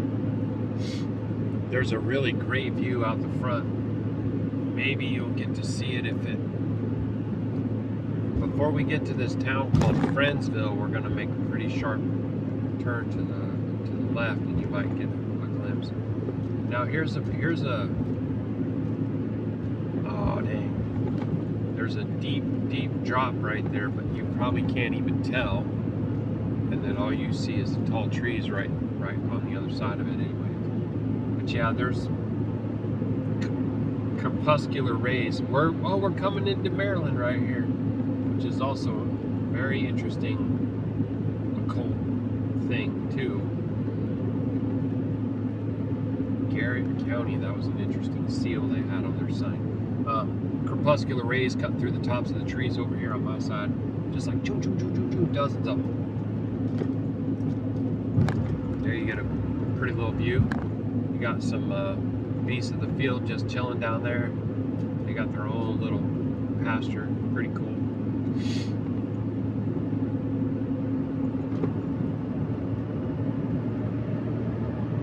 Alright, I'm going to take advantage of this downward hill and boost up my speed a bit. We're coming into some really thick clouds right here. Now the sun is not obstructed by the earth at all right now, but the thick cloud layer is making it so he can't blind me, like he can't even shine through the thick cloud. It's so thick right here. See, like what you're seeing, just you can see that tree right there. You can't even see the cloud. Okay, right here, now let's see if you get a view of some of the cloud that's a little bit above the tree. You can see it, but it's all over the place in front of us here, like covering the roadway and stuff.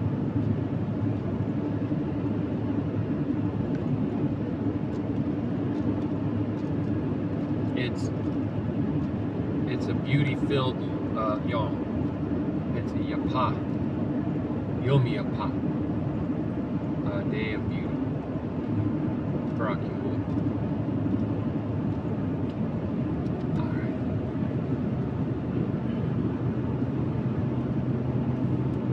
Low visibility ahead.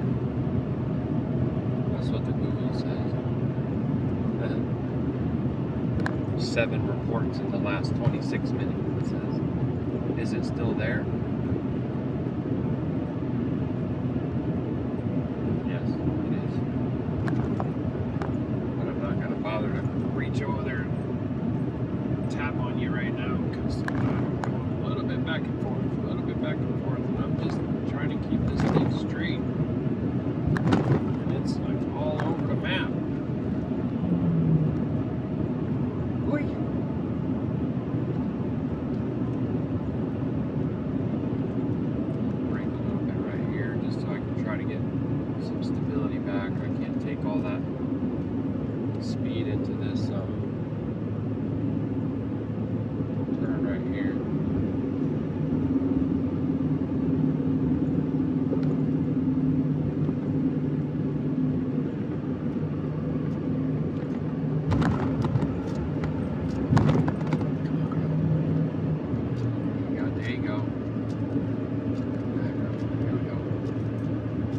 Quite a view right here. Oh yeah, look at that. Pretty.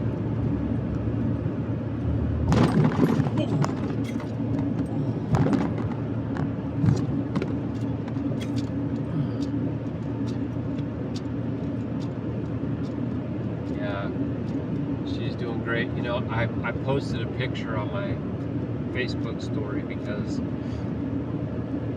wanted to show the size of the truck versus the size of this trailer. The trailer makes the truck look like a matchbox car. It's pretty wild. And look at her go, man. She's dragging this monster up these mountains, and it's something else.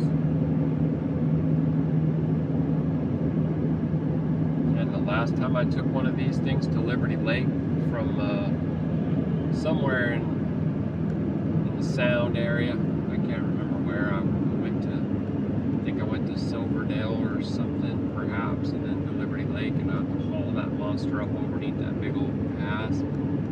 That was brutal. And that's when the transmission got up to 215, and I could smell what I believe was burning transmission fluid. Rest area,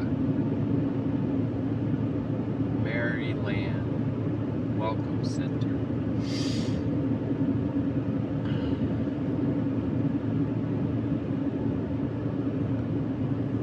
Yeah, there's some significance to all these things too at the city-state of Washington, D.C., and the Capitol Dome and the obelisk and the physical manifestation of their foreign mighty one, which is the same spirit that was in Nimrod and probably Napoleon and several others, and that they worship Apollos. You know, I'm personally of the persuasion that their ritual took with Trump. Trump went through all all the levels of magic and the preparations from his conception, from the time of his conception.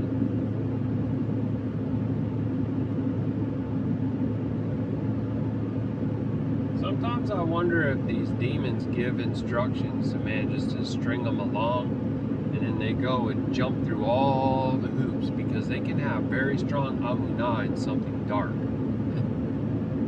Man is capable of putting a lot of his HOPE, FAITH, and TRUST in anything other than the light of Yahuwah. Far more likely to believe something that's false than to believe the truth that stares them right in the face. So I kind of see them doing that in everything to do with the planning, the conception, the training, everything. Do with the Golden Dawn.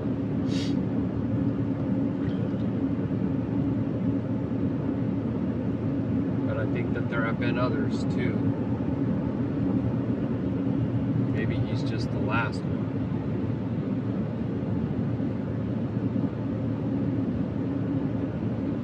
Only Yahuwah knows for sure.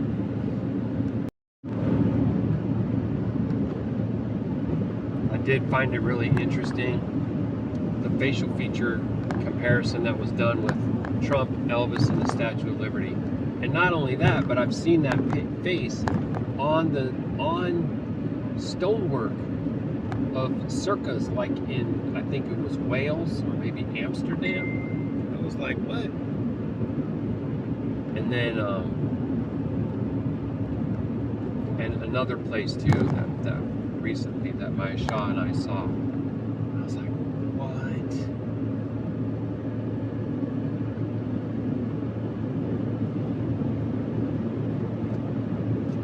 And I think that you're dealing with the situation where you have non-binary in the flesh, and that is difficult to say without raising up some sort of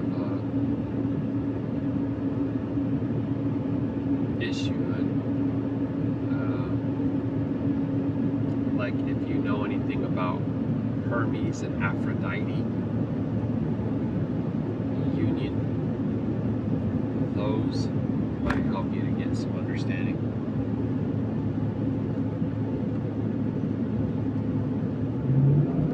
I mean, right now I'm hauling a monster trailer up over these, I guess, Appalachian Mountains in Maryland, and I'm trying to make my way to Delaware.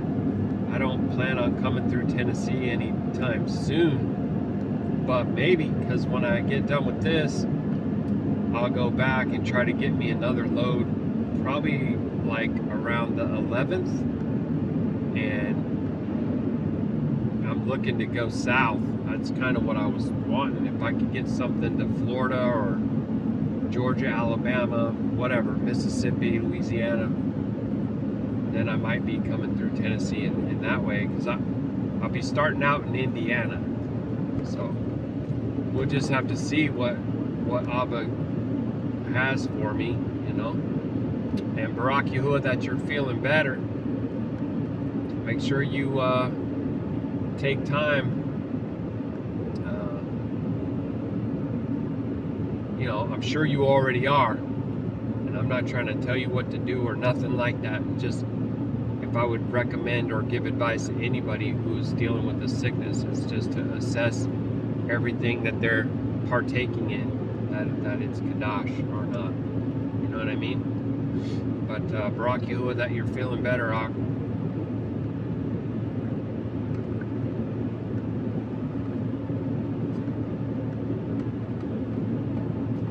Okay, let's see what we got here. I need to get a little bit of run-up speed to this. There's another big hill coming here. Come on, girl. Come on, girl. Here we go. Here we go. Ah, ah. Hey. So we got up to 70 right here. I'm looking to hit that 71, 72. Oh, we're not going to make that. That's okay. We got some speed up. And you got a big open view right there. Woo-wee, here she go. She said, I'm ready to run, Daddy. Let me loose. I'm going to give her a go at this one. I'm not going to back it down. This is 190 degrees right now. Still holding that 67, pulling up this hill. We had some momentum coming in.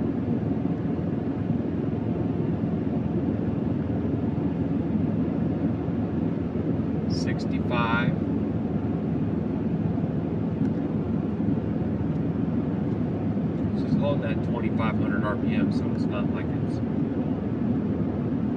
horrible. I can hang out right here, 64. And that's going to definitely push that temperature up. I don't know how many more of these hills we got. Oh, I need to pump some fuel too.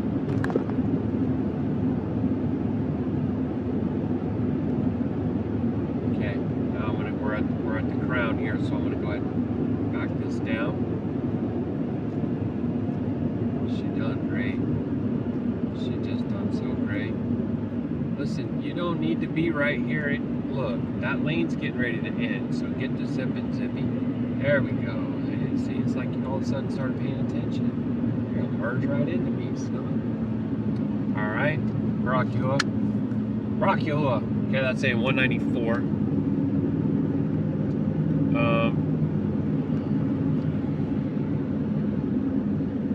got this thing here at 56. I might let that go a little bit more.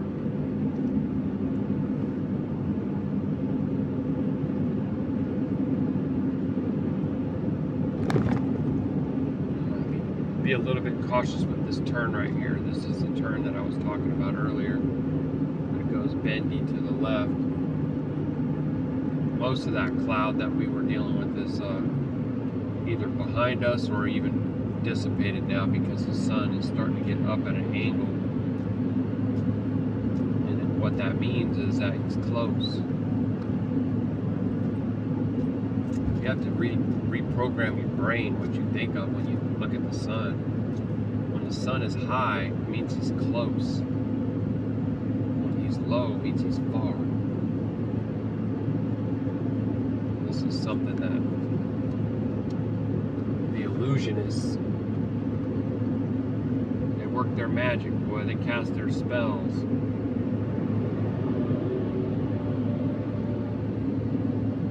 Getting everybody to believe in that ball.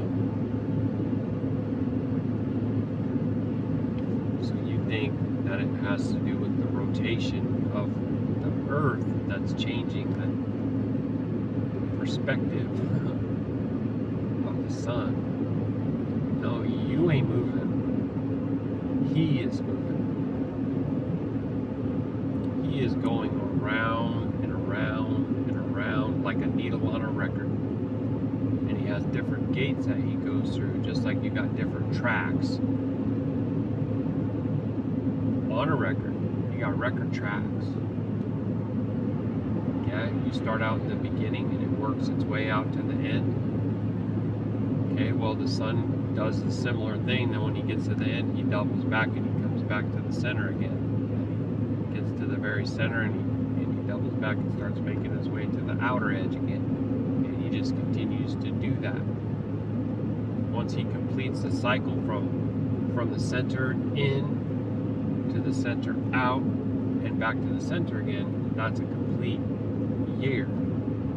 364 days exactly, precisely, perpetually, in all your generations, never deviating.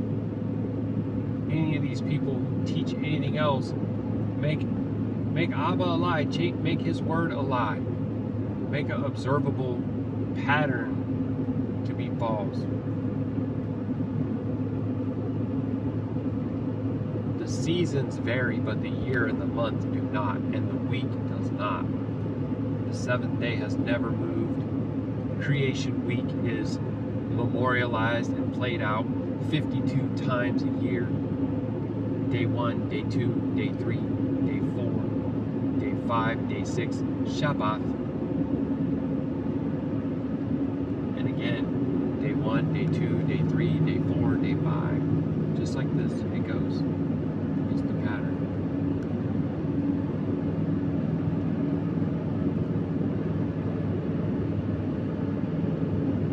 And that thing ain't going to stop, and that thing ain't going to end until he changes it. If he wills to change it and give a new Moedim, then we'll have a new Moedim.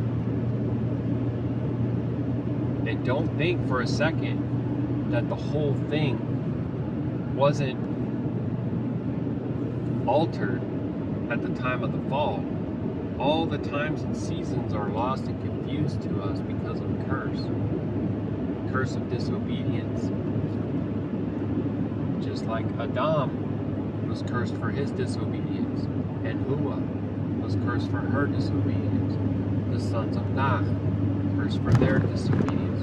Yashar'Al cursed for their disobedience. If you're disobedient, you're going to get curses too. And if you sit there and walk in those 2 day long, your children are going to get cursed because you're going to get generational curses. That's what we're dealing with. We deal with generational curses. I know what it feels like to be of a first generation. Ain't nobody in my family that's not Tzarim, watchmen, guarding commandments, keeping the feast. Ain't nobody. Okay? I come out of that. One of them was raised in Mormonism, and one of them was raised in Roman Catholicism, and I'm over here, on the ancient path. Okay? And me and my Shah, both separated from the rest of our whatever earthly family tree in this way to do these things and to raise up our seed, our son, in the commandments, in the way, in the narrow path. You see? So now, if Abba chooses for him to be married and produce seed, then we know that, well, we want to know, we want to believe in Amunah. That's so Yapa down there, you see that water? That his house will be Qadash. I will never stop fighting for that. See what I'm saying? And then what happens after you get a few generations in? Right? Because for one, so what do you think the chances that my son can marry a Qadash female whose parents are in the way? It's maybe not that great, but it's way greater than it was for me. Yeah? And then his son would have an even better chance if we continue, we endure. Abba strengthens us, grows us. If he doesn't tarry, if he tarries to return, which I don't think he will, but we'll see. But that's how you would break generational curses, is by having generational Baruk.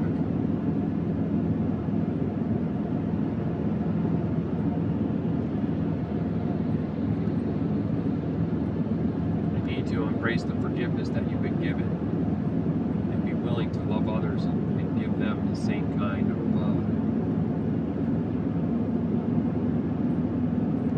favor. But a hard-hearted, unrepentant person, after several times of trying, and you try to go with the other brothers, and then it's anathema. You just let that go. You're supposed to give that one over to the enemy, that they may be chastised and return in meekness to submit themselves to the Father. Anybody that's out here running around making excuses in defense for darkness and wickedness and all that, they don't have the Ruach of Yahuah, bro. I don't even have to wonder about it for a second. Because the truth is, if you show them the error and you show them the scripture, then they should be actually thanking you and going right in in conformity with that statute, with that ordinance. But if they want to sit there and keep on making a defense for disobedience and make excuses, I know these people that are like, is that the love of the Messiah? Bro, the Messiah, he didn't love evil. He didn't love darkness at all. So yeah, you love what he loves and you hate what he hates. And you better make no mistake that he hates darkness and he hates wickedness. Oh yeah. Why you think the lake of fire is a thing? See, you're a fool because you think that Hamashiach doesn't have a role to play in the lake of fire. That's no understanding. The love of the Hamashiach is for his bride to walk in perfect Qadashness and purity, and that every unclean thing be purged and removed from his kingdom. That's how much he loves his bride. Those wicked Ruach Ha'Qadash and those reprobated-minded vessels of wrath are going to be burning forever.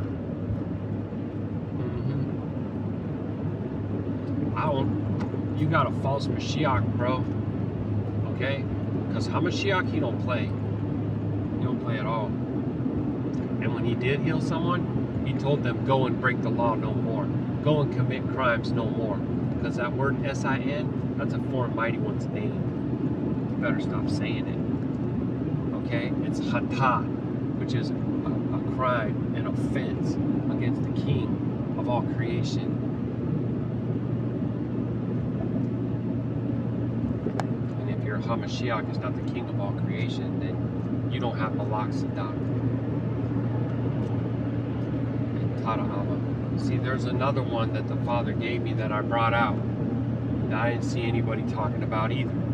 I see all these people talk about Melchizedek all the time. First of all, there's a secret society called Melchizedek, so I don't even think you should be saying that at all. Okay, also it's just gibberish and babble. None of those are even the letters. The letters are Malak, which means king, and Sadak, which means righteous, which means king of righteousness. It ain't no mystery who Malak Sadak is. Without beginning, without ending, without mother, without father, the Ancient of Days, Aluah, Yah, who is our creator, our sustainer, and our deliverer. And if you got a foreign mighty one other than that, then you better just double check what you got. Because there are a lot of anti-Mashiachs out here. A lot.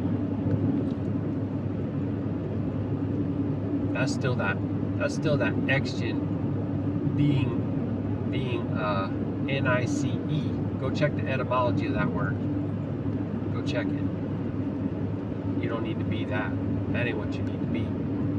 You need to be Qadash, you need to have love, and you need to give favor. Because that is the love of Hamashiach.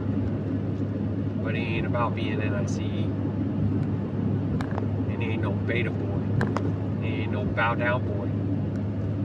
He ain't no boy at all. He's a mighty man of war.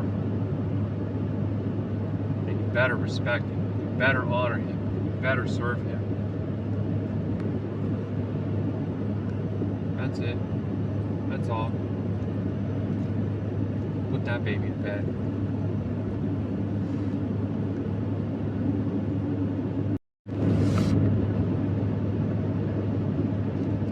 Alright, so we got an hour and a half, which puts us at 9:15.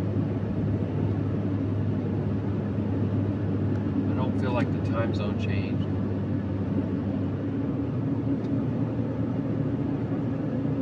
I want to say that we left at 6.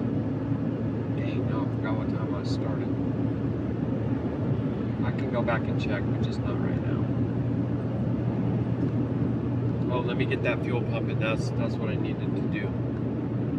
I'll go ahead and start it. And then I'm going to get my timer going.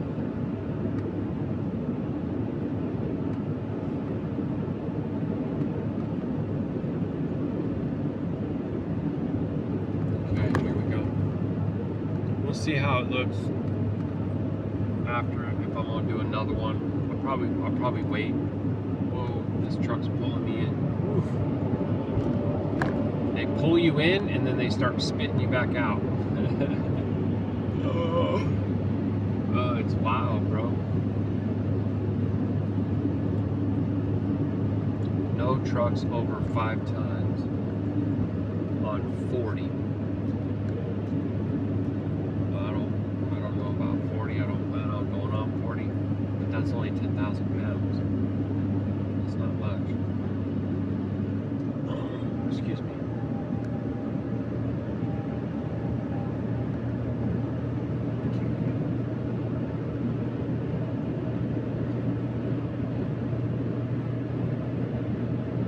Why is he getting over? Oh, shoot.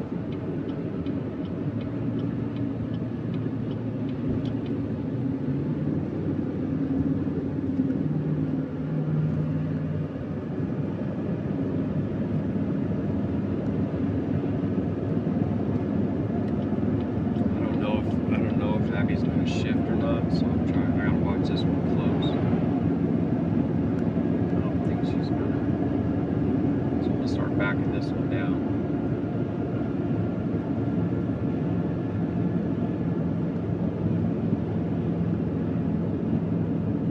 All vehicles over 5 tons must exit at weigh station. Okay, and I think that's going to be me this time, family. We might actually get to go to a weigh station for the first time in, several weeks. Truck parking when closed. It says open. Now, I don't know if these people are going to get triggered at me for coming in here, but I feel like I need to try and I need to learn. This big truck in front of me, he's not going in there.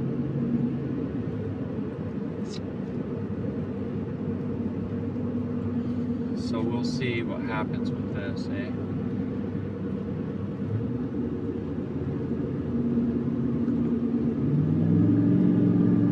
Maintain 100-foot intervals.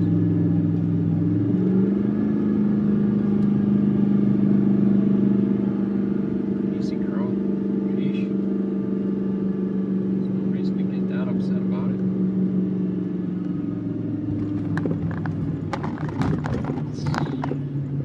And this will be interesting. I want to know what my weight is. I wonder if it will show me.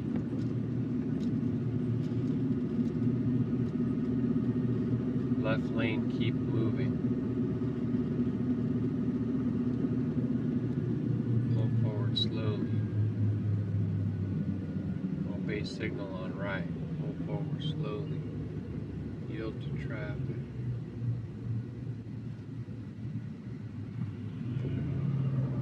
Alright, I guess I did my obedience. I don't know if they are well pleased or not. No idea.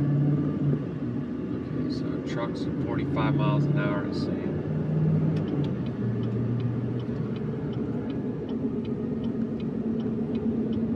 And I'm actually not gonna try and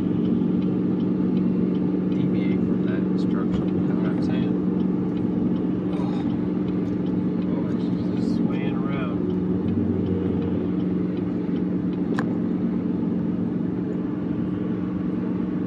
I would that she would shift up.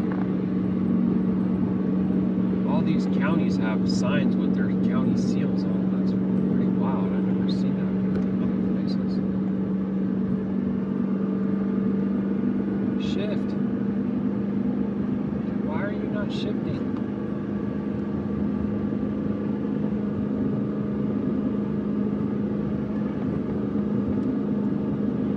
I don't know what's going on. My truck is not shifting.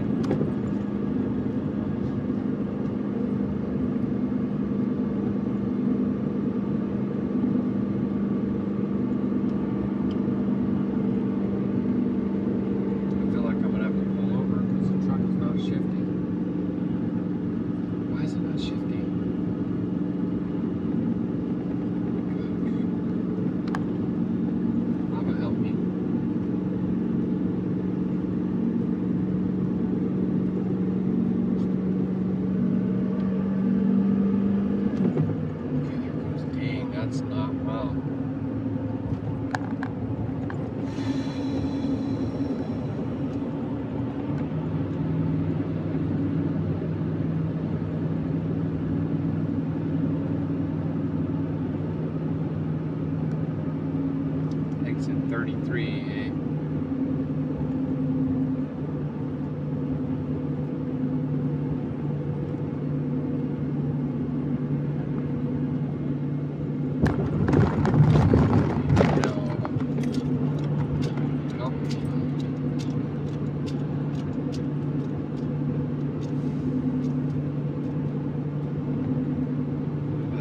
Exhaust brake on, it was just sitting there going. I was just like, what are you doing, girl? Okay, I'm gonna try to build up some speed so I can take a run at the base of this little hill right here. Big boy's just gonna try to pull me in. Don't do it.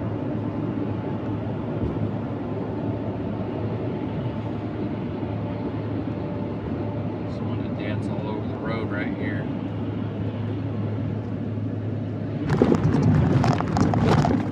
Okay.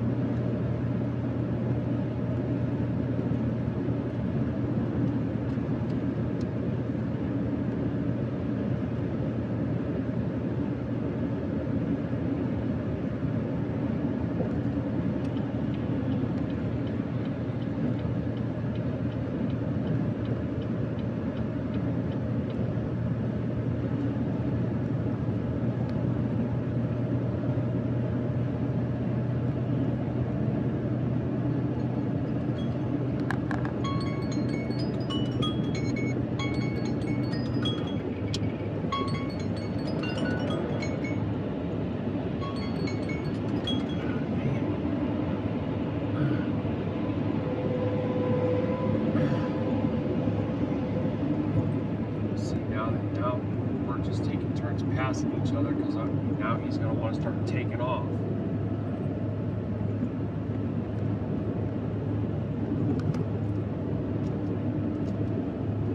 This one looks like it's going to be good. So I'm going to put that on there. Get this up. Okay, there we go.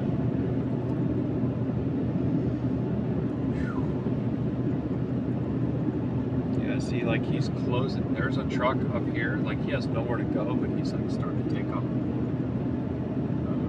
Let some of these guys be a trip. Okay, there's that exhaust brake kicking in, so that makes sense this time. Transmission temperature dropped back down to 196 all as well there. Hallelujah. Looks like you're going to have a pretty cool view coming up. I don't know. Except for, I think this big truck's going to be blocking it. Oh, whoa!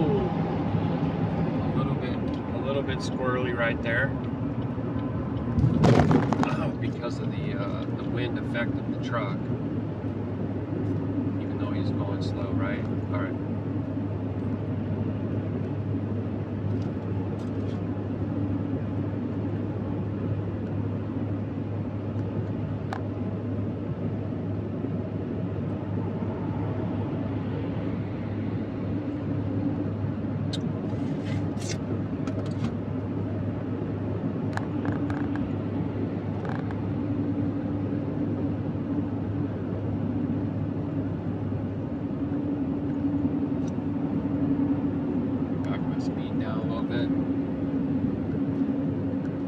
Check my miles per gallon.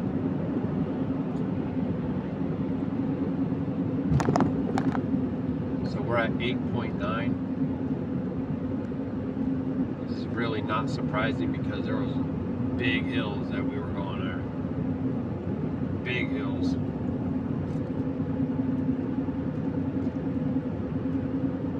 Alright. Let's get back to this tranny fluid I can keep an eye on.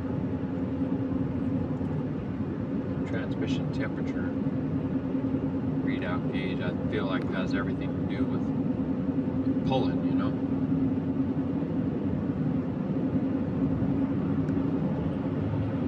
Got this pretty steep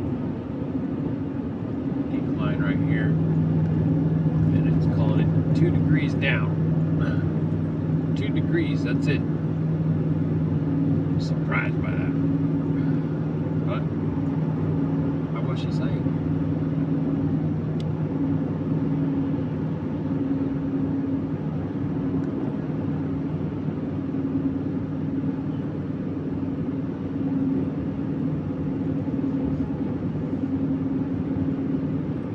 thought I was smelling my truck, but it's this big boy down here. He completely overheated down here.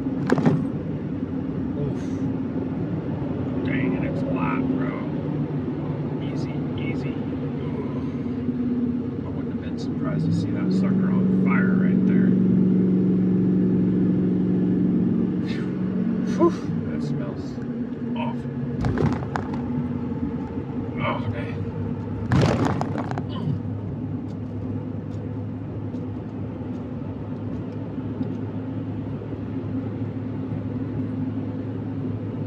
Okay, 41 more miles on this road. This is 68 east that I'm on. Exit 82B Bravo. Still a ways away, obviously, but that's just what we're looking at. Okay, he done hit his flashers already, so I already know this is gonna be a beast. He's on the flat and he hit it. These cars are gonna be totally in my way. Come on, you guys, gotta go. They're not gonna go. I gotta slow down. Dang it. If I get boxed in behind this big truck, I'm really gonna be upset. Come on. Come on. Hey, can you go? Jeez, bro. You too? Okay, come on. Trust me, this truck is gonna stop like a brick right up ahead of us right here. He ain't gonna be doing nothing.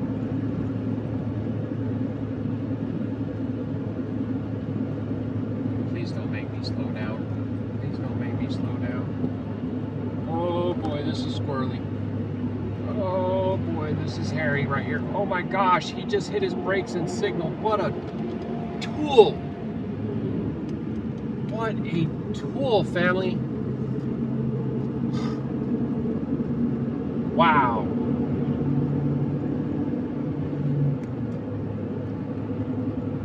On the hill. I'm trying to get over. I think there's some people behind me that might want to get by, and I got to give them an opportunity. Yeah, this Honda Pilot in front of me is definitely causing me some anxiety right now.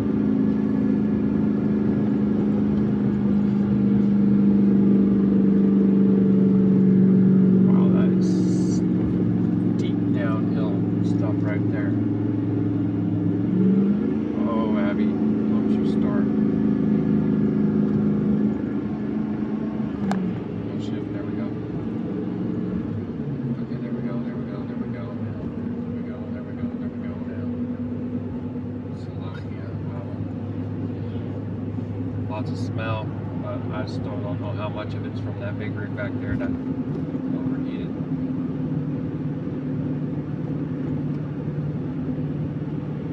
Dang, this road is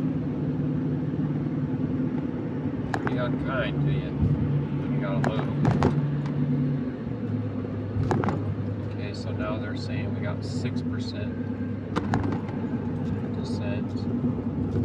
That last one told me it was 2%. It was steep.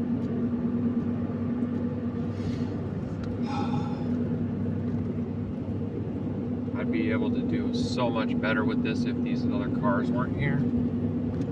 Like they're mad in the way, dude. They don't even know what they're doing. Okay. It's actually looking like it's telling them to go 40.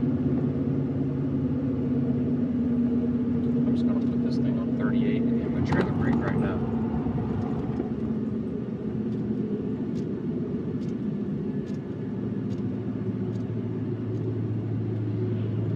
They're literally like in a traffic jam down there.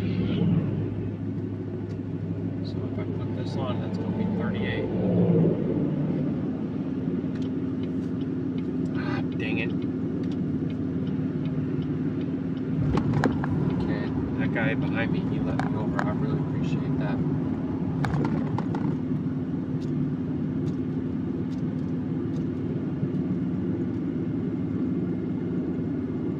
Me to go 40 and I'm going 40, so sorry if you don't like it. There's way too much traffic. Look at these people coming merging on this really tight. They just whip right around this. Dude, this guy is so gonna be in my way. Are you kidding me? Step on it, mister. All right, there you go. Hoo-wee. Look at this view.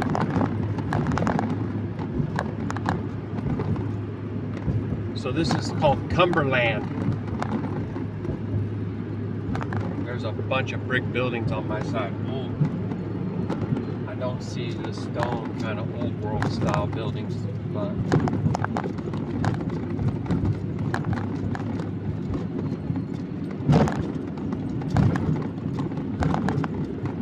gosh, what a crazy conundrum, all this on ramp and off ramp. You see that? There's one going down and one going up. Whoo! This is an adventure. Oh, cover your servant, Father. Cover your servant. This is crazy. They got an exit ramp right here that's 15 miles an hour, and it's just like the tightest turn. Look at how tight this little turn is that they take. If you can see it, I don't know. Alright, so I'm obviously not going to be turning on my flashers to climb. I'm just feeling just like the big brick now, because I'm not going to be able to accelerate up this hill. Man, if my truck drops down in here right now, she's going to be a hurting unit.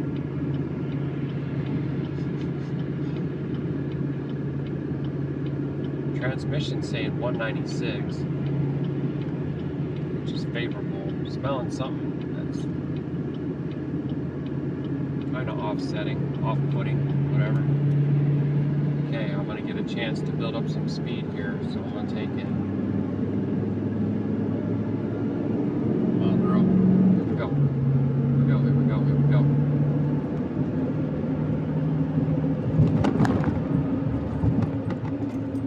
Neither one of the cars in front of me is wanting to go. I'm so confused by y'all. NPCs, Father. What's happening, dude? Oh my gosh, there's a Subaru in front of me that's going under the speed limit, and then there's a big work truck next to that that's going even slower.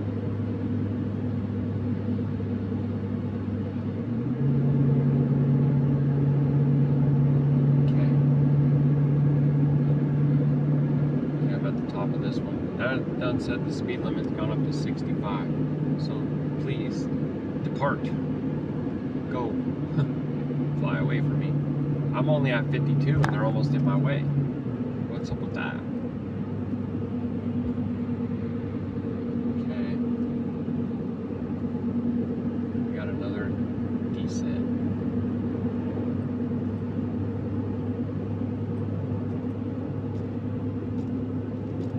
I find that this road,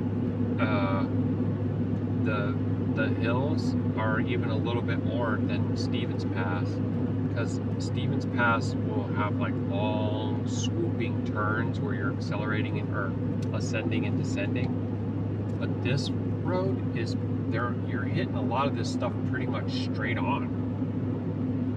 It's intense. Anybody out there who's a trucker, I know I got an Akuthi. I don't know if she listens to all the videos because they're long, but what's your thoughts about where the most intense grades are, ascents and descents that are you know tough on the equipment? I'd be really curious to know that. And now when I look at my Google Maps, it says an hour and 27, but it's red, and I don't know why it's red. Does that mean that there's like a road closure ahead of me or something? Like, why is the time red? I've seen it yellow too, and I don't know what the heck that's all about. If I get to a point where I can pinch and zoom out and look at my entire route, I might. Actually, maybe I should do it now. Oh yeah, see, there's a red part over here.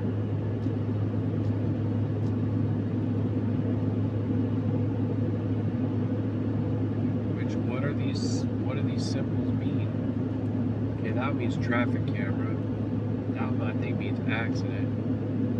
And that one I think it means like lane closure. I don't know. Alright, we got another big hill here. 65, 57, 58. I might have to let her take it. It's been a little bit since she pulled up. She's been actually like controlling our descent pretty well. The exhaust brake is working great on the truck. My temperature is showing at like about 200 there. I need to do another pump. So let's get another clock started. You're gonna have another view coming up here. Oh yeah, look at that. That's big old wide open spaces. Right lane's gonna end. Nobody's in it anyways. Doing great as far as the traffic goes. It seemed to have all died out when we left that little town in Cumberland. I said little, it's not really that little, but it's short distance for the interstate part. Looks like it goes a pretty well way north and south from there.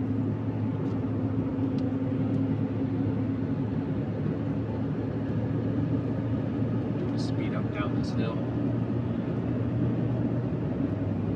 See if I can carry some of that momentum into this hill.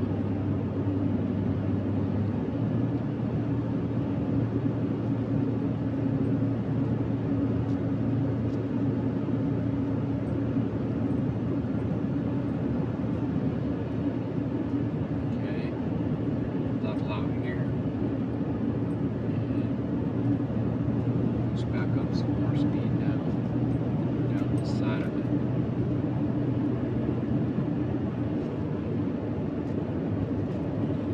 Oh, thank you, big rig. He scooted over one. That helps me out.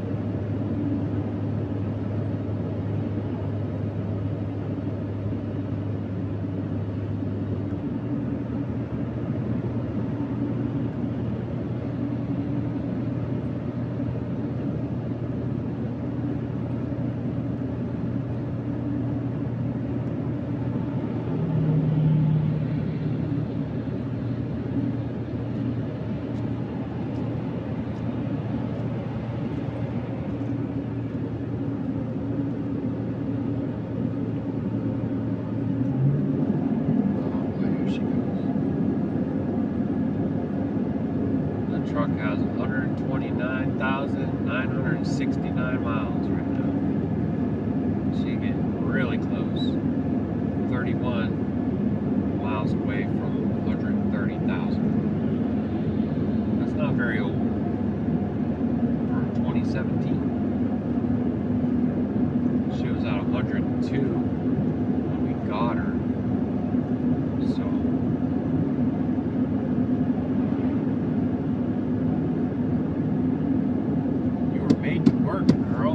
that's what you're made to do. Not to just sit in the pasture and look pretty. I think the truck did sit for a long time, actually. The previous owner had like some kind of health issues. I mean, this is what the salesperson was telling me. I don't know how true it is, but that's the story I was given about the truck. And obviously it's low miles for 2017 to have just over 100,000 miles. It's pretty darn low.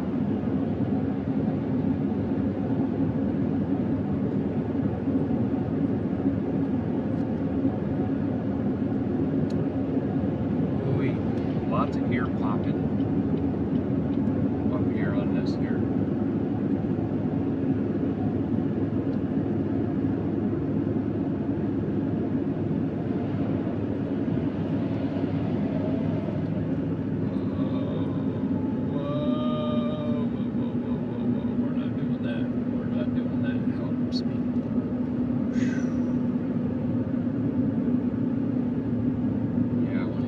Gets to fish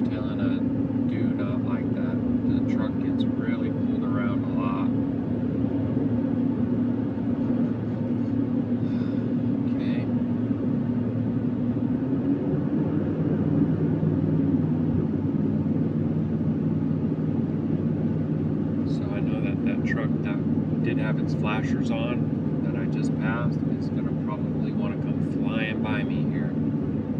So I don't want to get back over there and be in his way. But I might not have a choice because there's also a regular passenger vehicle in the fast lane.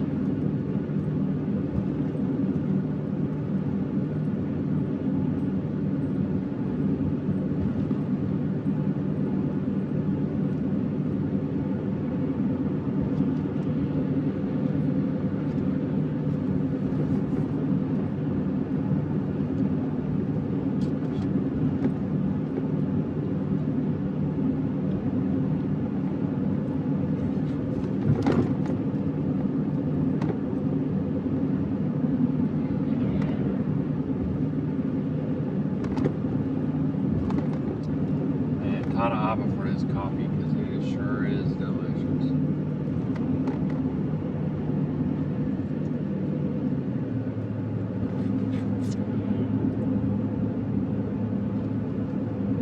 Alright, now's the time to try and get some more speed up. I'm going to try to get over because I know that this big truck, as soon as we hit this hill, he's going to start slowing way down.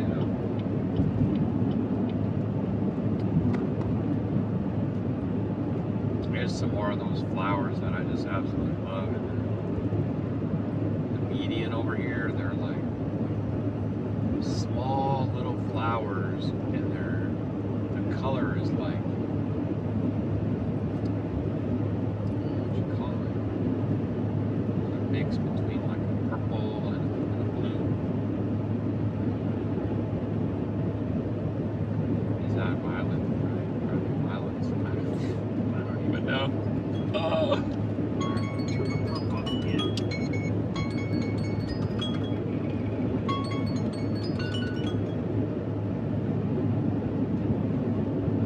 Right up.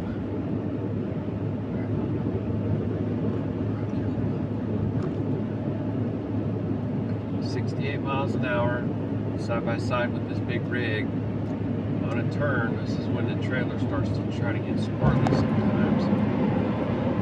I'm just trying to keep my momentum up because I think there's going to be another hill right around this bend. Oh boy. Whoa, whoa, whoa, whoa, whoa, whoa, whoa, whoa, whoa, dang.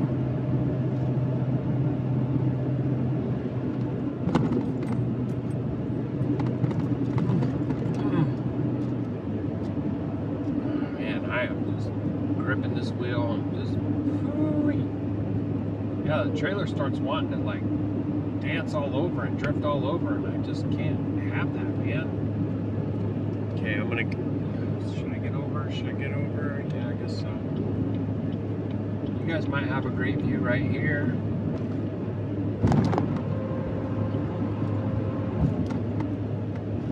There's another one. This one's really open.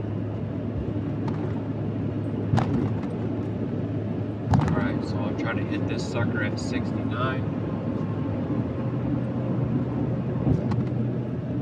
And 67, 66, 65, 64.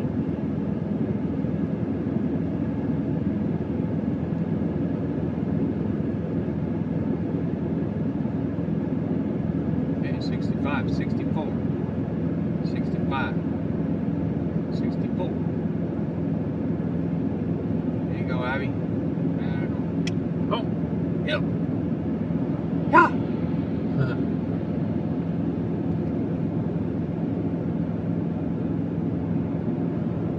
65. Still great. Transmission's at 196, so it's just going to start heating up. I gotta be a little bit careful. I don't want to drive her too hard. back a little bit. Pull back. Pull back. Pull back. Good girl. She looked great.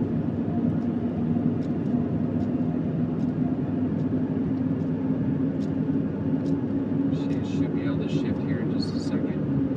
There she goes. Now I'm going to slide over because there's a big rig. Now we're starting to do the descension again.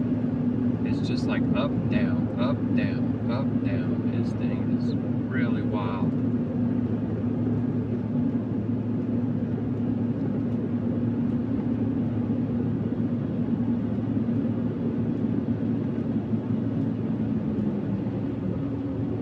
Actually, I'm gonna get back over because this big truck, he's letting it run.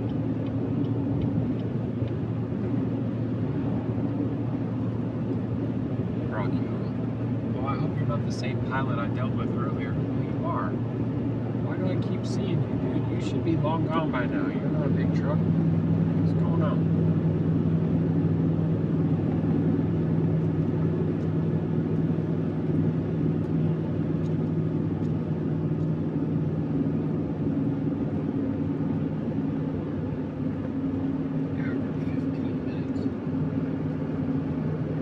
Yeah, see, now it's telling me that my ETA is 9:30, and if I left at 6:30, which I'm kind of thinking I did, then that's 3 hours, even though it said 2, I think it said 2:22 or something, 2, I don't remember exactly, but you see how it's going like a lot above what it thought the ETA was going to be.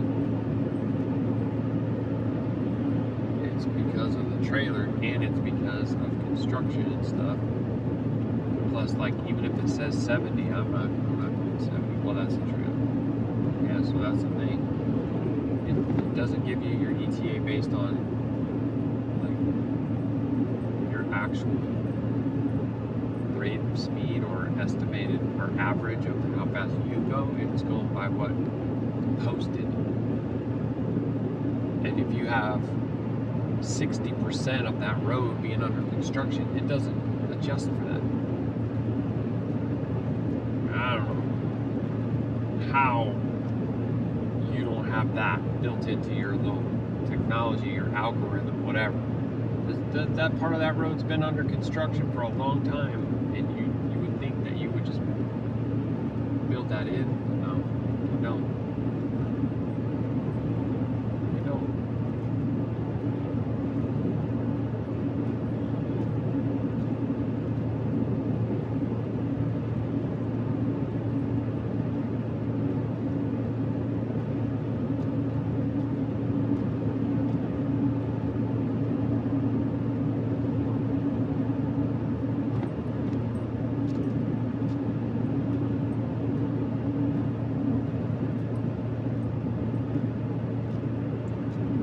Part of that was pretty hairy. I gotta tell you the truth. I was really gripping on the wheel,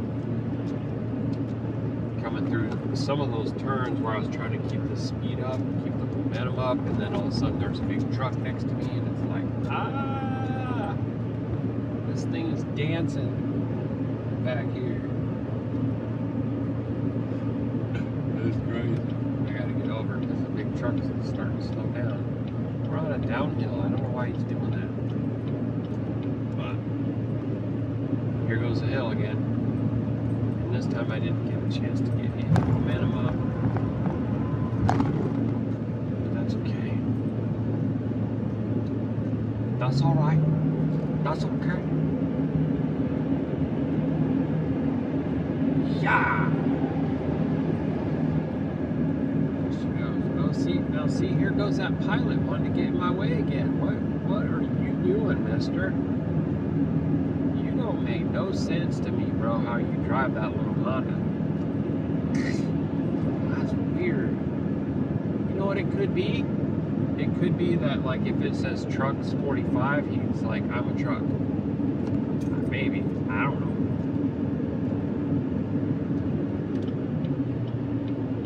Now I see a white something flying up my butt. Ford Explorer.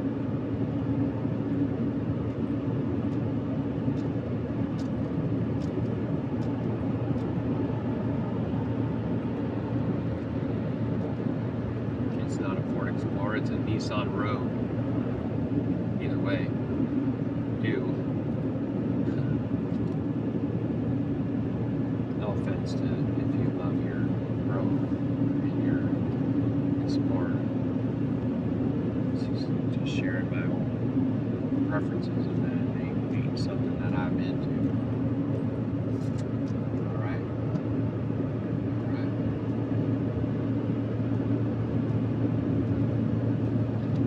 See, I come from a different, like, I could be like, ew, that's gross, and no one gets offended. People nowadays, they get offended over every darn thing. It's something fierce. Like, it's okay to disagree with folks. I mean, unless it's on salvific issues, but I'm saying in general, like, I'm trying to comment on the fact that people act like they have to. It's too complicated at this point. Every little thing triggers it. You know? Like, we can't even say the same types of expressions that we always used to say for decades because now we might offend somebody. I think it's kind of offensive when you come into a person's vocabulary and their diction and you start removing a bunch of the words and changing what they mean and all that. That's pretty offensive. I'm offended. Do you care? No, so you don't care. You only care if certain groups of people are offended, then you care. But regular old folks get offended. You don't care.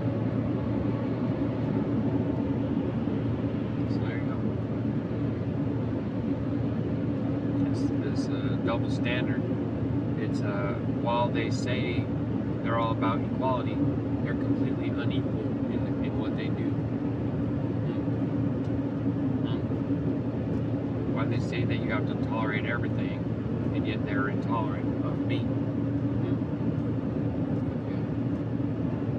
See, that's called hypocrisy, folks. That's what it is when you don't practice what you preach. And you want to accuse me of being a hater, but really deep down inside your heart's black and completely overrun with hatred. That's why you so desperately try to virtue signal that you care so much for this or that. But the essence of a caring heart doesn't exist in there. Because if it did, it would not discriminate. Yeah. There you go. An hour and 12 minutes.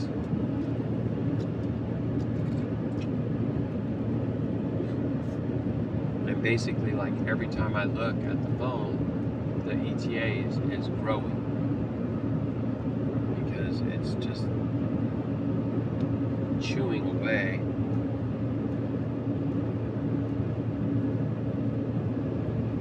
And how, oh dang, it's only 36 miles, but it's going to take an hour? Like, what kind of delay are we talking about here?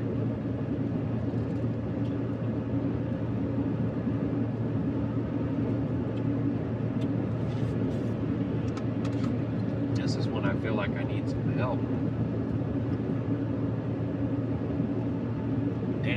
It's only 5:20 back home. I ain't gonna be able to get no help from my Yahusha, that's for sure. So, how can it be that 36 miles is going to take an hour and 9 minutes? What in the world is going on here?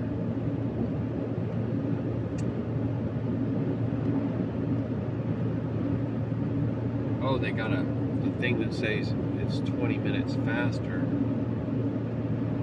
where you gotta exit and go around. Well, that's funny. It says Big Spring, like Big Springs, Texas. That's where I was born. But this Big Spring, Maryland. Indian Springs goes out and around. Dude, what is the deal with this situation? I don't know.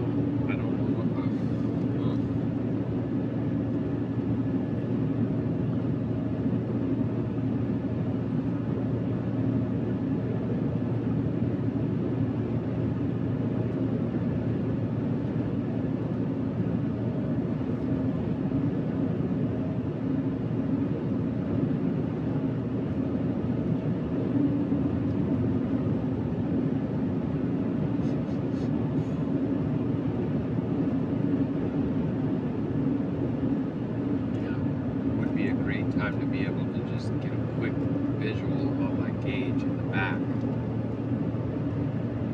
I don't have the ability to look at it without getting out, but it would be cool if I did.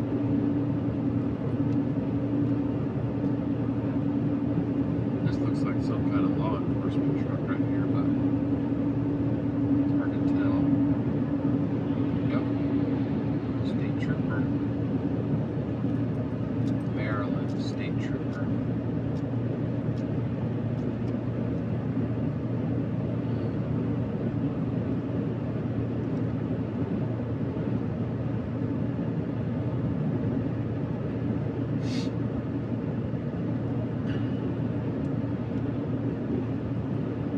So yeah, I have some concern about having enough fuel,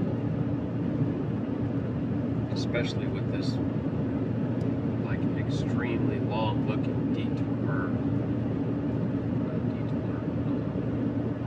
delay.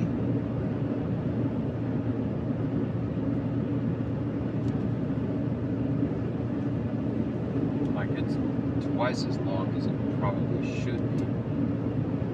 So what the heck is going on with that dude?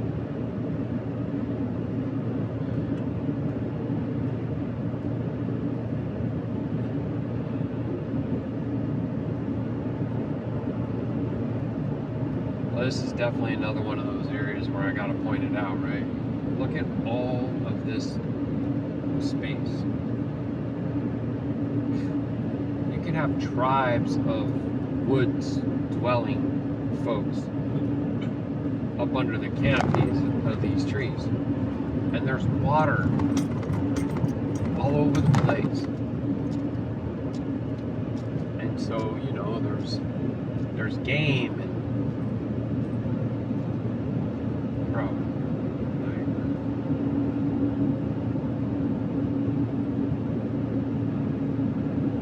sometimes it is kind of amazing when you consider that we traded all that for this.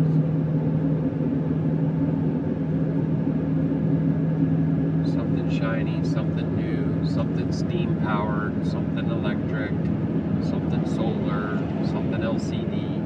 People are just like, oh, I need that, oh, I need that, oh, I need that, oh, I need that.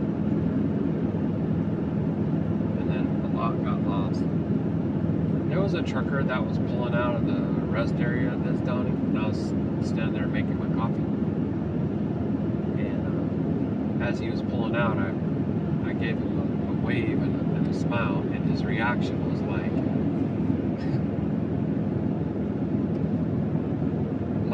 the biggest cheese-eating grin, you know, like he was like surprised and very well pleased and filled with guilt. His teeth all out.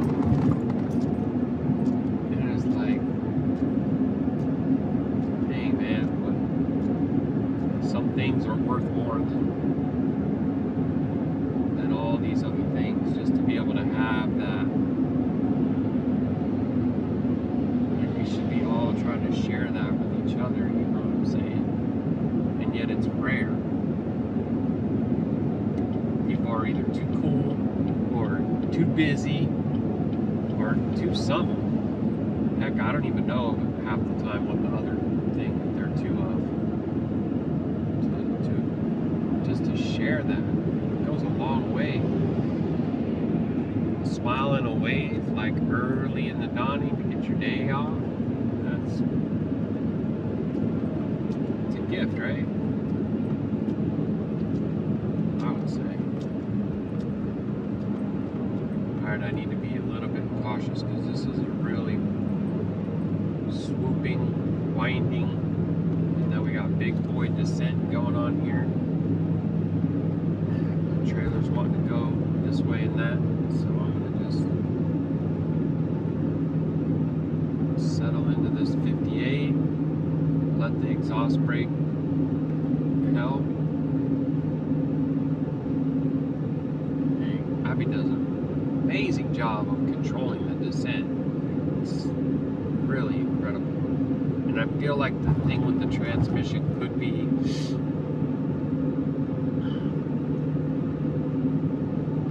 her weakest kind of thing. If that makes sense. I wish I knew more about it. Somebody might say, oh no, that's normal. Allison transmission's always doing that, don't worry. You know? Or someone could say, oh, that's a sign that you got band slipping, or not band slipping.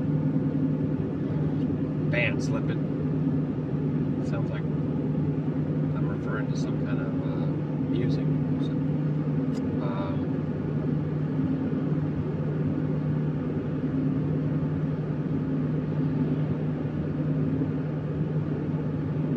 yeah, maybe I should do some research on that whenever I get a chance.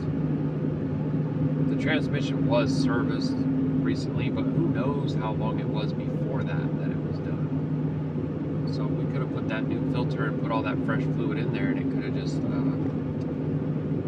pulled a bunch of junk out right quick, and it just needs to be serviced again. I don't want to do a flush. I refuse to do that. But dropping the pan and swapping out the filter and then putting all fresh fluid in there, I think is okay.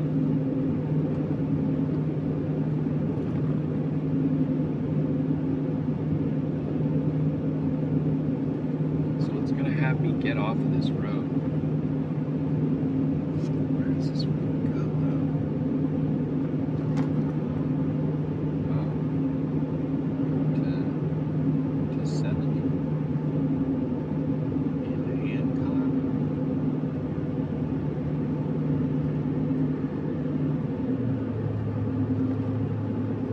See, now I'm really tripping, because why wouldn't I just stay?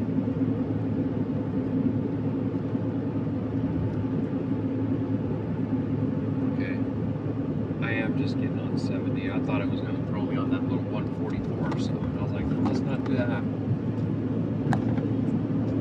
Okay. They make a really large touchscreen that covers up the more old school. I like the old school knobs and things like that, but I would also like to have a large map that's right here in the center that I can touch and not have to take my eyes off the roadway. You know, it's a thing that they'd say, oh, you can't have any mounted cell phone on the windshield. But it's like, dude, you're sucking me into your vortex there, bro. Don't do that.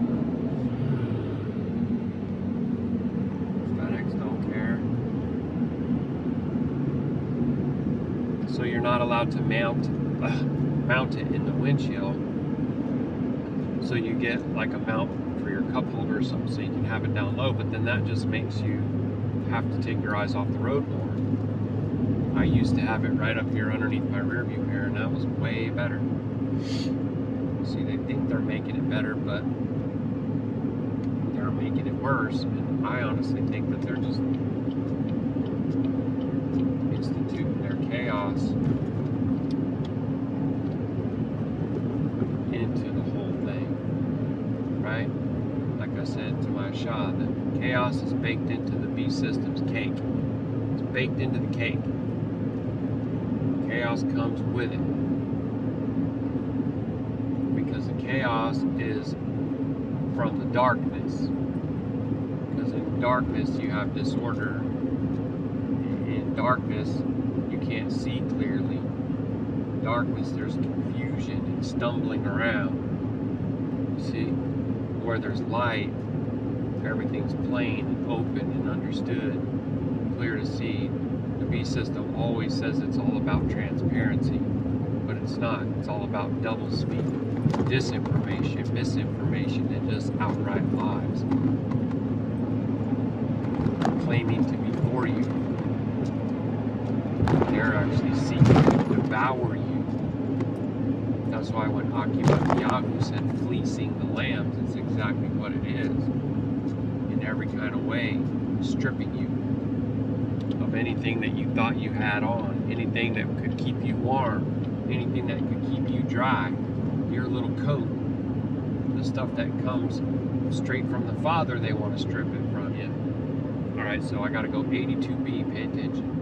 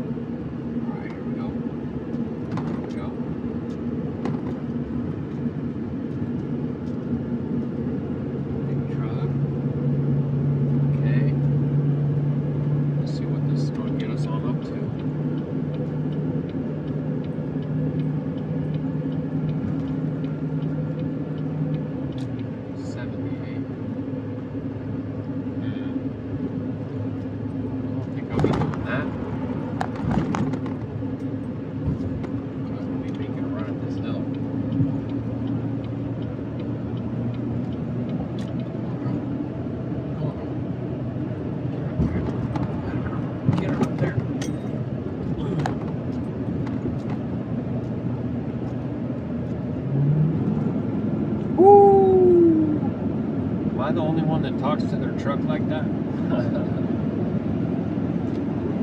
I doubt it.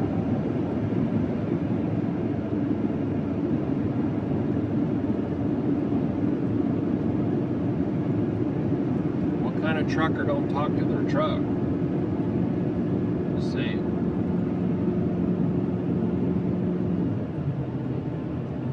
Alright, so now it's going to tell me that we want to try to get to this speed, so I'm going to let this trickle down.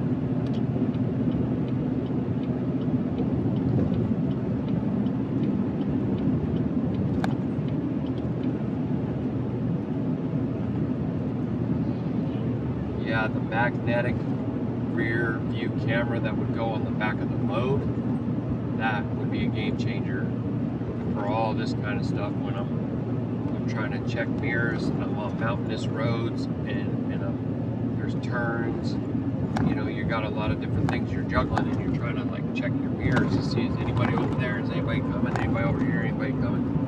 And when you have that view that's behind you, like I use it all the time when I'm bobtailing, I can see everything behind me with this type of camera that's on here.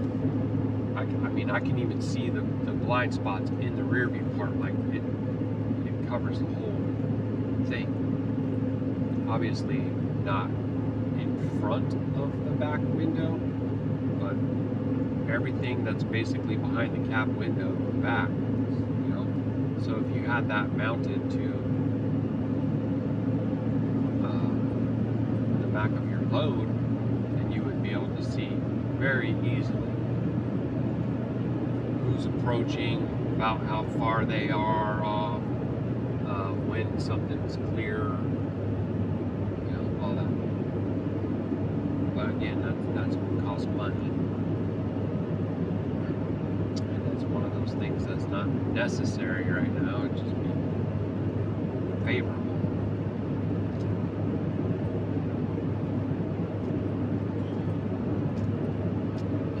So that means we ain't getting it right now. Or maybe ever. Dude, it's that Honda Pilot again, bro. Stop dancing with me. You should be way out in front. Are you kidding me?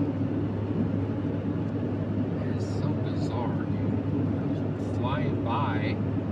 He had never had any reason for me to pass him, and it's at least 2, maybe 3 times that I have passed him.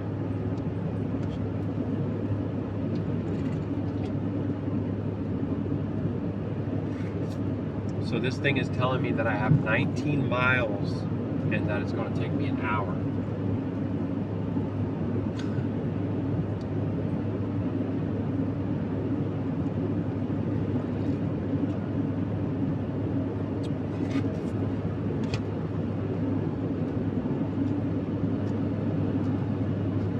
That's saying that it only added, okay, now it's saying it's 30 minutes faster. What's that? Lane closure. What's that? Lane closure. What's that? Accident. That says it only adds 1 minute. Okay, maybe it's this thing right here. What's this? That's just a speed camera.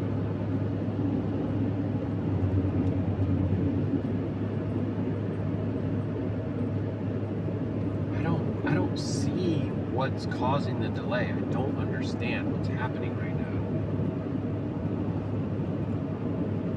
Should I be taking this? It's saying it's 30 minutes faster. Maybe I should just take it. Switch to it.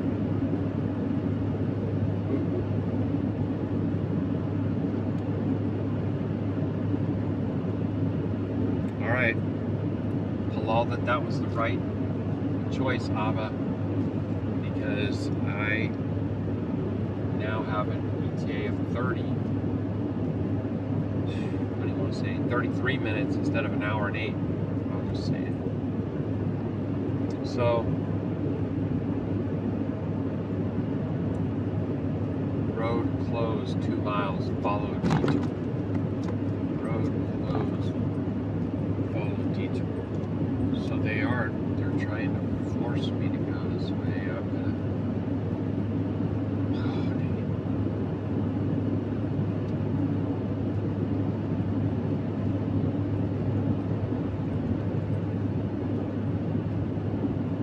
Exit 9 to the left, 2 miles. What in the world is up with that? That's so weird, that don't even make no sense. Okay. Father, please don't let the enemy steer me wrong.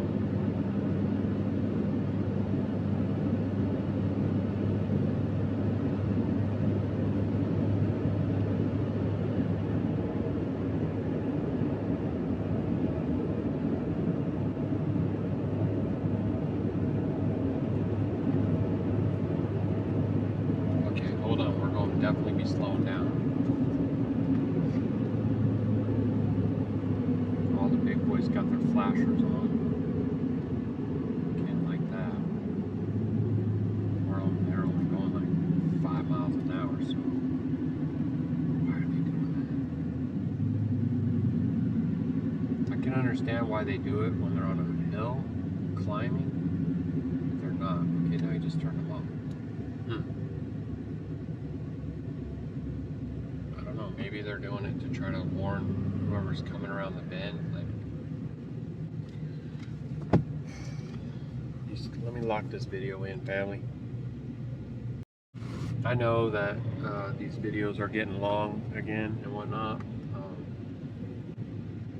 but I just let it run when I'm called to and click it off when I'm not. And so,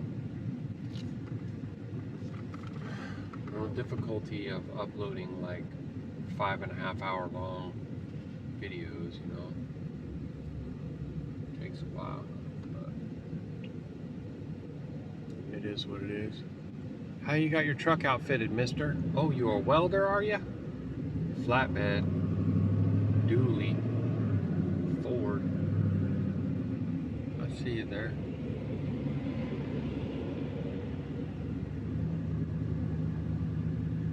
Some of these little tractors, man, they ain't even got sleepers on them, bro. Can't like that. I know they'll say, oh, it's just a daily driver, like they're home every night. I mean, okay. Is that really always true though? Do they always actually get to go home every night? I don't know.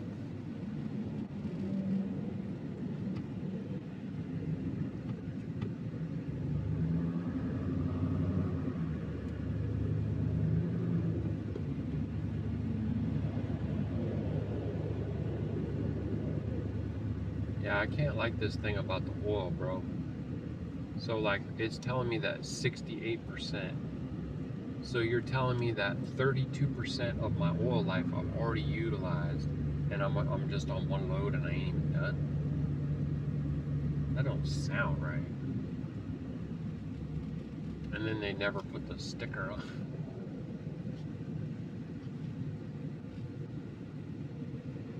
I never even put the sticker on there, and I don't remember exactly how much miles it was at when I guess I could go back and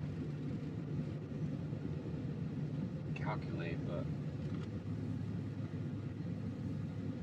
what I really probably like to do is come up with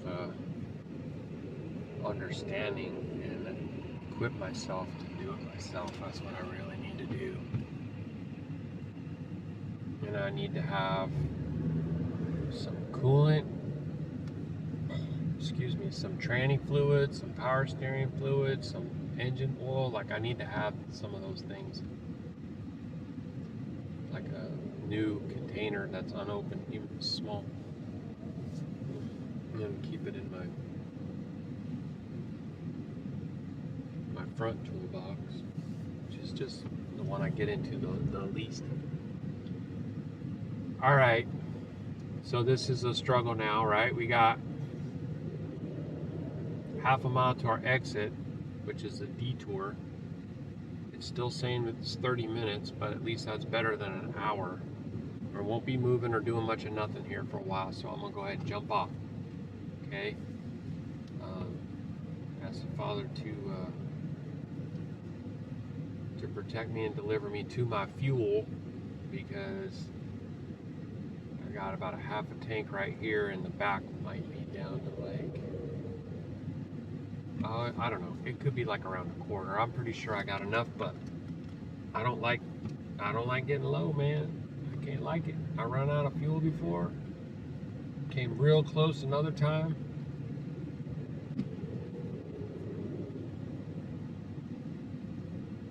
Can't like it.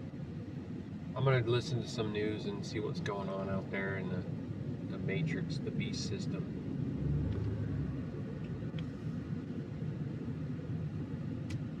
And I'll be back with you guys. Ahaba. Much love. Baruk Atah. Much favor from above. In Yahusha.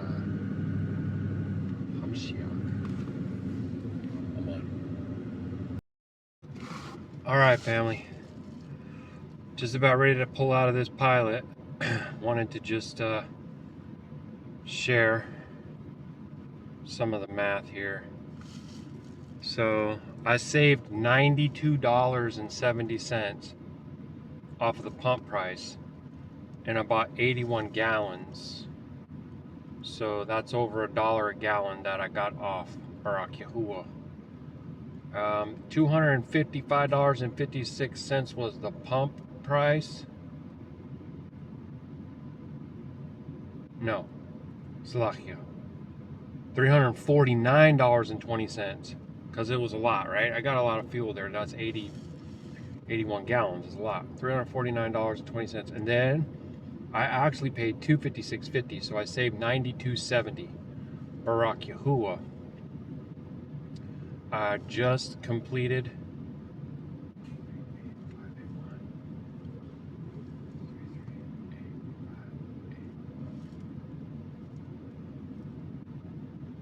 okay, so it's saying that I have 4 hours and 12 minutes, okay, remaining, and I have 8 hours to do it. Now, based on, so it's right about 10 o'clock right now, just about right 10 o'clock. So if I said 5 hours from now, 1, 2, 3, 4, 5, that'd be 3 o'clock. In 4 hours, I get there at 2 o'clock. That would be amazing, but I don't really think it's going to happen. Only Yahuah knows, because I dang sure don't know. But I do know that the tank is filled and the coffee cup is refilled, and I'm about to head on out. Baruk Yahuah. Baruk Yahuah. Okay, so I just heard, right, the Golden Dawn just threw another log on the fire. So if you remember the other day I was talking about in the trade war, the idea of some like back deal trading. So Trump is implying that Russia is trading through India, or that India needs to be punished for purchasing fuel from Russia and fueling the war machine. That's pretty ironic. And so he's going to increase sanctions to India within 24 hours unless they stop. You can see, I think you should be able to see an escalation here. You know, India is a huge market in the world, and their fuel relations with Russia being threatened, is to force the Russian alliances to stand up against the U.S. Yeah. So the veil of like, oh, this guy's got a lot of pride and he's got a lot of ego and he's gonna, like, they're not gonna call his bluff or whatever. I mean, they are gonna call his bluff. They already have. They already have, dude, and they already repositioned submarines and all this stuff. They're just escalating this. Like, you have to think about the communications and the optics and how they do a totalitarian tiptoe. We're really close to a declared war or some multiple attacks on U.S. soil that they have to blame. You know, the fried fish thing has to come into play now. They gotta fry some fish, and the masses will be deceived because they still think we went to the moon. You know what I'm saying? They still buying that Osama bin Laden story. You see what I'm saying? So anyway, we can count on that to happen. Trying to keep this thing straight. This is I-70 eastbound. I'm supposed to be going through Baltimore. I don't know exactly how far away that is. Quite a ways, but I wanted to make sure to try to get some of that on camera too. Oof. You guys can hear me in my spiritual weakness when I'm being tested by NPC overload. You know, NPC is really just another descriptor for under the influence. You know, physically, yup. Spiritually, yup. Mentally, yeah. All the above. That's the sealed right hand and forehead, marked by the beast, owned by the beast, thinks like the beast, does the works of the beast, doesn't even understand or comprehend how anyone could not. In fact, anyone who does not is just a conspiracy theorist, a whack job, you know, whatever. They even had that expression. Remember back in the day when they said, oh, a bunch of yahoos? Look at that. You see it?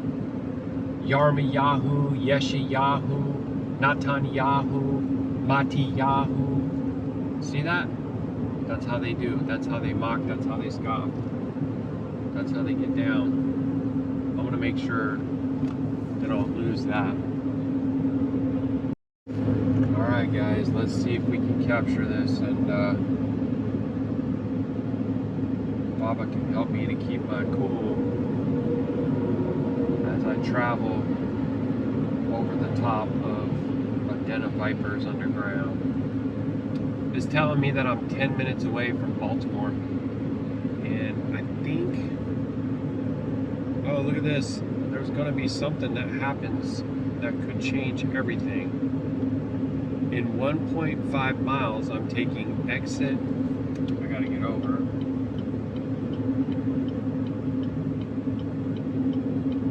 In 1.5 miles, I'm taking exit 91B, and it says to New York, or towards New York, obviously. So I'm not sure what that is. Porque yo no sabes qué pasa that Google Maps is doing to me. I don't really understand. Alright, but so it's given me 2 lanes that I need to stay in. So I'm in the second lane right now.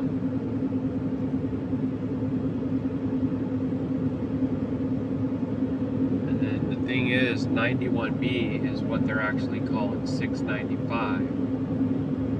So I feel like I'm gonna drive around the north side of Baltimore. Is that true? Yo! Okay. I did not know that. Thought it was going to go right down around the south part. See, I don't really know this area that much. I never really took much of an interest, like, no offense to anybody who's from this area, but... Okay, am I in the proper lane? Yes, I think I am. Okay, now the right one's gonna go south. Oh, hold on. It's a traffic jam. Like, they're literally stopped ahead of me. Oof. Dang, bro. See that coming?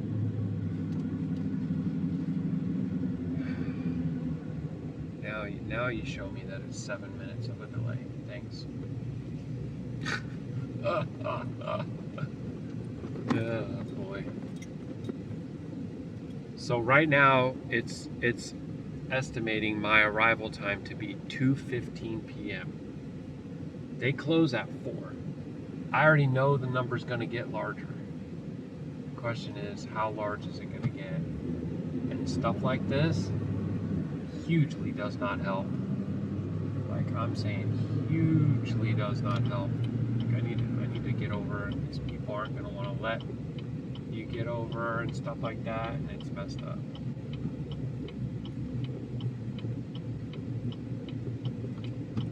I will run a little Toyota zip over. I will do it. Back there looking like the RoboCop from Terminator 3 or something. RoboCop, that's a totally different villain, huh? Ha! Anyways, you remember the shape-shifting Terminator that Arnold had to battle against, how he wore those glasses? Those are his Joe Biden shades that he's got on there, that's all. Anyway.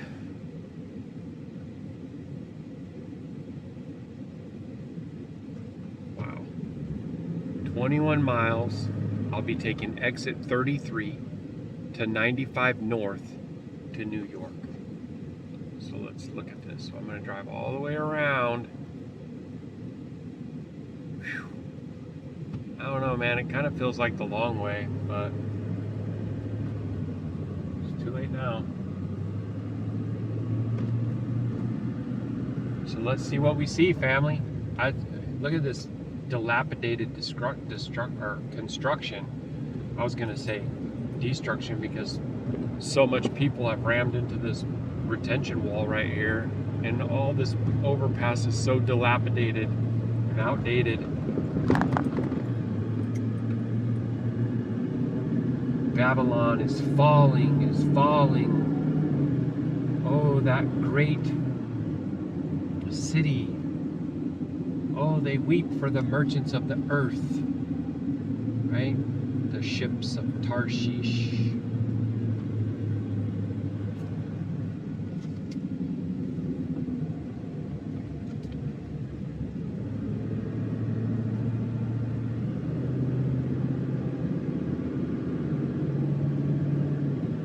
It's not really a matter of rocket science to know that what you're going to see is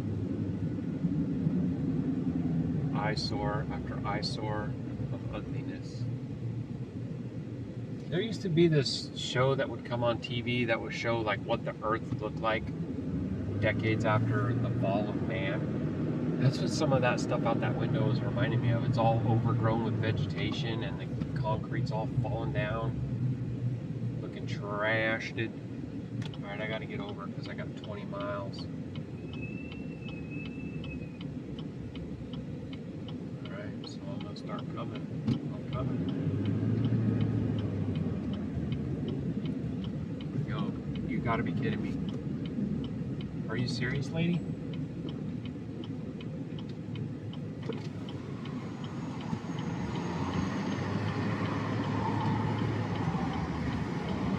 Wow, she seriously wasn't gonna stop.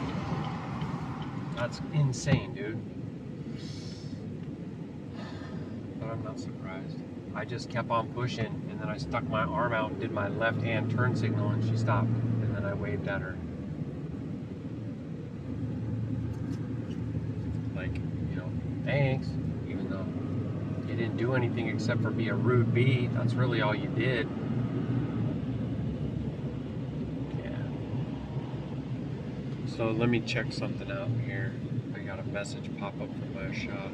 Oh, did she send me a whatchamacallit, like a reel or something? That's just not something I can do right now, my beloved baby. I'm so sorry. If this big truck puts his turn signal on, I'm gonna let him over. And you know, that just is what it is.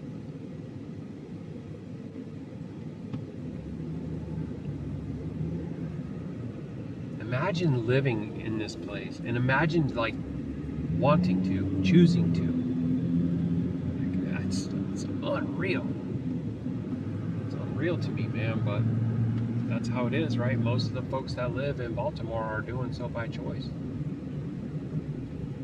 I mean, obviously there's going to be some people that are born and raised here and they can't like escape from the chains of the beast. They're slaves to it. Whether they want to admit it or not, bro, it doesn't matter. Every single person out here that says that they're free because they think they own something, you are not free.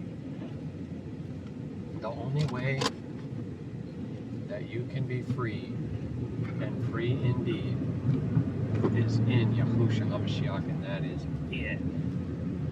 Even if you think you own this or that, you know what I mean? Like, if you just stop paying for that for 1 second, and you'll see this little Nissan that just cut me off, cut off that big truck behind me, and he shouted out the window at it. They don't care. They could care less, man. But they're gonna really care if the stuff that they want to go and buy at the store isn't available, and that truck is the one that brings it. Oh dang, he's like flying up on her bumper now. They're not in their right minds, man. They're just not. Okay. And the Google Maps asked me, is there still a lane closure nearby here? Yeah, duh.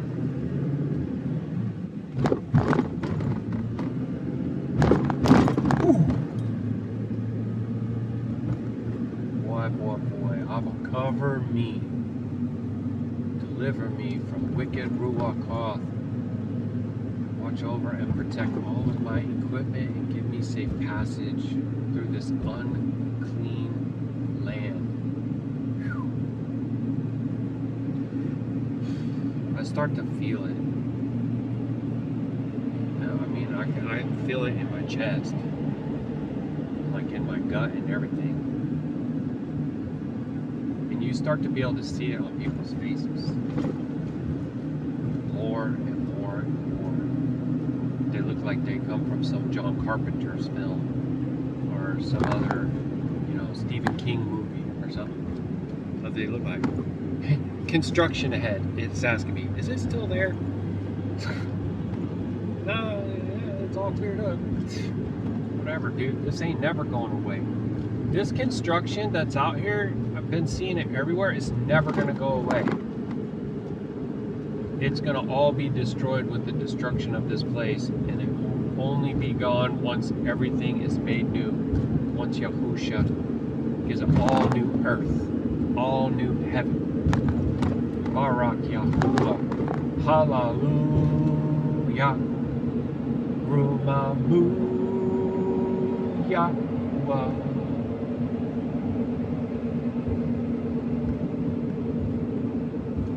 If anybody can discern the logo that was painted on the side of that cement truck, please let me know. I'm pretty sure it's Islamic, but I don't really know how to read Arabic.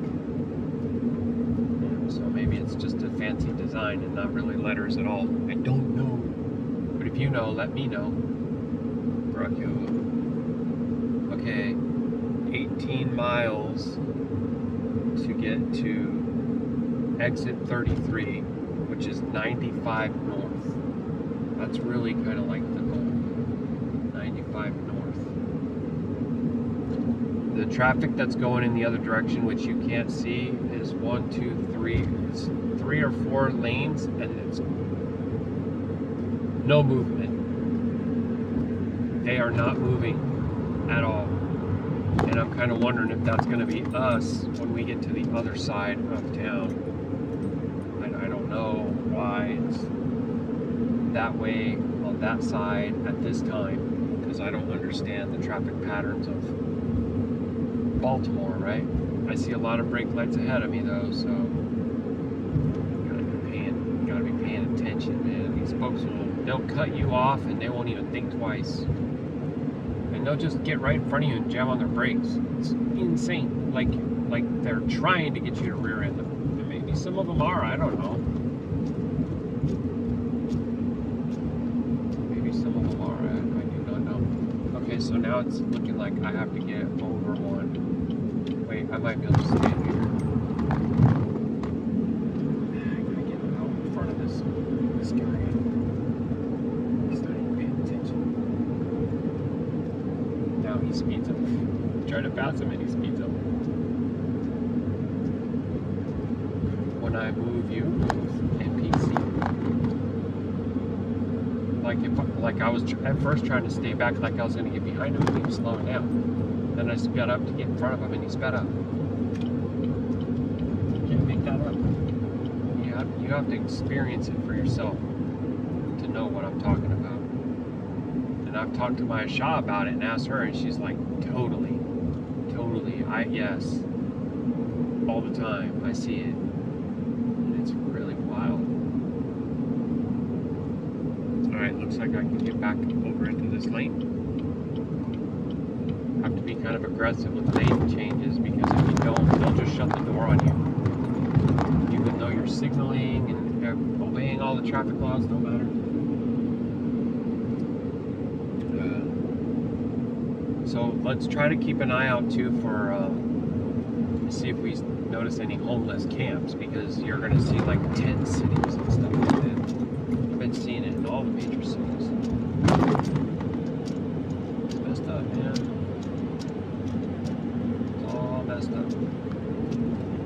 Slow down so this van can get out of my way. Anchor mechanical.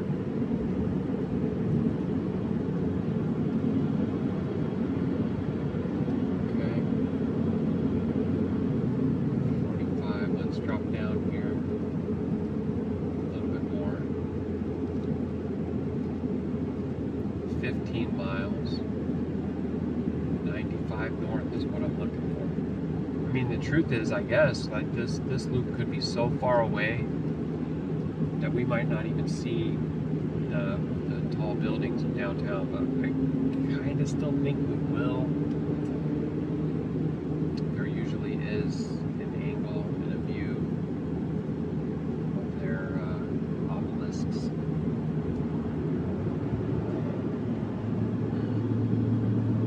Pointy skyscraper.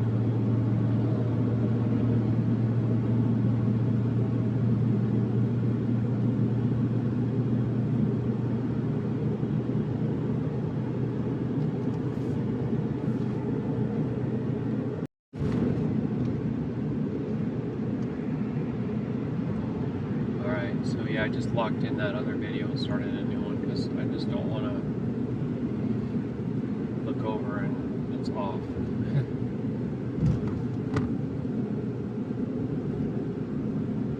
Just trying to ensure that those get captured and whatnot.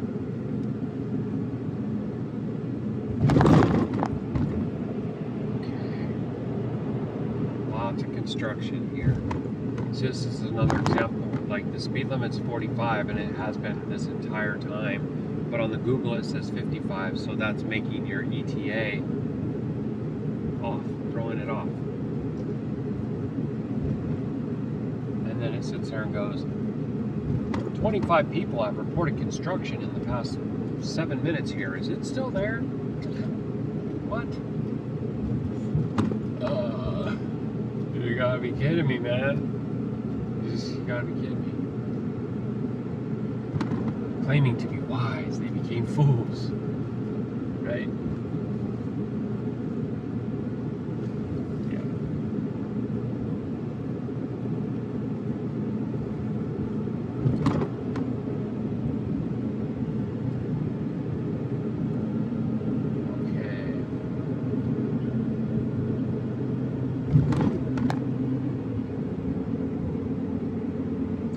kind of surprised that it's only 13 miles because it looks so far on the big map of the truck. But apparently it's not really that far, so it looks like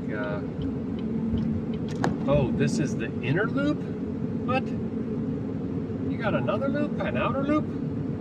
I don't know. It made no sense. Whatever. I don't get surprised when stuff don't make sense no more, man, because it's all chaos. If it makes sense to you, I'd be really concerned. If you can excuse away everything, yikes. That's the given over. Those are the given over ones. So don't cling to the tears.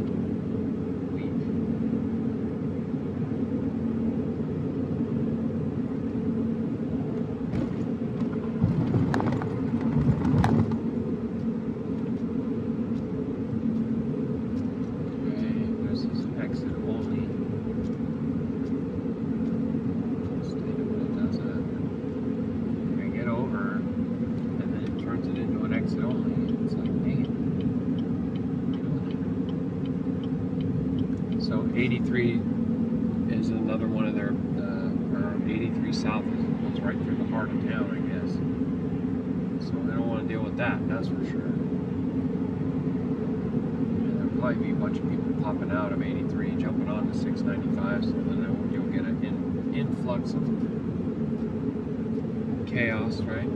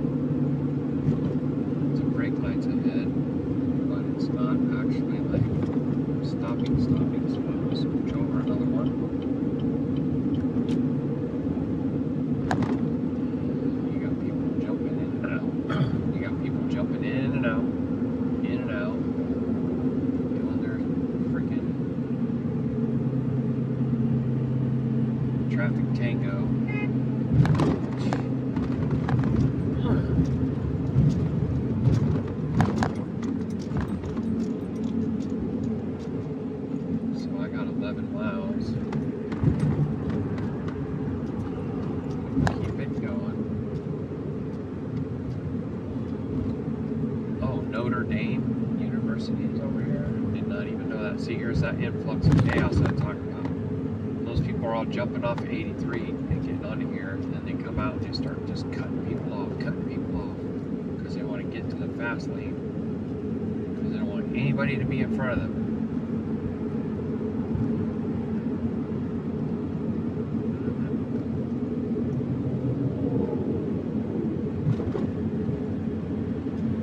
Oh, why is the check engine light on? That's not favorable. Shoot. I don't know.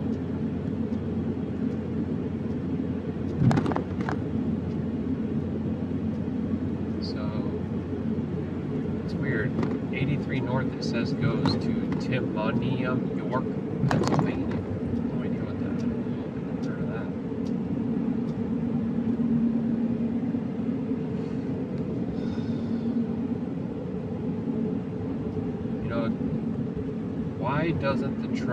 Why don't these trucks just, and vehicles in general, if they're going to give a check engine light, why don't they just tell you the code that they're going to display anyway when they plug a little machine into it? Code reader.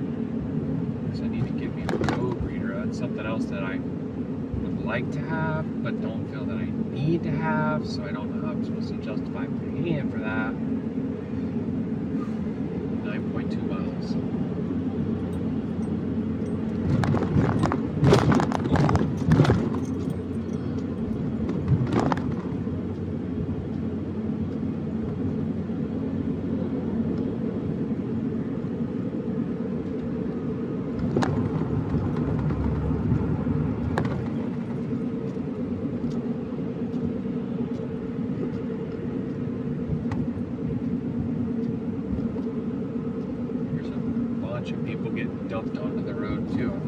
they're coming from. They come swooping out of nowhere and just jump over. This is why I don't want to be in that far right lane. This is where people are getting on and off, on and off, on and off, all that. Right now, the traffic is actually very minimal, you know? So, Baruk Atah for that. Definitely could have been coming through here at a worse time. It would have been unwell. So, give thanks. Everything's just like gray and hazy in the sky. Remember how much they were spraying before.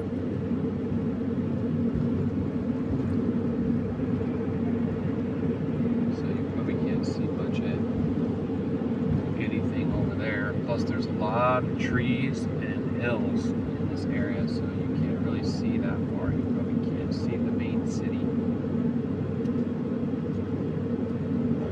Excuse me. We're down to 7 miles to exit 33 to New York. I think I got more messages from my Yahusha and I can't check them right now, my baby. Please give me understanding and patience because I'm in a war zone right now. Spiritually speaking.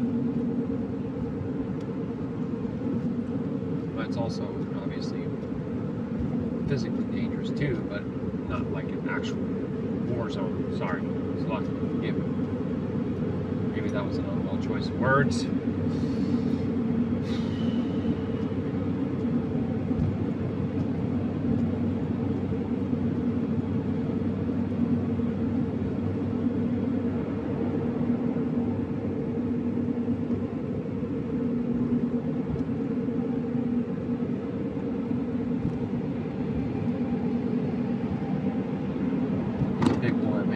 Pushing up in here. You don't even care. That's crazy.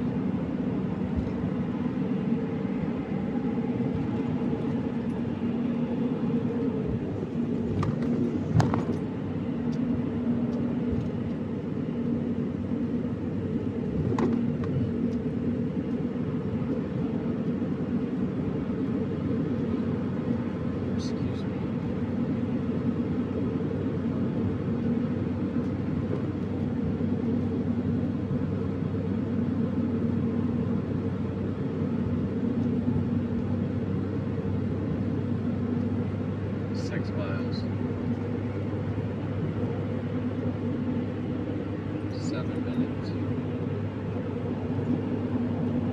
Exits to the right. I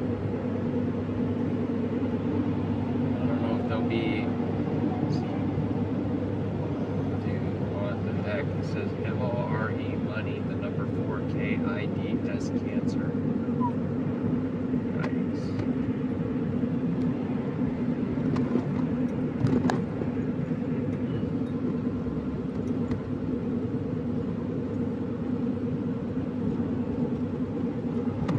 That's crazy.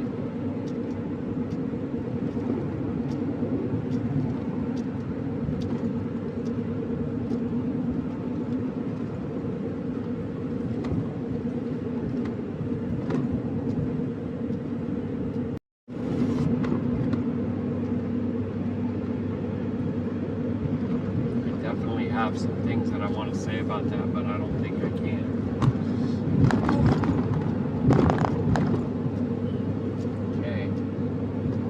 I might start getting over now. Maybe it's a little early, but it's alright. If it causes me to have to slow down, then I'll slow down. I don't want to try to get over and can't, you know what I'm saying? Okay, 4.5 miles. And there's that slow down I was talking about right there.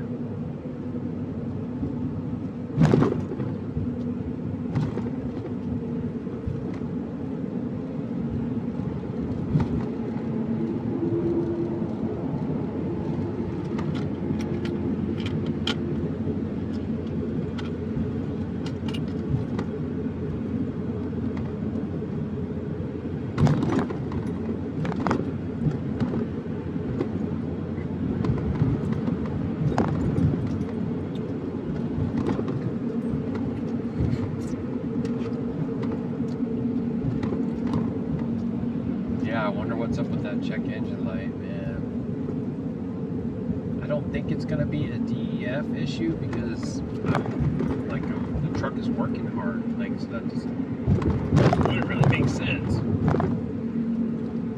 But I mean, there's so much different little components associated with all that emission stuff. If it just becomes normalized for people to delete it, then I can see how that would actually be really, really favorable. I just don't know if there's really enough time for us to receive favor.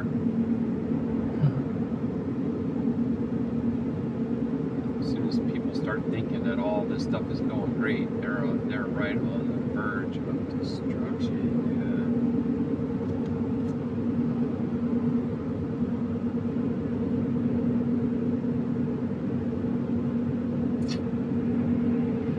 Okay, 3 miles. I would have to say that this has been a lot less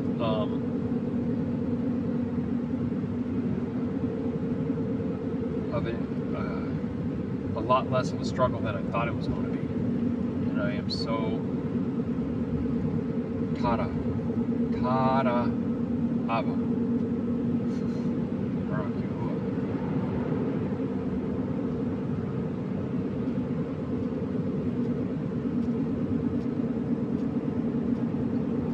It's pretty funny that the speed limit is 45, though. Ain't nobody doing that. There is not a single person in this entire area that's following that. Not even a little bit, you know what I mean?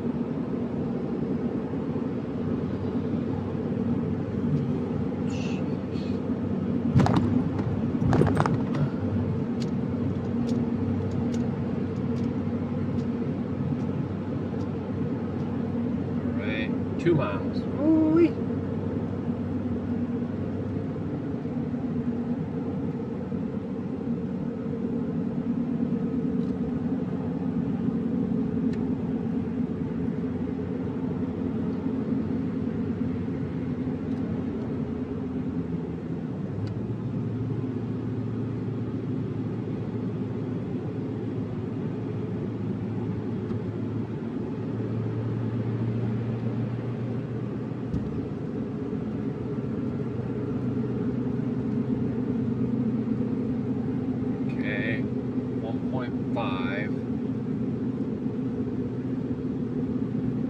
Don't get over now because that's going to be an exit. So we're just going to skate up a little bit more. We got 1 mile to go.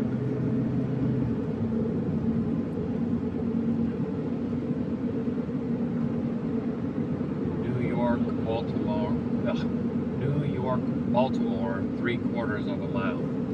That's that same 95 that goes all the way down to Florida, is it? You going to speed up? Press on your accelerator. Thank you. Go. Okay.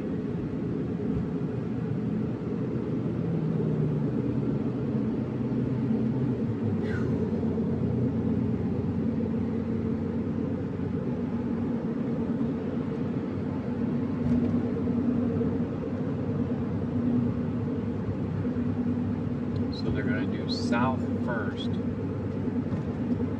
Or I should say south is the far right. I'm staying right here. This is the lane for the north.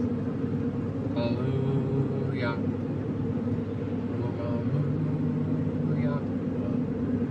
Thank you. Hallelujah. Alright. New York north.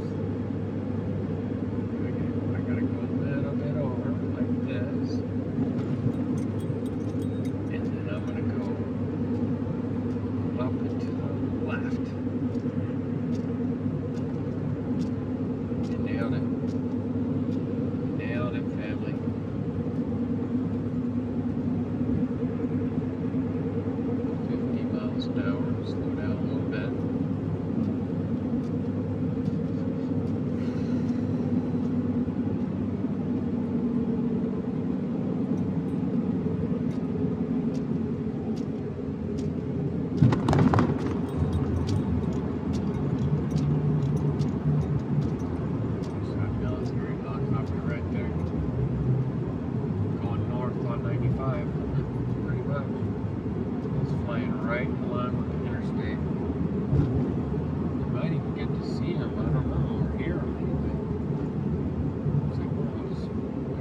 personnel type gunship, like a human. Still have those. Oh wow, this is a big one. Okay.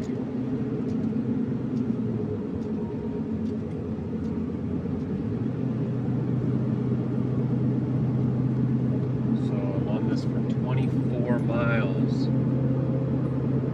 Really isn't even that long.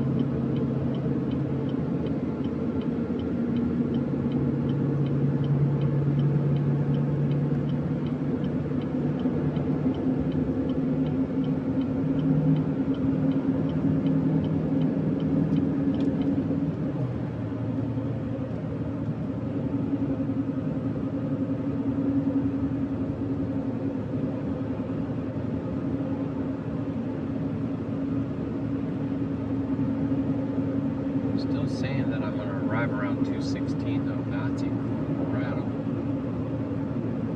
Thank you, Father. I feel that favor.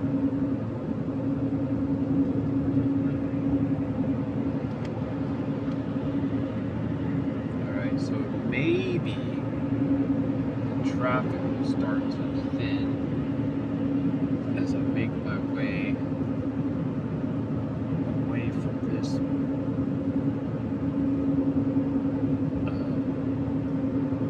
metropolis. Excuse me.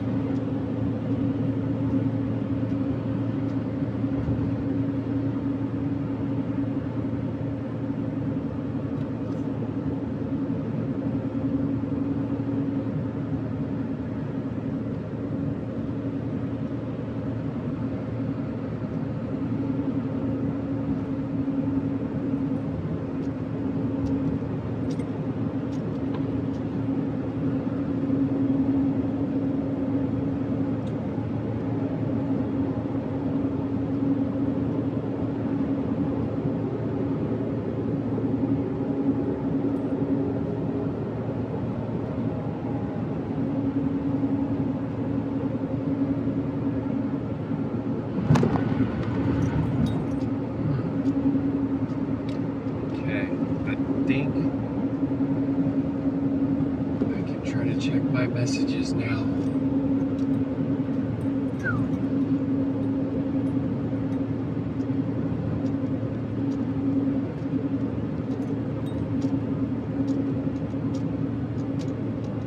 Oh, I kind of wondered if this big truck is going to want to get in front of me, and I don't. He's only a few feet ahead of me right now. He'll come over real tight sometimes. And there's another little moving truck coming up in the right lane, which I think is going to end soon, that right lane. A little bit too early. There's also a big dump truck coming down the on-ramp. Right lane ends in 1/2 mile. Yeah, we're not quite out of the woods yet. Huh. It's too large. I thought they were commercial aircraft, but maybe they're military. What are those? Are those drones?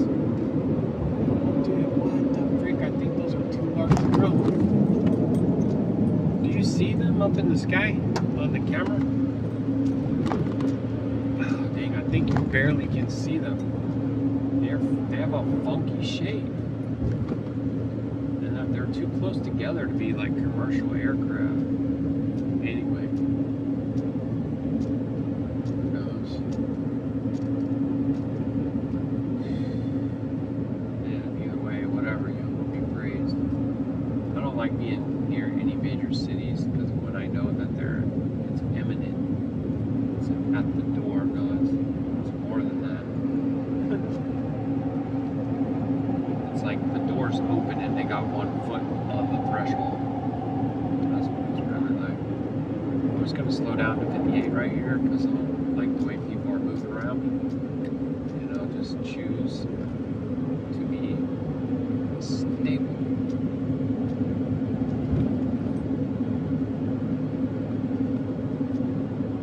Alright, so this other lane's going to end too. And we got to be back in construction, it looks like. Why not? Woo.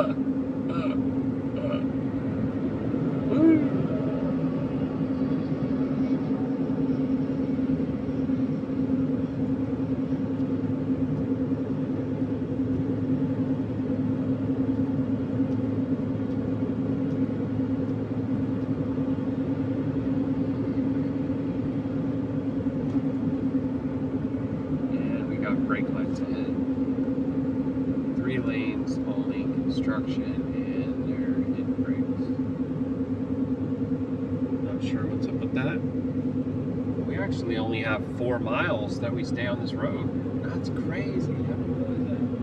We're getting on something called 152. Sure do law that that is a favorable road. You know, some of those roads are really favorable, actually.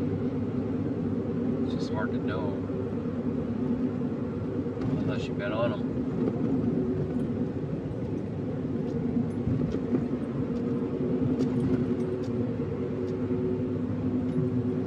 Excuse me. Big Gunpowder Falls. See what you get for a view, guys. What do you get? What do you get? You get some rocks and some water going up. Little bridge.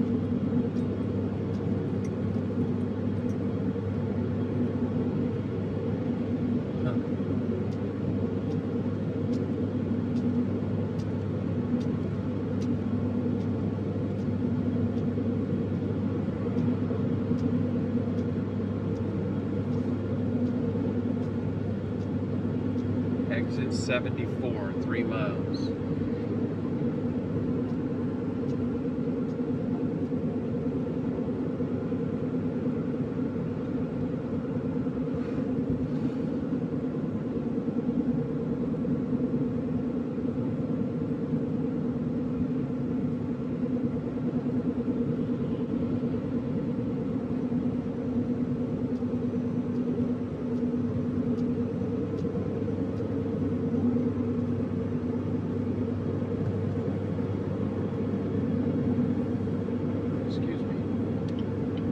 I'm going to slide on over because I'm exiting 2.5 miles, and I think there's a chance that this lane will remain.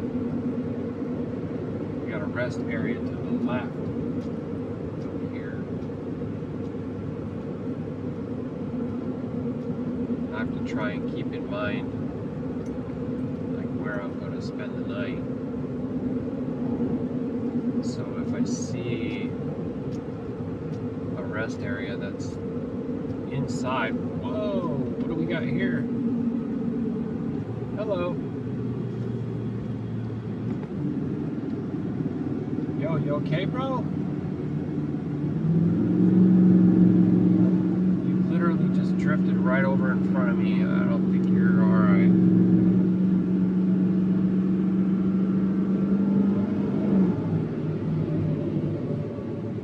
He's slowing down.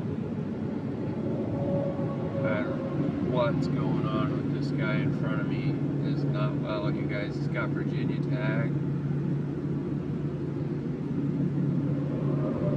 I mean, bro, this is like pretty trippy.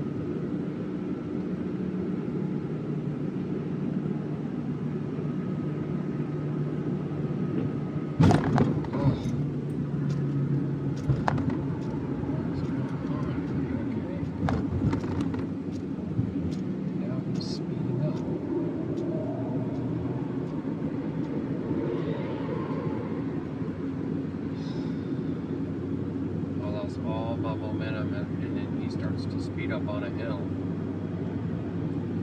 So it's okay. I got like a mile left.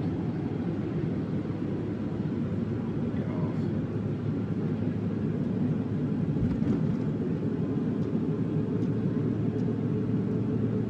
I'm so sorry, my honey, my baby, that it's taking me so long to get to your message. I know that you'll say it's okay. I just want you to be safe, but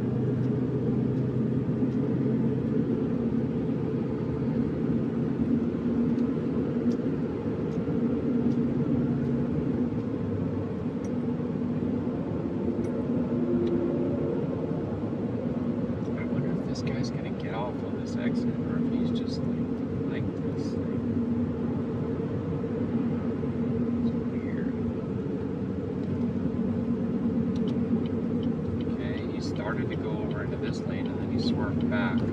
like medically not okay. I'm serious. I don't know what to do about it.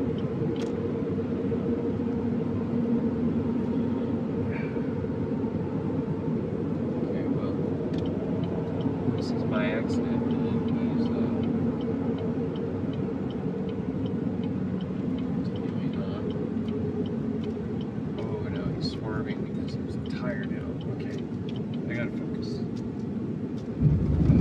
He's telling me that I'm gonna go straight. Oh, there's a roundabout right here. Dude, I don't want to deal with a roundabout now. Are you kidding me, man?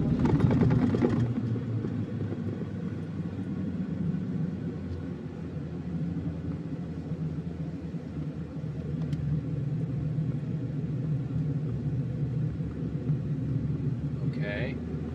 And then what? Okay, and then what? Straight? North. 152 north. Okay. Oh, it's a sharp turn right here.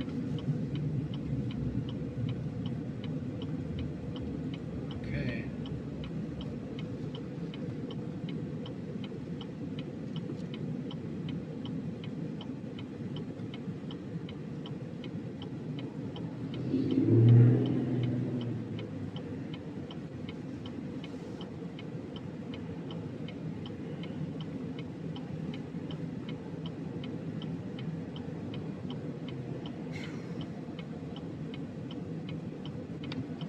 Hours, guys, come on.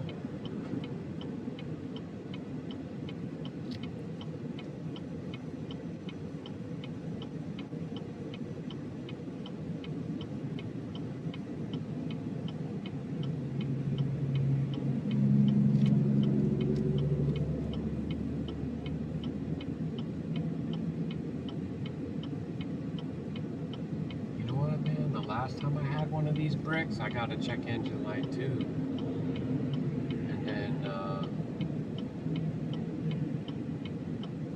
Next day, it was just gone.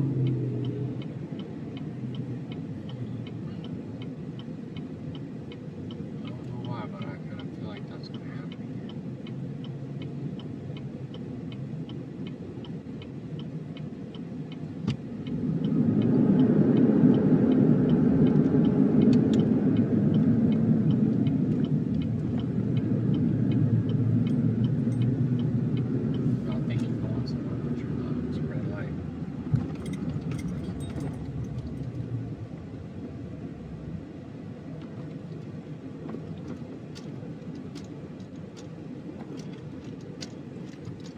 Trailer brake is like really pretty down. I might actually back that sucker down a little bit.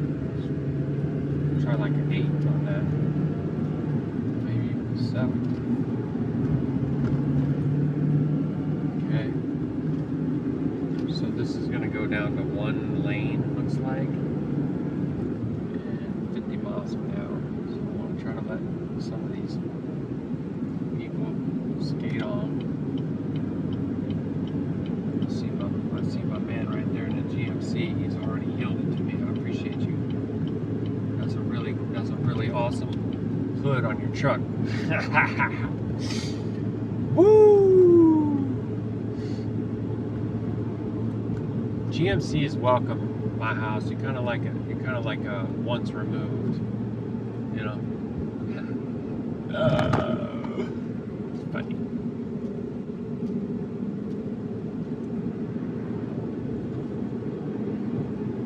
Chevrolet, come on in.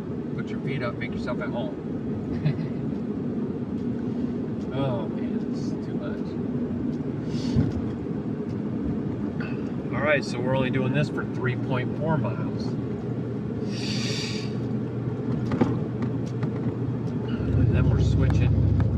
Sorry about that. Then we're switching to US 1 North. US Route 1 North. Wow, dang, that's starting to feel like I'm getting up by a beach or something. I see it. I see it on there.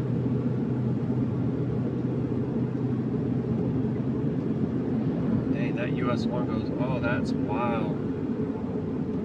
we playing around with Philadelphia today too, family? I don't want to really play around with Philadelphia. I don't got no love.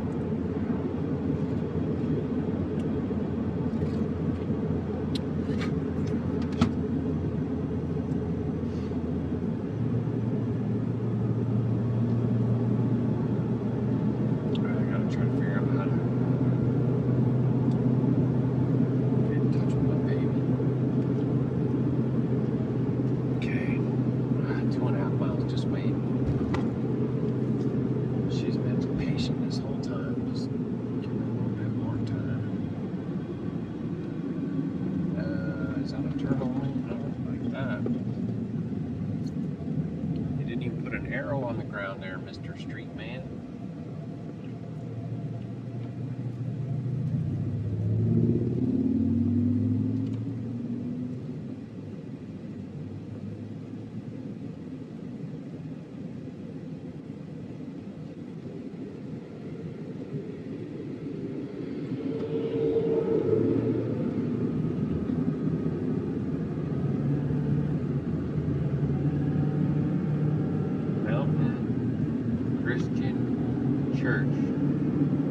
Shalum Road.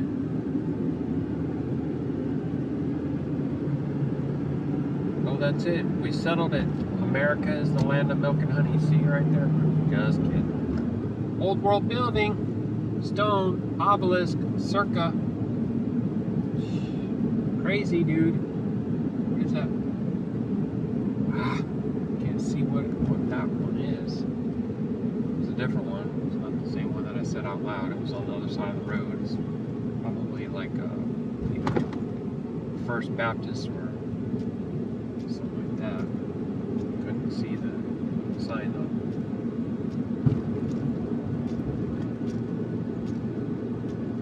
Okay, 1.5 and I'm turn right.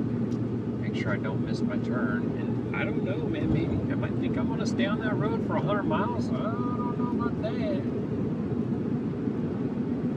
We're gonna go through this light, so let's keep this light green. Give us safe passage through the stale green light, 8 stale green lights. And there, just turned yellow, and we are through Baruk Yahuah.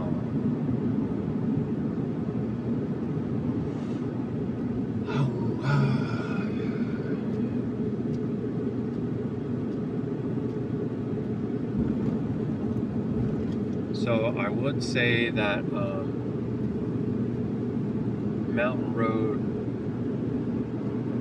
Maryland 152 is Qadash so far. Now let's see what's up with this Route 1. Less than 1 mile. Looks like we need to start slowing down here.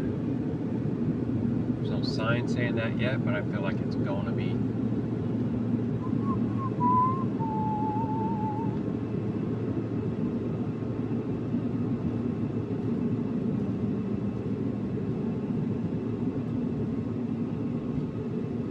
And 20 minutes.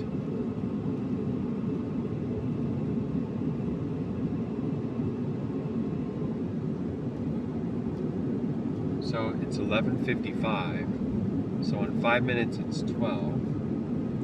So that's 2:05 plus 21. How they get 2:15? The math is not mathing down there on that estimated ETA. It should be. Oh no, dang, sure is 2:15. That's crazy, dude. Our ETA hadn't really even changed from what it was. Alright, and I gotta turn right at the light. Is that what this is? I'm pretty sure. Let's get on over. Thank you, sir. Sorry that I don't know my way around your little town that well. Just got here.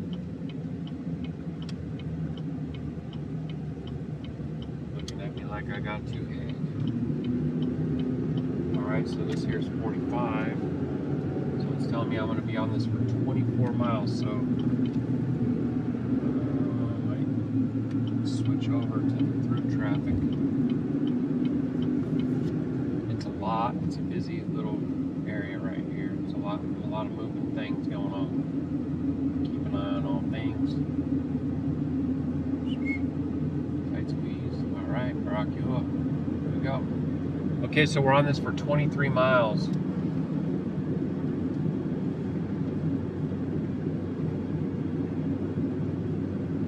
Yeah, exactly. Ooh, big city. But I'm out of the big city now. I'm on something called Route 1 for 23 more miles. So, yep, all is going well. Got out of Baltimore unscathed. And sorry I ain't got a chance to check out your funny video there yet. I love you. Mwah.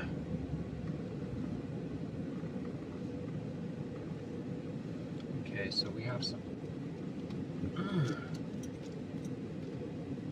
some traffic delays up here. Not sure what they're regarding. Looks like there's going to be construction up here as well. And it looks like I'm losing my lane. So I'm coming on over, even though Mr. Ford don't like it. I can care less. I seen how he operates. Jerk. Look, here he comes on my other side. Look. See?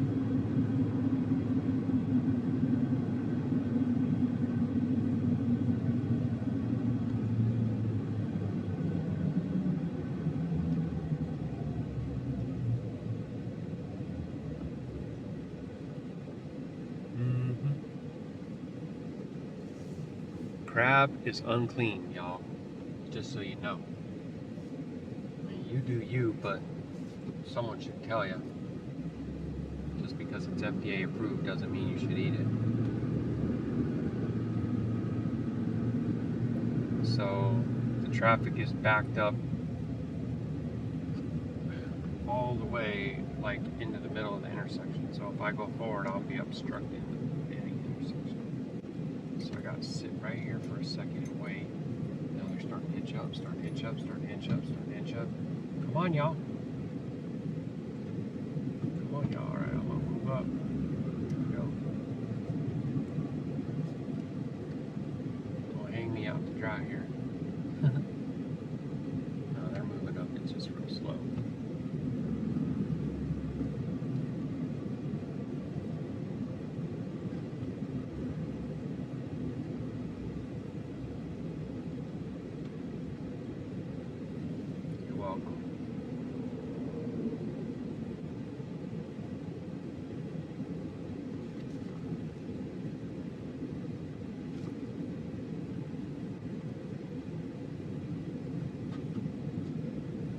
That little trailer right there, you can get Dad's Classic burgers and fries. Seems like a pretty cool little trailer to operate out of. See, that's another thing, man. When families come together, we could get us like a food stand or food truck. Think about what we could offer to the people. Qadash food that we raise up right on our own land. You know what I'm saying? Like, dude, pasacos is a thing. It's a for real thing. Like, you could have roasted lamb on unleavened bread with bitter herbs, and you could just sell that sucker as like a gyro / taco. You know what I mean? These people want something fast, convenient, and delicious. Well, they could have all that, and it could be well for their body too. It won't be full of chemicals, preservatives, and all kinds of different unclean things. So, I'm not saying that we invite them to Pesach. I'm saying that's something that we would offer regularly. You know? You come up with a few menu items that you regularly offer, like the burger. See, I'm a fan of the burger dog, and which would be kind of like a hot dog, but made out of burger, all ground beef burger patties. Like, just make it round and, you know, like shaped like a hot dog. I don't know, it's just an idea, just thoughts. And this could be ways to generate revenue that's needed to pay for things like the mortgage and stuff like that, you know, or maybe fuel that, you know, that you need. You could probably come up with quite a few different ways to earn money and whatnot. Oh.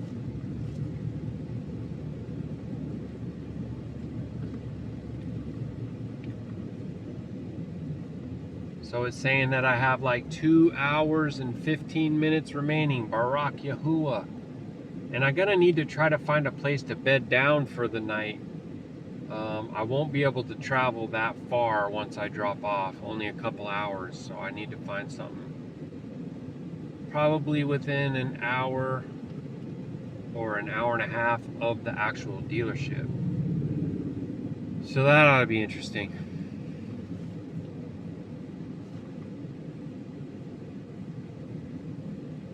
Oh, I got to do my check-in call. Okay, let's do that right quick. My load, my Delaware load, my check-in call, send. Sometimes it comes back and goes, error, unable to determine your location. Check-in call, I think it probably used to be something that you'd physically call, but then it got changed to just something you click. Clickety clickety.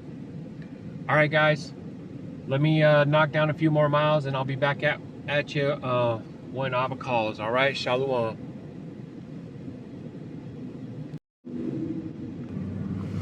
It's weird. I saw a sign back there that was talking about way station. Okay, here it comes. Oh, way station on this side.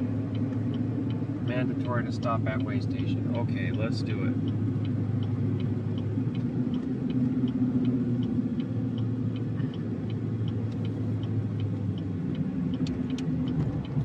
All trucks must enter scales. Obey lane signals. Green arrow. Ooh, ooh. Hey, maybe I'll actually get to see how much we weigh this time. This one looks like you stop. I don't know. Fully forward slowly.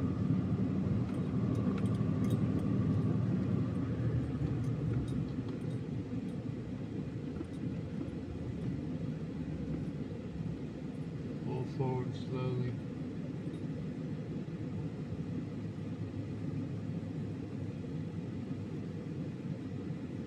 Exit. Okay, now you got me having to make 2 sharp turns, which I do not appreciate, but whatever. I didn't get to see how much we weigh, and it's very difficult to see. Looks clear left, looks clear right. Get on up. Okay.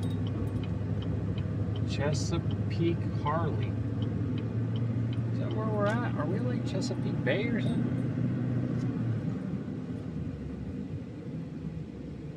Yes, Mama Bear, you can. And let me know about those eggs. You can do that too, but I want you to try to use money directly out of the EDCU.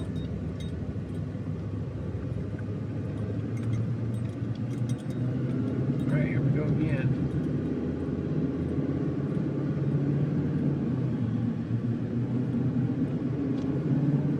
And this is 50. I need to get the speed up because we got a steep hill right here very well.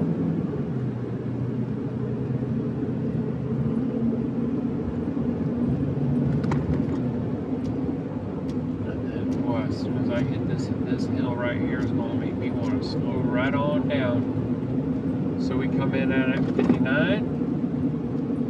and 58, 57, 55, 54, 52, 50.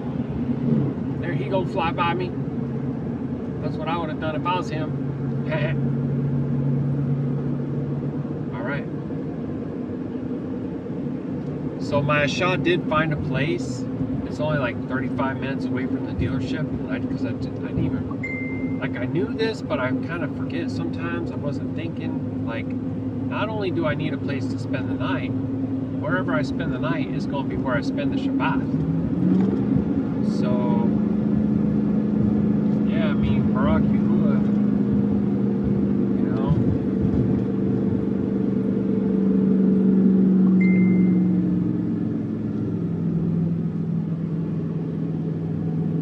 Oh gosh, this guy wants, I don't know what he's doing. Like, I don't know what he's doing. Okay, he ain't doing nothing. You guys do see that the speed limit's low through here, and we got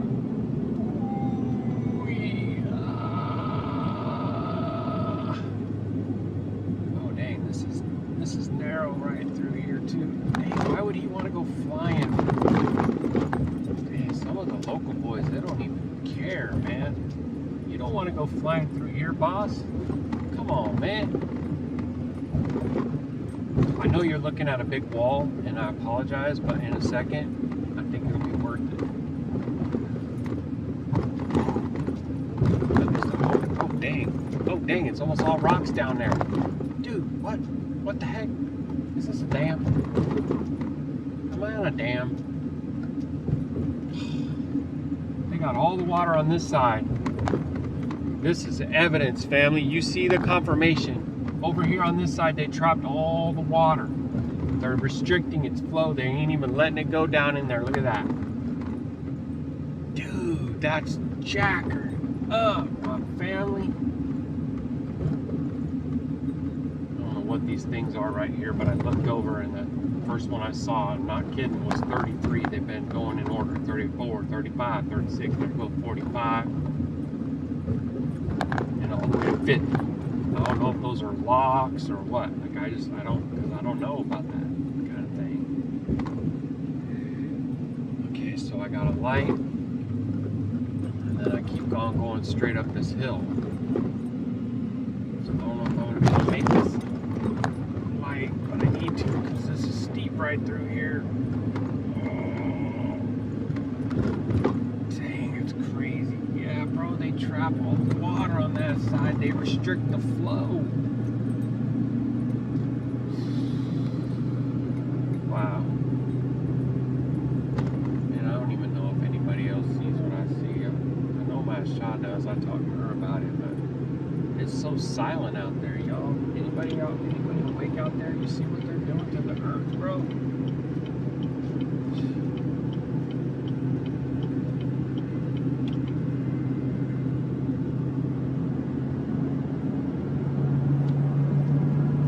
Sorry, my baby. I hear the phone dinging, but I can't check it because I can't check it right this second. And I know you're not expecting me to. I just get anxious. So I'm gonna try to check it here as soon as I can. I'm only on this road for 4 miles, and I'm gonna switch it to 273 east.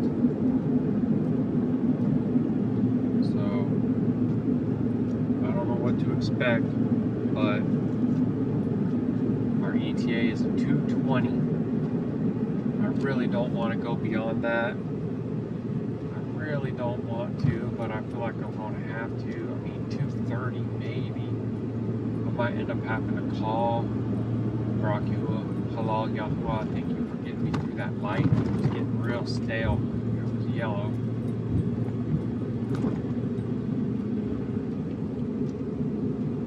Rising sun. 5 miles.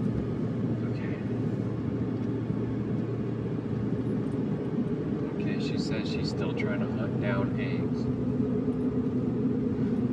I'm gonna give it like a little like just so she knows that I've seen it, but I can't really like answer. I got 3 miles. See, and it tells me the speed limit's 50, which is cool, but this road is up, down, left, right. There's no visibility from, I can't go that fast with this load on. I mean, somebody pulls out in front of me, some little old lady or something, some young girl driving, whatever, I can't be responsible for like somebody getting hurt because I can't stop because I have so much weight on right now for this truck. Not compared to y'all big guys, I ain't trying to say that. I'm saying for this truck, it's a lot of weight.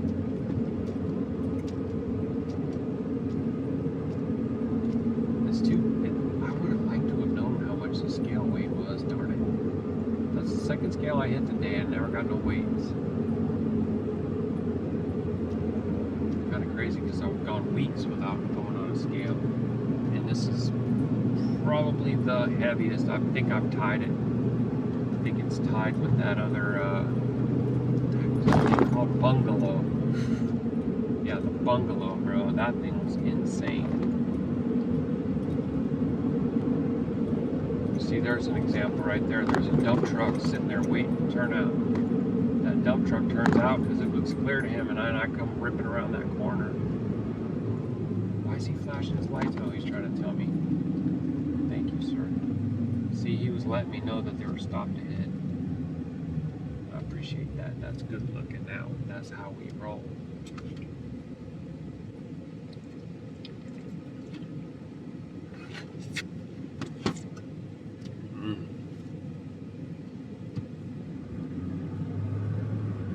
Yeah, I don't know what that was that we went over right there.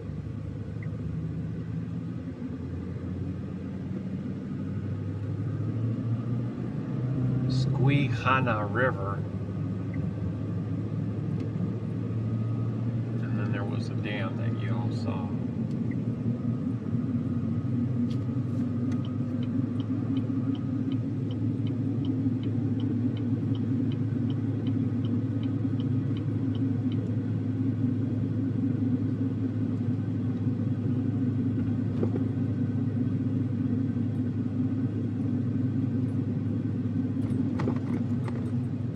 That's Octaro River. That thing's pretty. Yeah. So this is something that the Father showed me when I was going through the gorge in Oregon.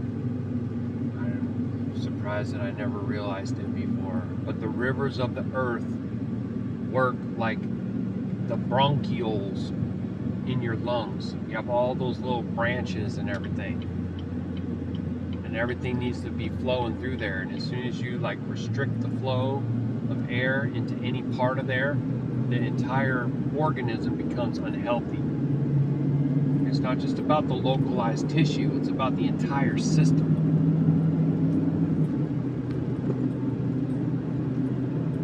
If you know anything about the scripture, you know that the four mighty ones that were cast out into the Shemaim interbred with mankind and produced abominations, giants upon the earth that were unalived in their flesh and became wandering spirits. Okay? They want to make war with the Most High, with his Hamashiach, which is Yahusha, as you know, and his bride. You think they don't also want to make do harm to the earth itself? Of course, that's his creation. That's his gift to his bride, and they want to make war with that too. Dang, bro, this ain't hard. Look at everything they do, all the strip mining that they do, all the polluting that they do, all the things that are in the air and in the water and in the soil. It's all to destroy his gift to his bride. Man, hallelujah for that. So I just had to stop the video and make sure that I locked that in there, because next thing you know, it's like gone. And yeah, it has happened recently. I did have one earlier today. I pressed the record button, then I pressed the pause so it's ready. So it's like on standby. And I went over to unpause it and it was back to the main screen. That has never happened before. But it's the same behavior as returning to the main screen. It's the same exact behavior. Okay, I gotta turn in 0.3. So we're gonna do this. Makes me a little nervous. Oh no, this ain't, hang on. It's not really a turn. It's more like just continuing. Oh, okay, it splits.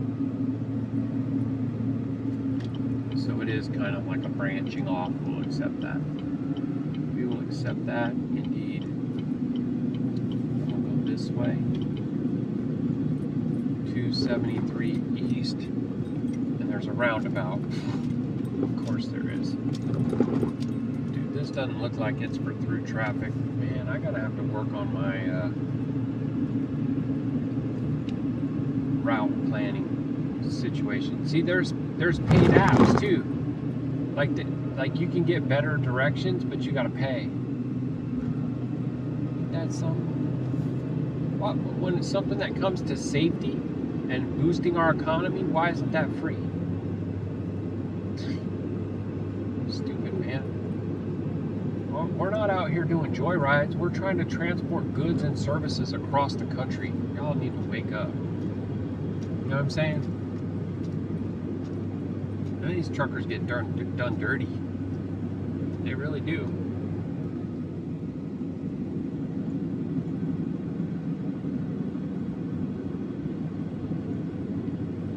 And there's other certain individuals who have got their black cube crown upon their head that go and get all the riches of the world, and most of them ain't got no dang lick of common sense.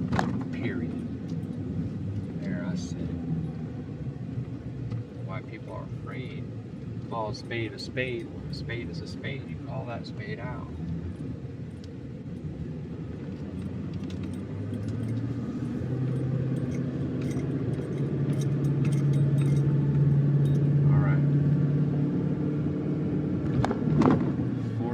An hour, and I'm only on this for 0.9 miles, and I gotta turn again.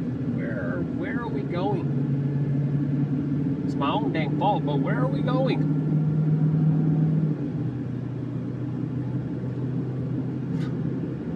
It's weird, dude. I know why this happened. This has happened to me again because I had it on avoid tolls. Because the last time I paid tolls, it took several days for them to show up. And I can't get paid until I can prove, I need a printout showing my tolls that I paid. That's how that works. Oh, Lions Club, Rising Sun. Okay.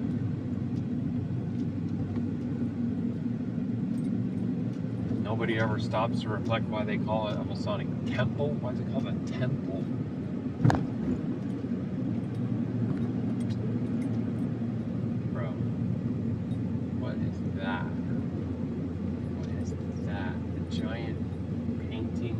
Silhouetted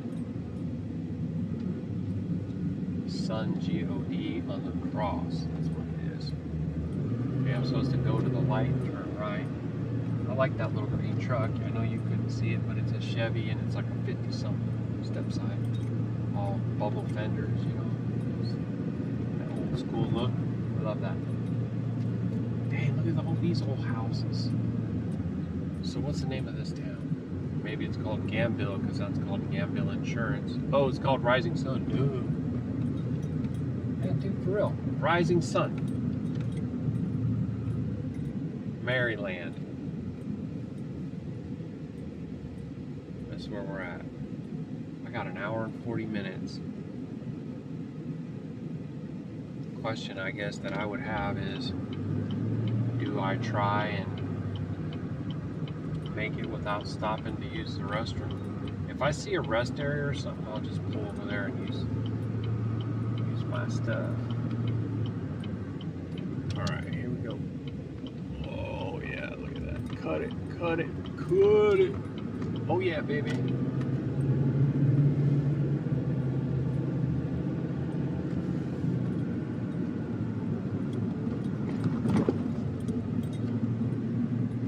Hallelujah.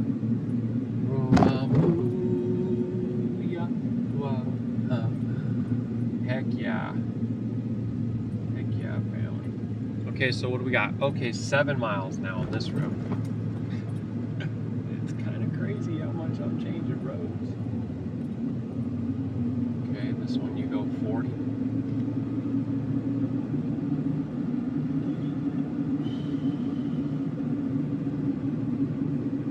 See, I already know that house right there. You can look at some of these properties and you can know who the shop callers are. They got overlook. It's built in. usurper, overseer.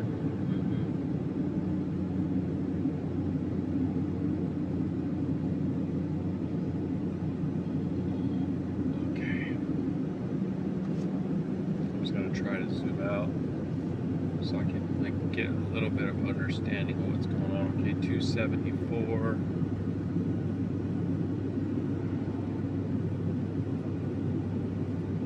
Then 40. Okay, once I get to 40, it looks like I'll be on that for a minute.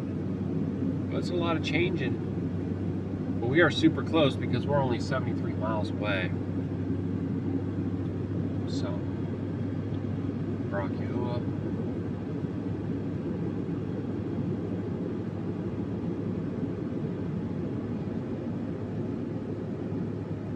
That old truck is, but I like it. Look at that old truck right there.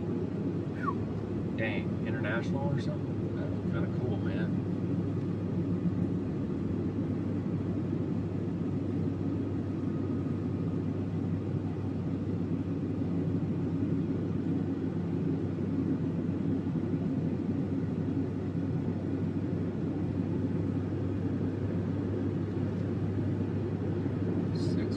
Here's another one of those houses right here. They turned it into a beauty parlor. 2-story brick house with columns.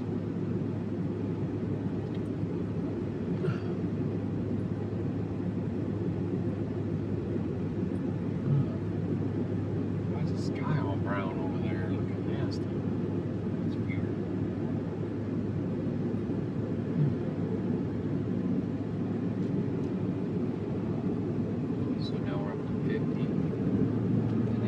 Bird of prey soaring above us right now. Like 87 Chevy step side right there.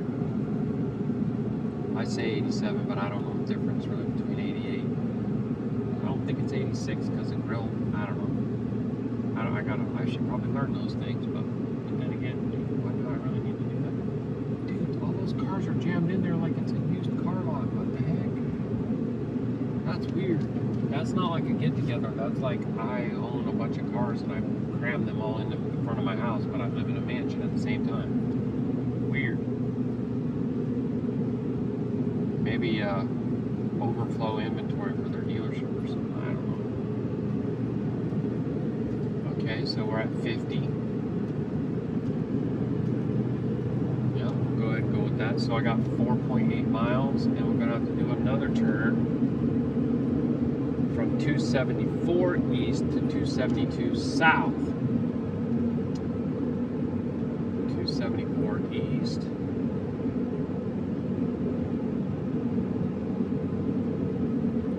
And we're back to seeing corn and farm and things like that, which is cool. At least to me.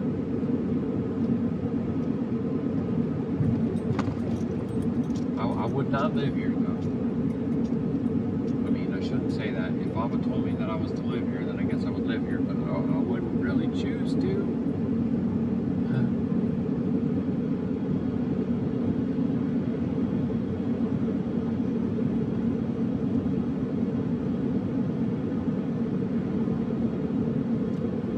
Oh wow, it's showing a sign of the horse-drawn carriage crossing like that Amish.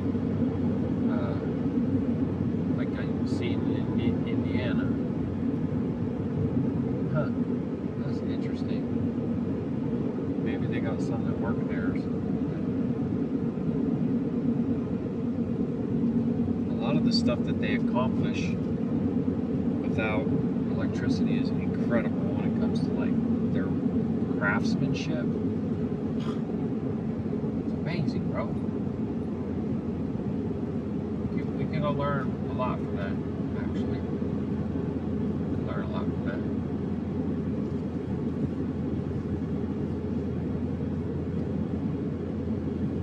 Look at that picturesque place. There's something in it. Some of these brick houses. But here you go, a bunch of cattle. Hey, moo moo, moo moo, moo moo, moo moo, moo moo.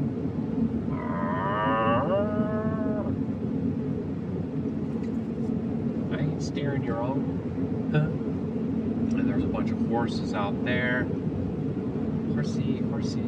This looks like a couple little Amish children here playing and / cutting the grass at the same time.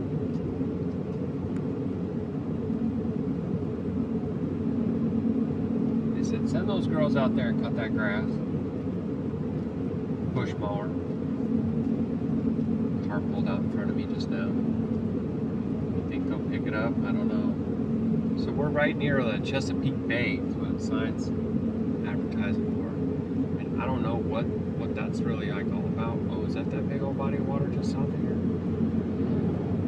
Seems like we're kind of far from that, but then again, people say that they're in the Sound, but they can be kind of far from the Sound itself. This whole area, that whole region is referred to as. Excuse me. Hey, there you go, one for sale right there, family. Long drive, outbuilding. They got multiple structures on that property. Hey, this guy out here. Oh, that's where they house all the school buses for Gilbert, I think is what the sign said.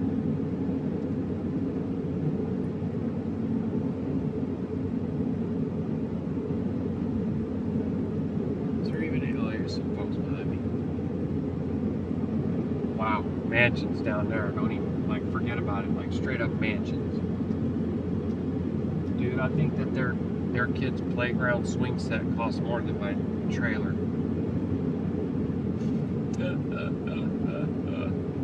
Did I just say KIDS? I'm sorry, Slovakia. The swing set for their children. Some words are really difficult to stop saying. And my Yahusha and I came across the information at one point that the offspring of this female foreign mighty one were referred to as KID. And it's like a shortened part of her name. So, which is the same as to say Nafal, right? Nafalim. It's like, oh, shoot. Oh, we don't want to say that anymore. Dang sure don't want to refer to our own child by that name, because then you're calling them basically it's like referring to them as a demon, right? If they're the offspring of a foreign mighty one, then they're a disembodied spirit. There you go. I don't have any speed limit anymore on my app, and I don't know why, so I'm going to start slowing down right here. 222 is what it's saying that we're going to get there.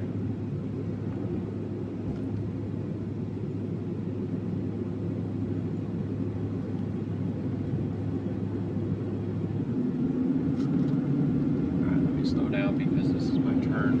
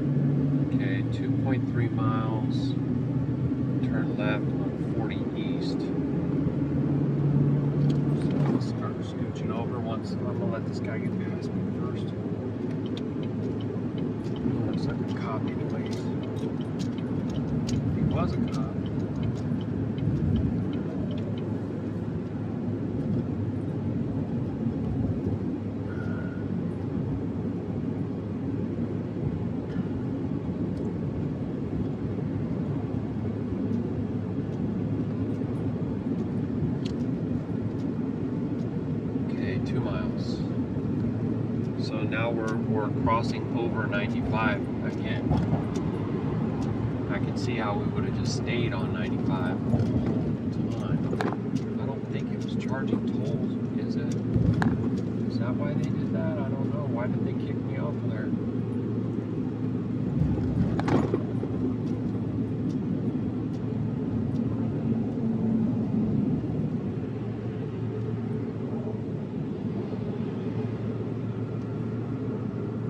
Red signal ahead. Red signal ahead.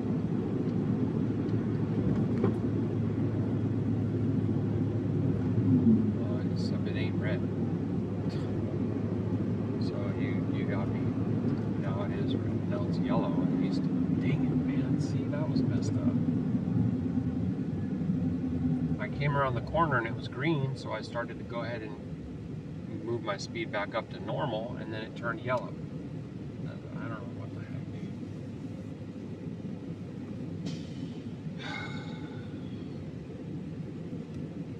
It can be a little bit exhausting sometimes. I think that you should start making it say red signal ahead as soon as it turns yellow, not while it's still green.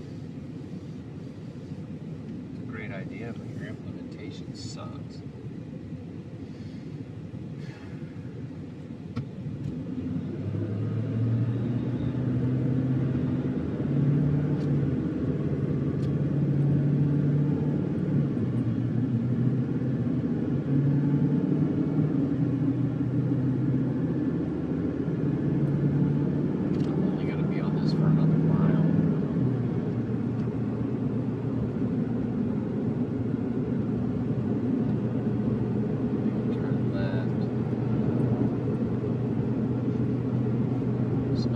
Fresh cut grass. Let some air come in from outside.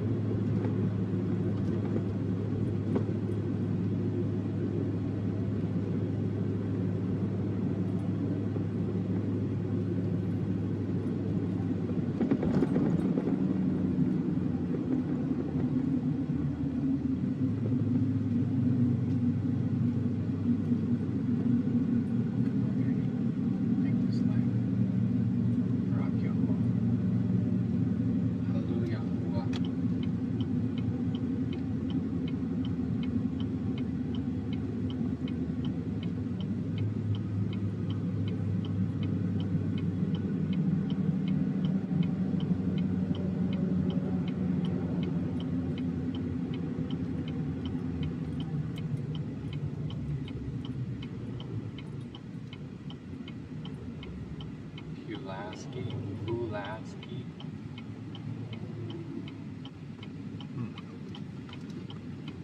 I don't know why it sounds kind of like Polish, you know?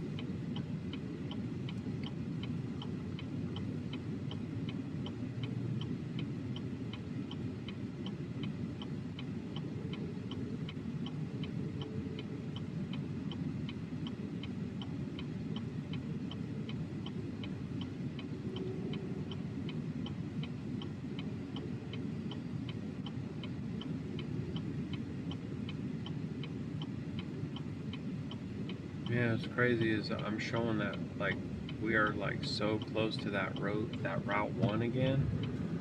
It's like, dang, we could have stayed on that the whole time. I mean, I don't know, maybe kind of like what I was talking about. Like, I would have normally wanted to like just look at this on a.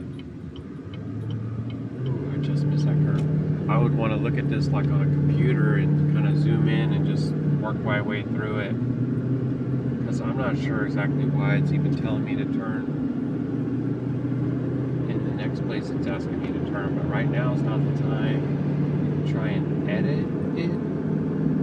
I have to do it like on a computer. Kind of like what I'd say, maybe do it the right way.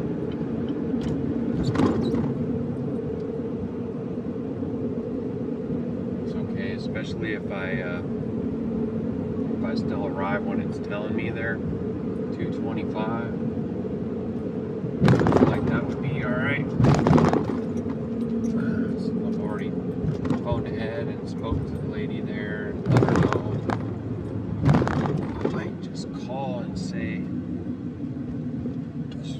just wanted to let you know that it's saying I'm about an hour and a half away. I'm doing my best, but it's a lot of traffic out here. Maybe I should do that.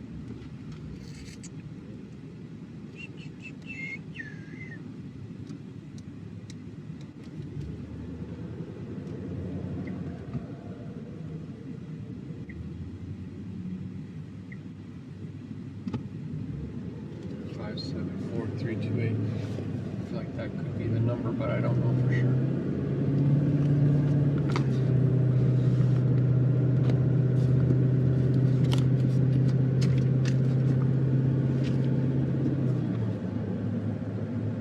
Oh no, that ain't it.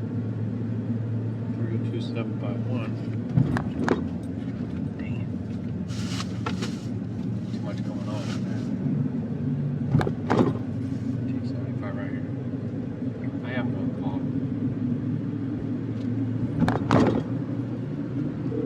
This call may be recorded for quality and training purposes.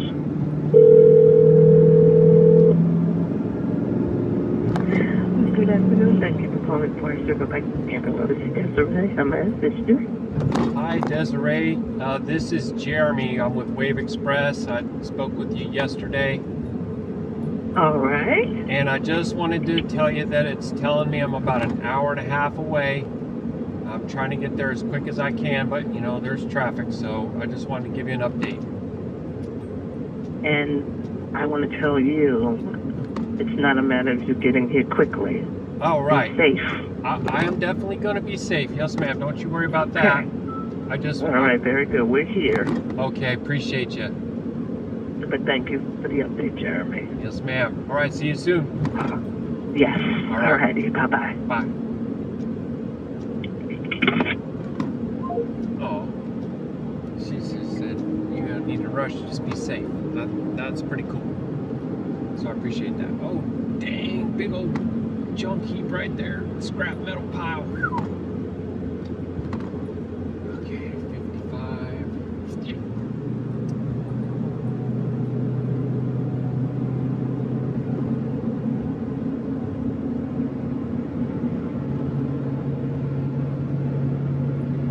We're not even in Delaware, so we still got that state line to cross at some point. I don't know what's going on. We're on this sucker here for 5.5 miles,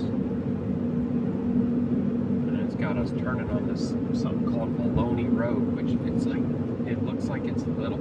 I don't know.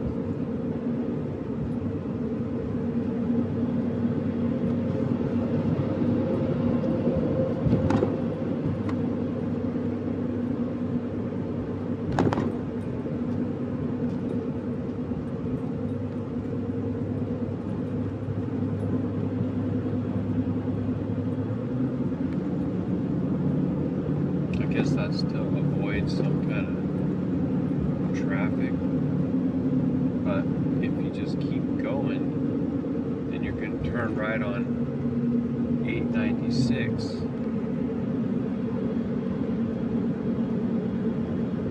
I'm going to stay on 40 to 896, I think.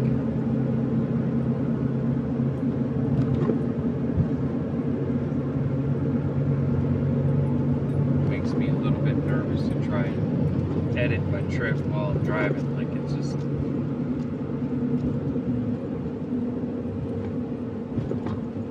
But that other road gets all twisty and turny and looking kind of weird to me. Alright, family, so... Hey, I don't know if I should turn this off now. It's still an hour away, but I'm just going to try to make the best time I can, but also remain safe, like she said. I'm going to try to stay on this road until I get to something called 896, but I'm going to pause the video now, and I may actually just end, to be honest with you, and give a updated disposition and whatnot. Nah, I'll probably be back with you right after I finish dropping the trailer. Okay, so I am gonna end this for now. Once it's actually safe for me to do so, that is. And we got a bunch of people jamming on their brakes right here. So now is not that time. Alright, family. See you soon. Abba willing. Shalom. Alright, family. I just had to reach over and turn the camera on because of what I see ahead of me. It's like a big blue bridge. I don't know. Summit Bridge, Chesapeake.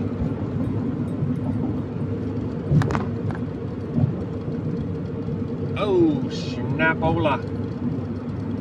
Yo. Now that's a view, huh? Ah, ah, woo! I don't feel like you see these things every day. So I try to take it in. More of Abba's beauty-filled creation and the waterways. Just need to let them be. Need to let them all breathe. Alright. I don't know if there's anything else or whatever, but I was like trying to reach over and get the dang camera turned on for that. It was a little bit of a struggle. So it's telling me I got a red light right here. I'm gonna start trying to slow down. Ew, there's a really disgusting Cybertruck. Can't even call it a truck, man. Alright, family. Baruk Yahuah done dropped off that monster. That thing is massive. Got it dropped off.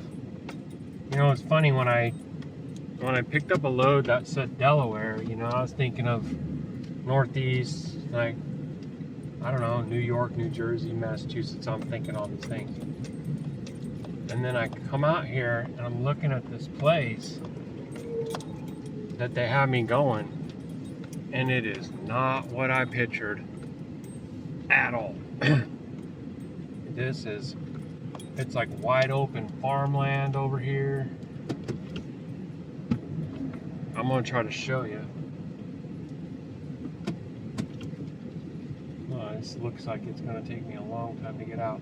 Funny thing is there's an Air Force base really close by here, and it reminds me almost like to a ringer of Florida. And there's this A1A Beachfront Avenue, and this thing here is called Bay Road, and it's Route 1 Bay Road, and it's like, obviously it's not Florida, but it reminds me a lot of Florida. And we'll see if you're able to see on the way out some of what I saw on the way in. friendly enough staff there, no real issues. I said that I needed a block and some chucks, and they got a tech over there and got me a block and some chucks, just like that. It's a monster of a unit. I don't want it to roll around at all, and also the jack that's on it doesn't really go that high. It's kind of weird, but yep. So got all my paperwork submitted. Now we'll see how that goes. I need to actually get a message to my Yashar'Al right quick. Okay, Mama Bear, all done dropping the trailer, and I am on my way to my rest area. Baruk Yahuah. Mwah! I love you guys.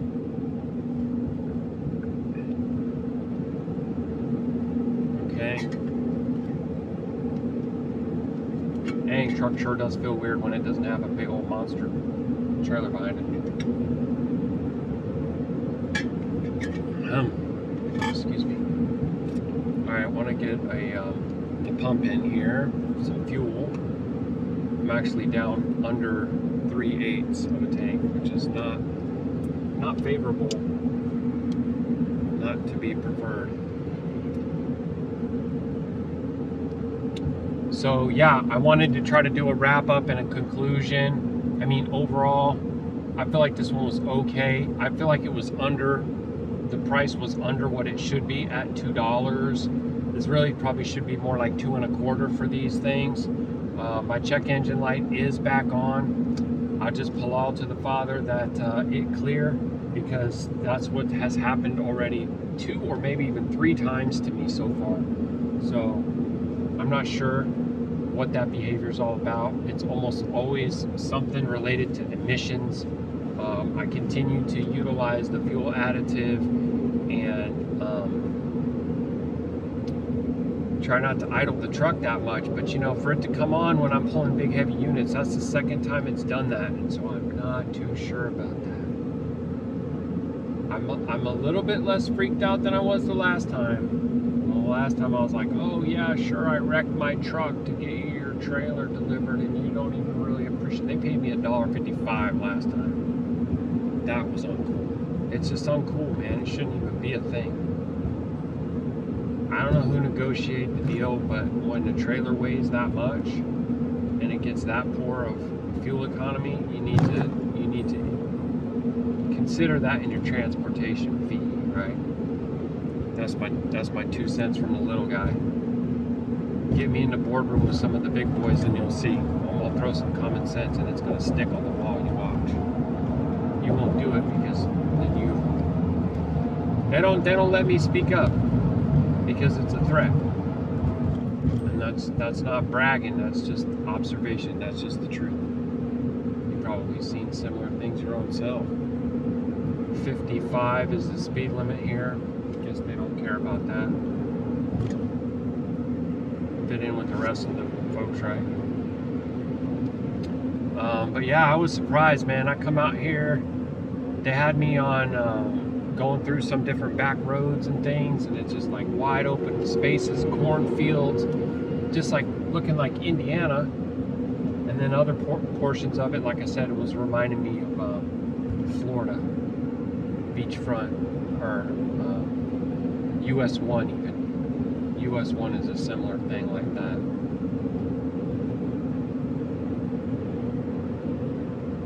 So yeah, so it ended up being 750 miles. I got me 9 miles to the gallon. Honestly, 750 would have been at that 1500 mark. So some of those miles, I'm sure, are probably for me taking some different routes, avoiding tolls or what have you. That's okay. I need to learn from that. I'm gonna try to learn from that mistake. When I have the trailer on, I'm not gonna avoid tolls.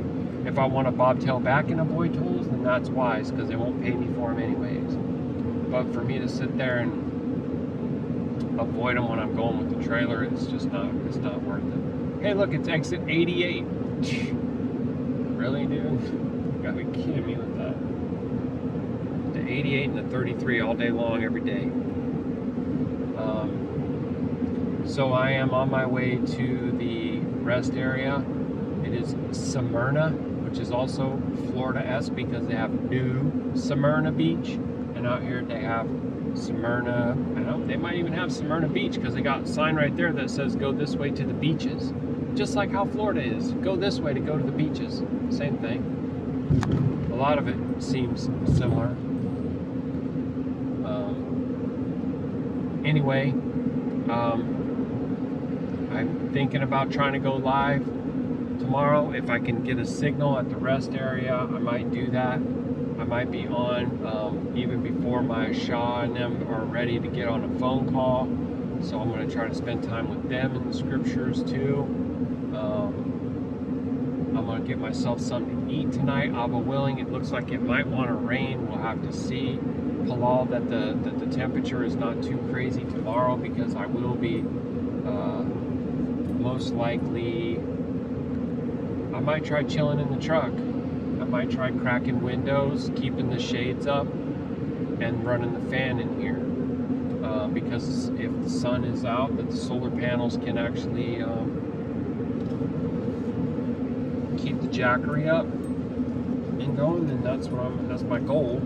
We'll see. Sometimes I find a power cord. That's what happened last week when I was at the rest area. So we'll see. This thing is about 30 minutes away.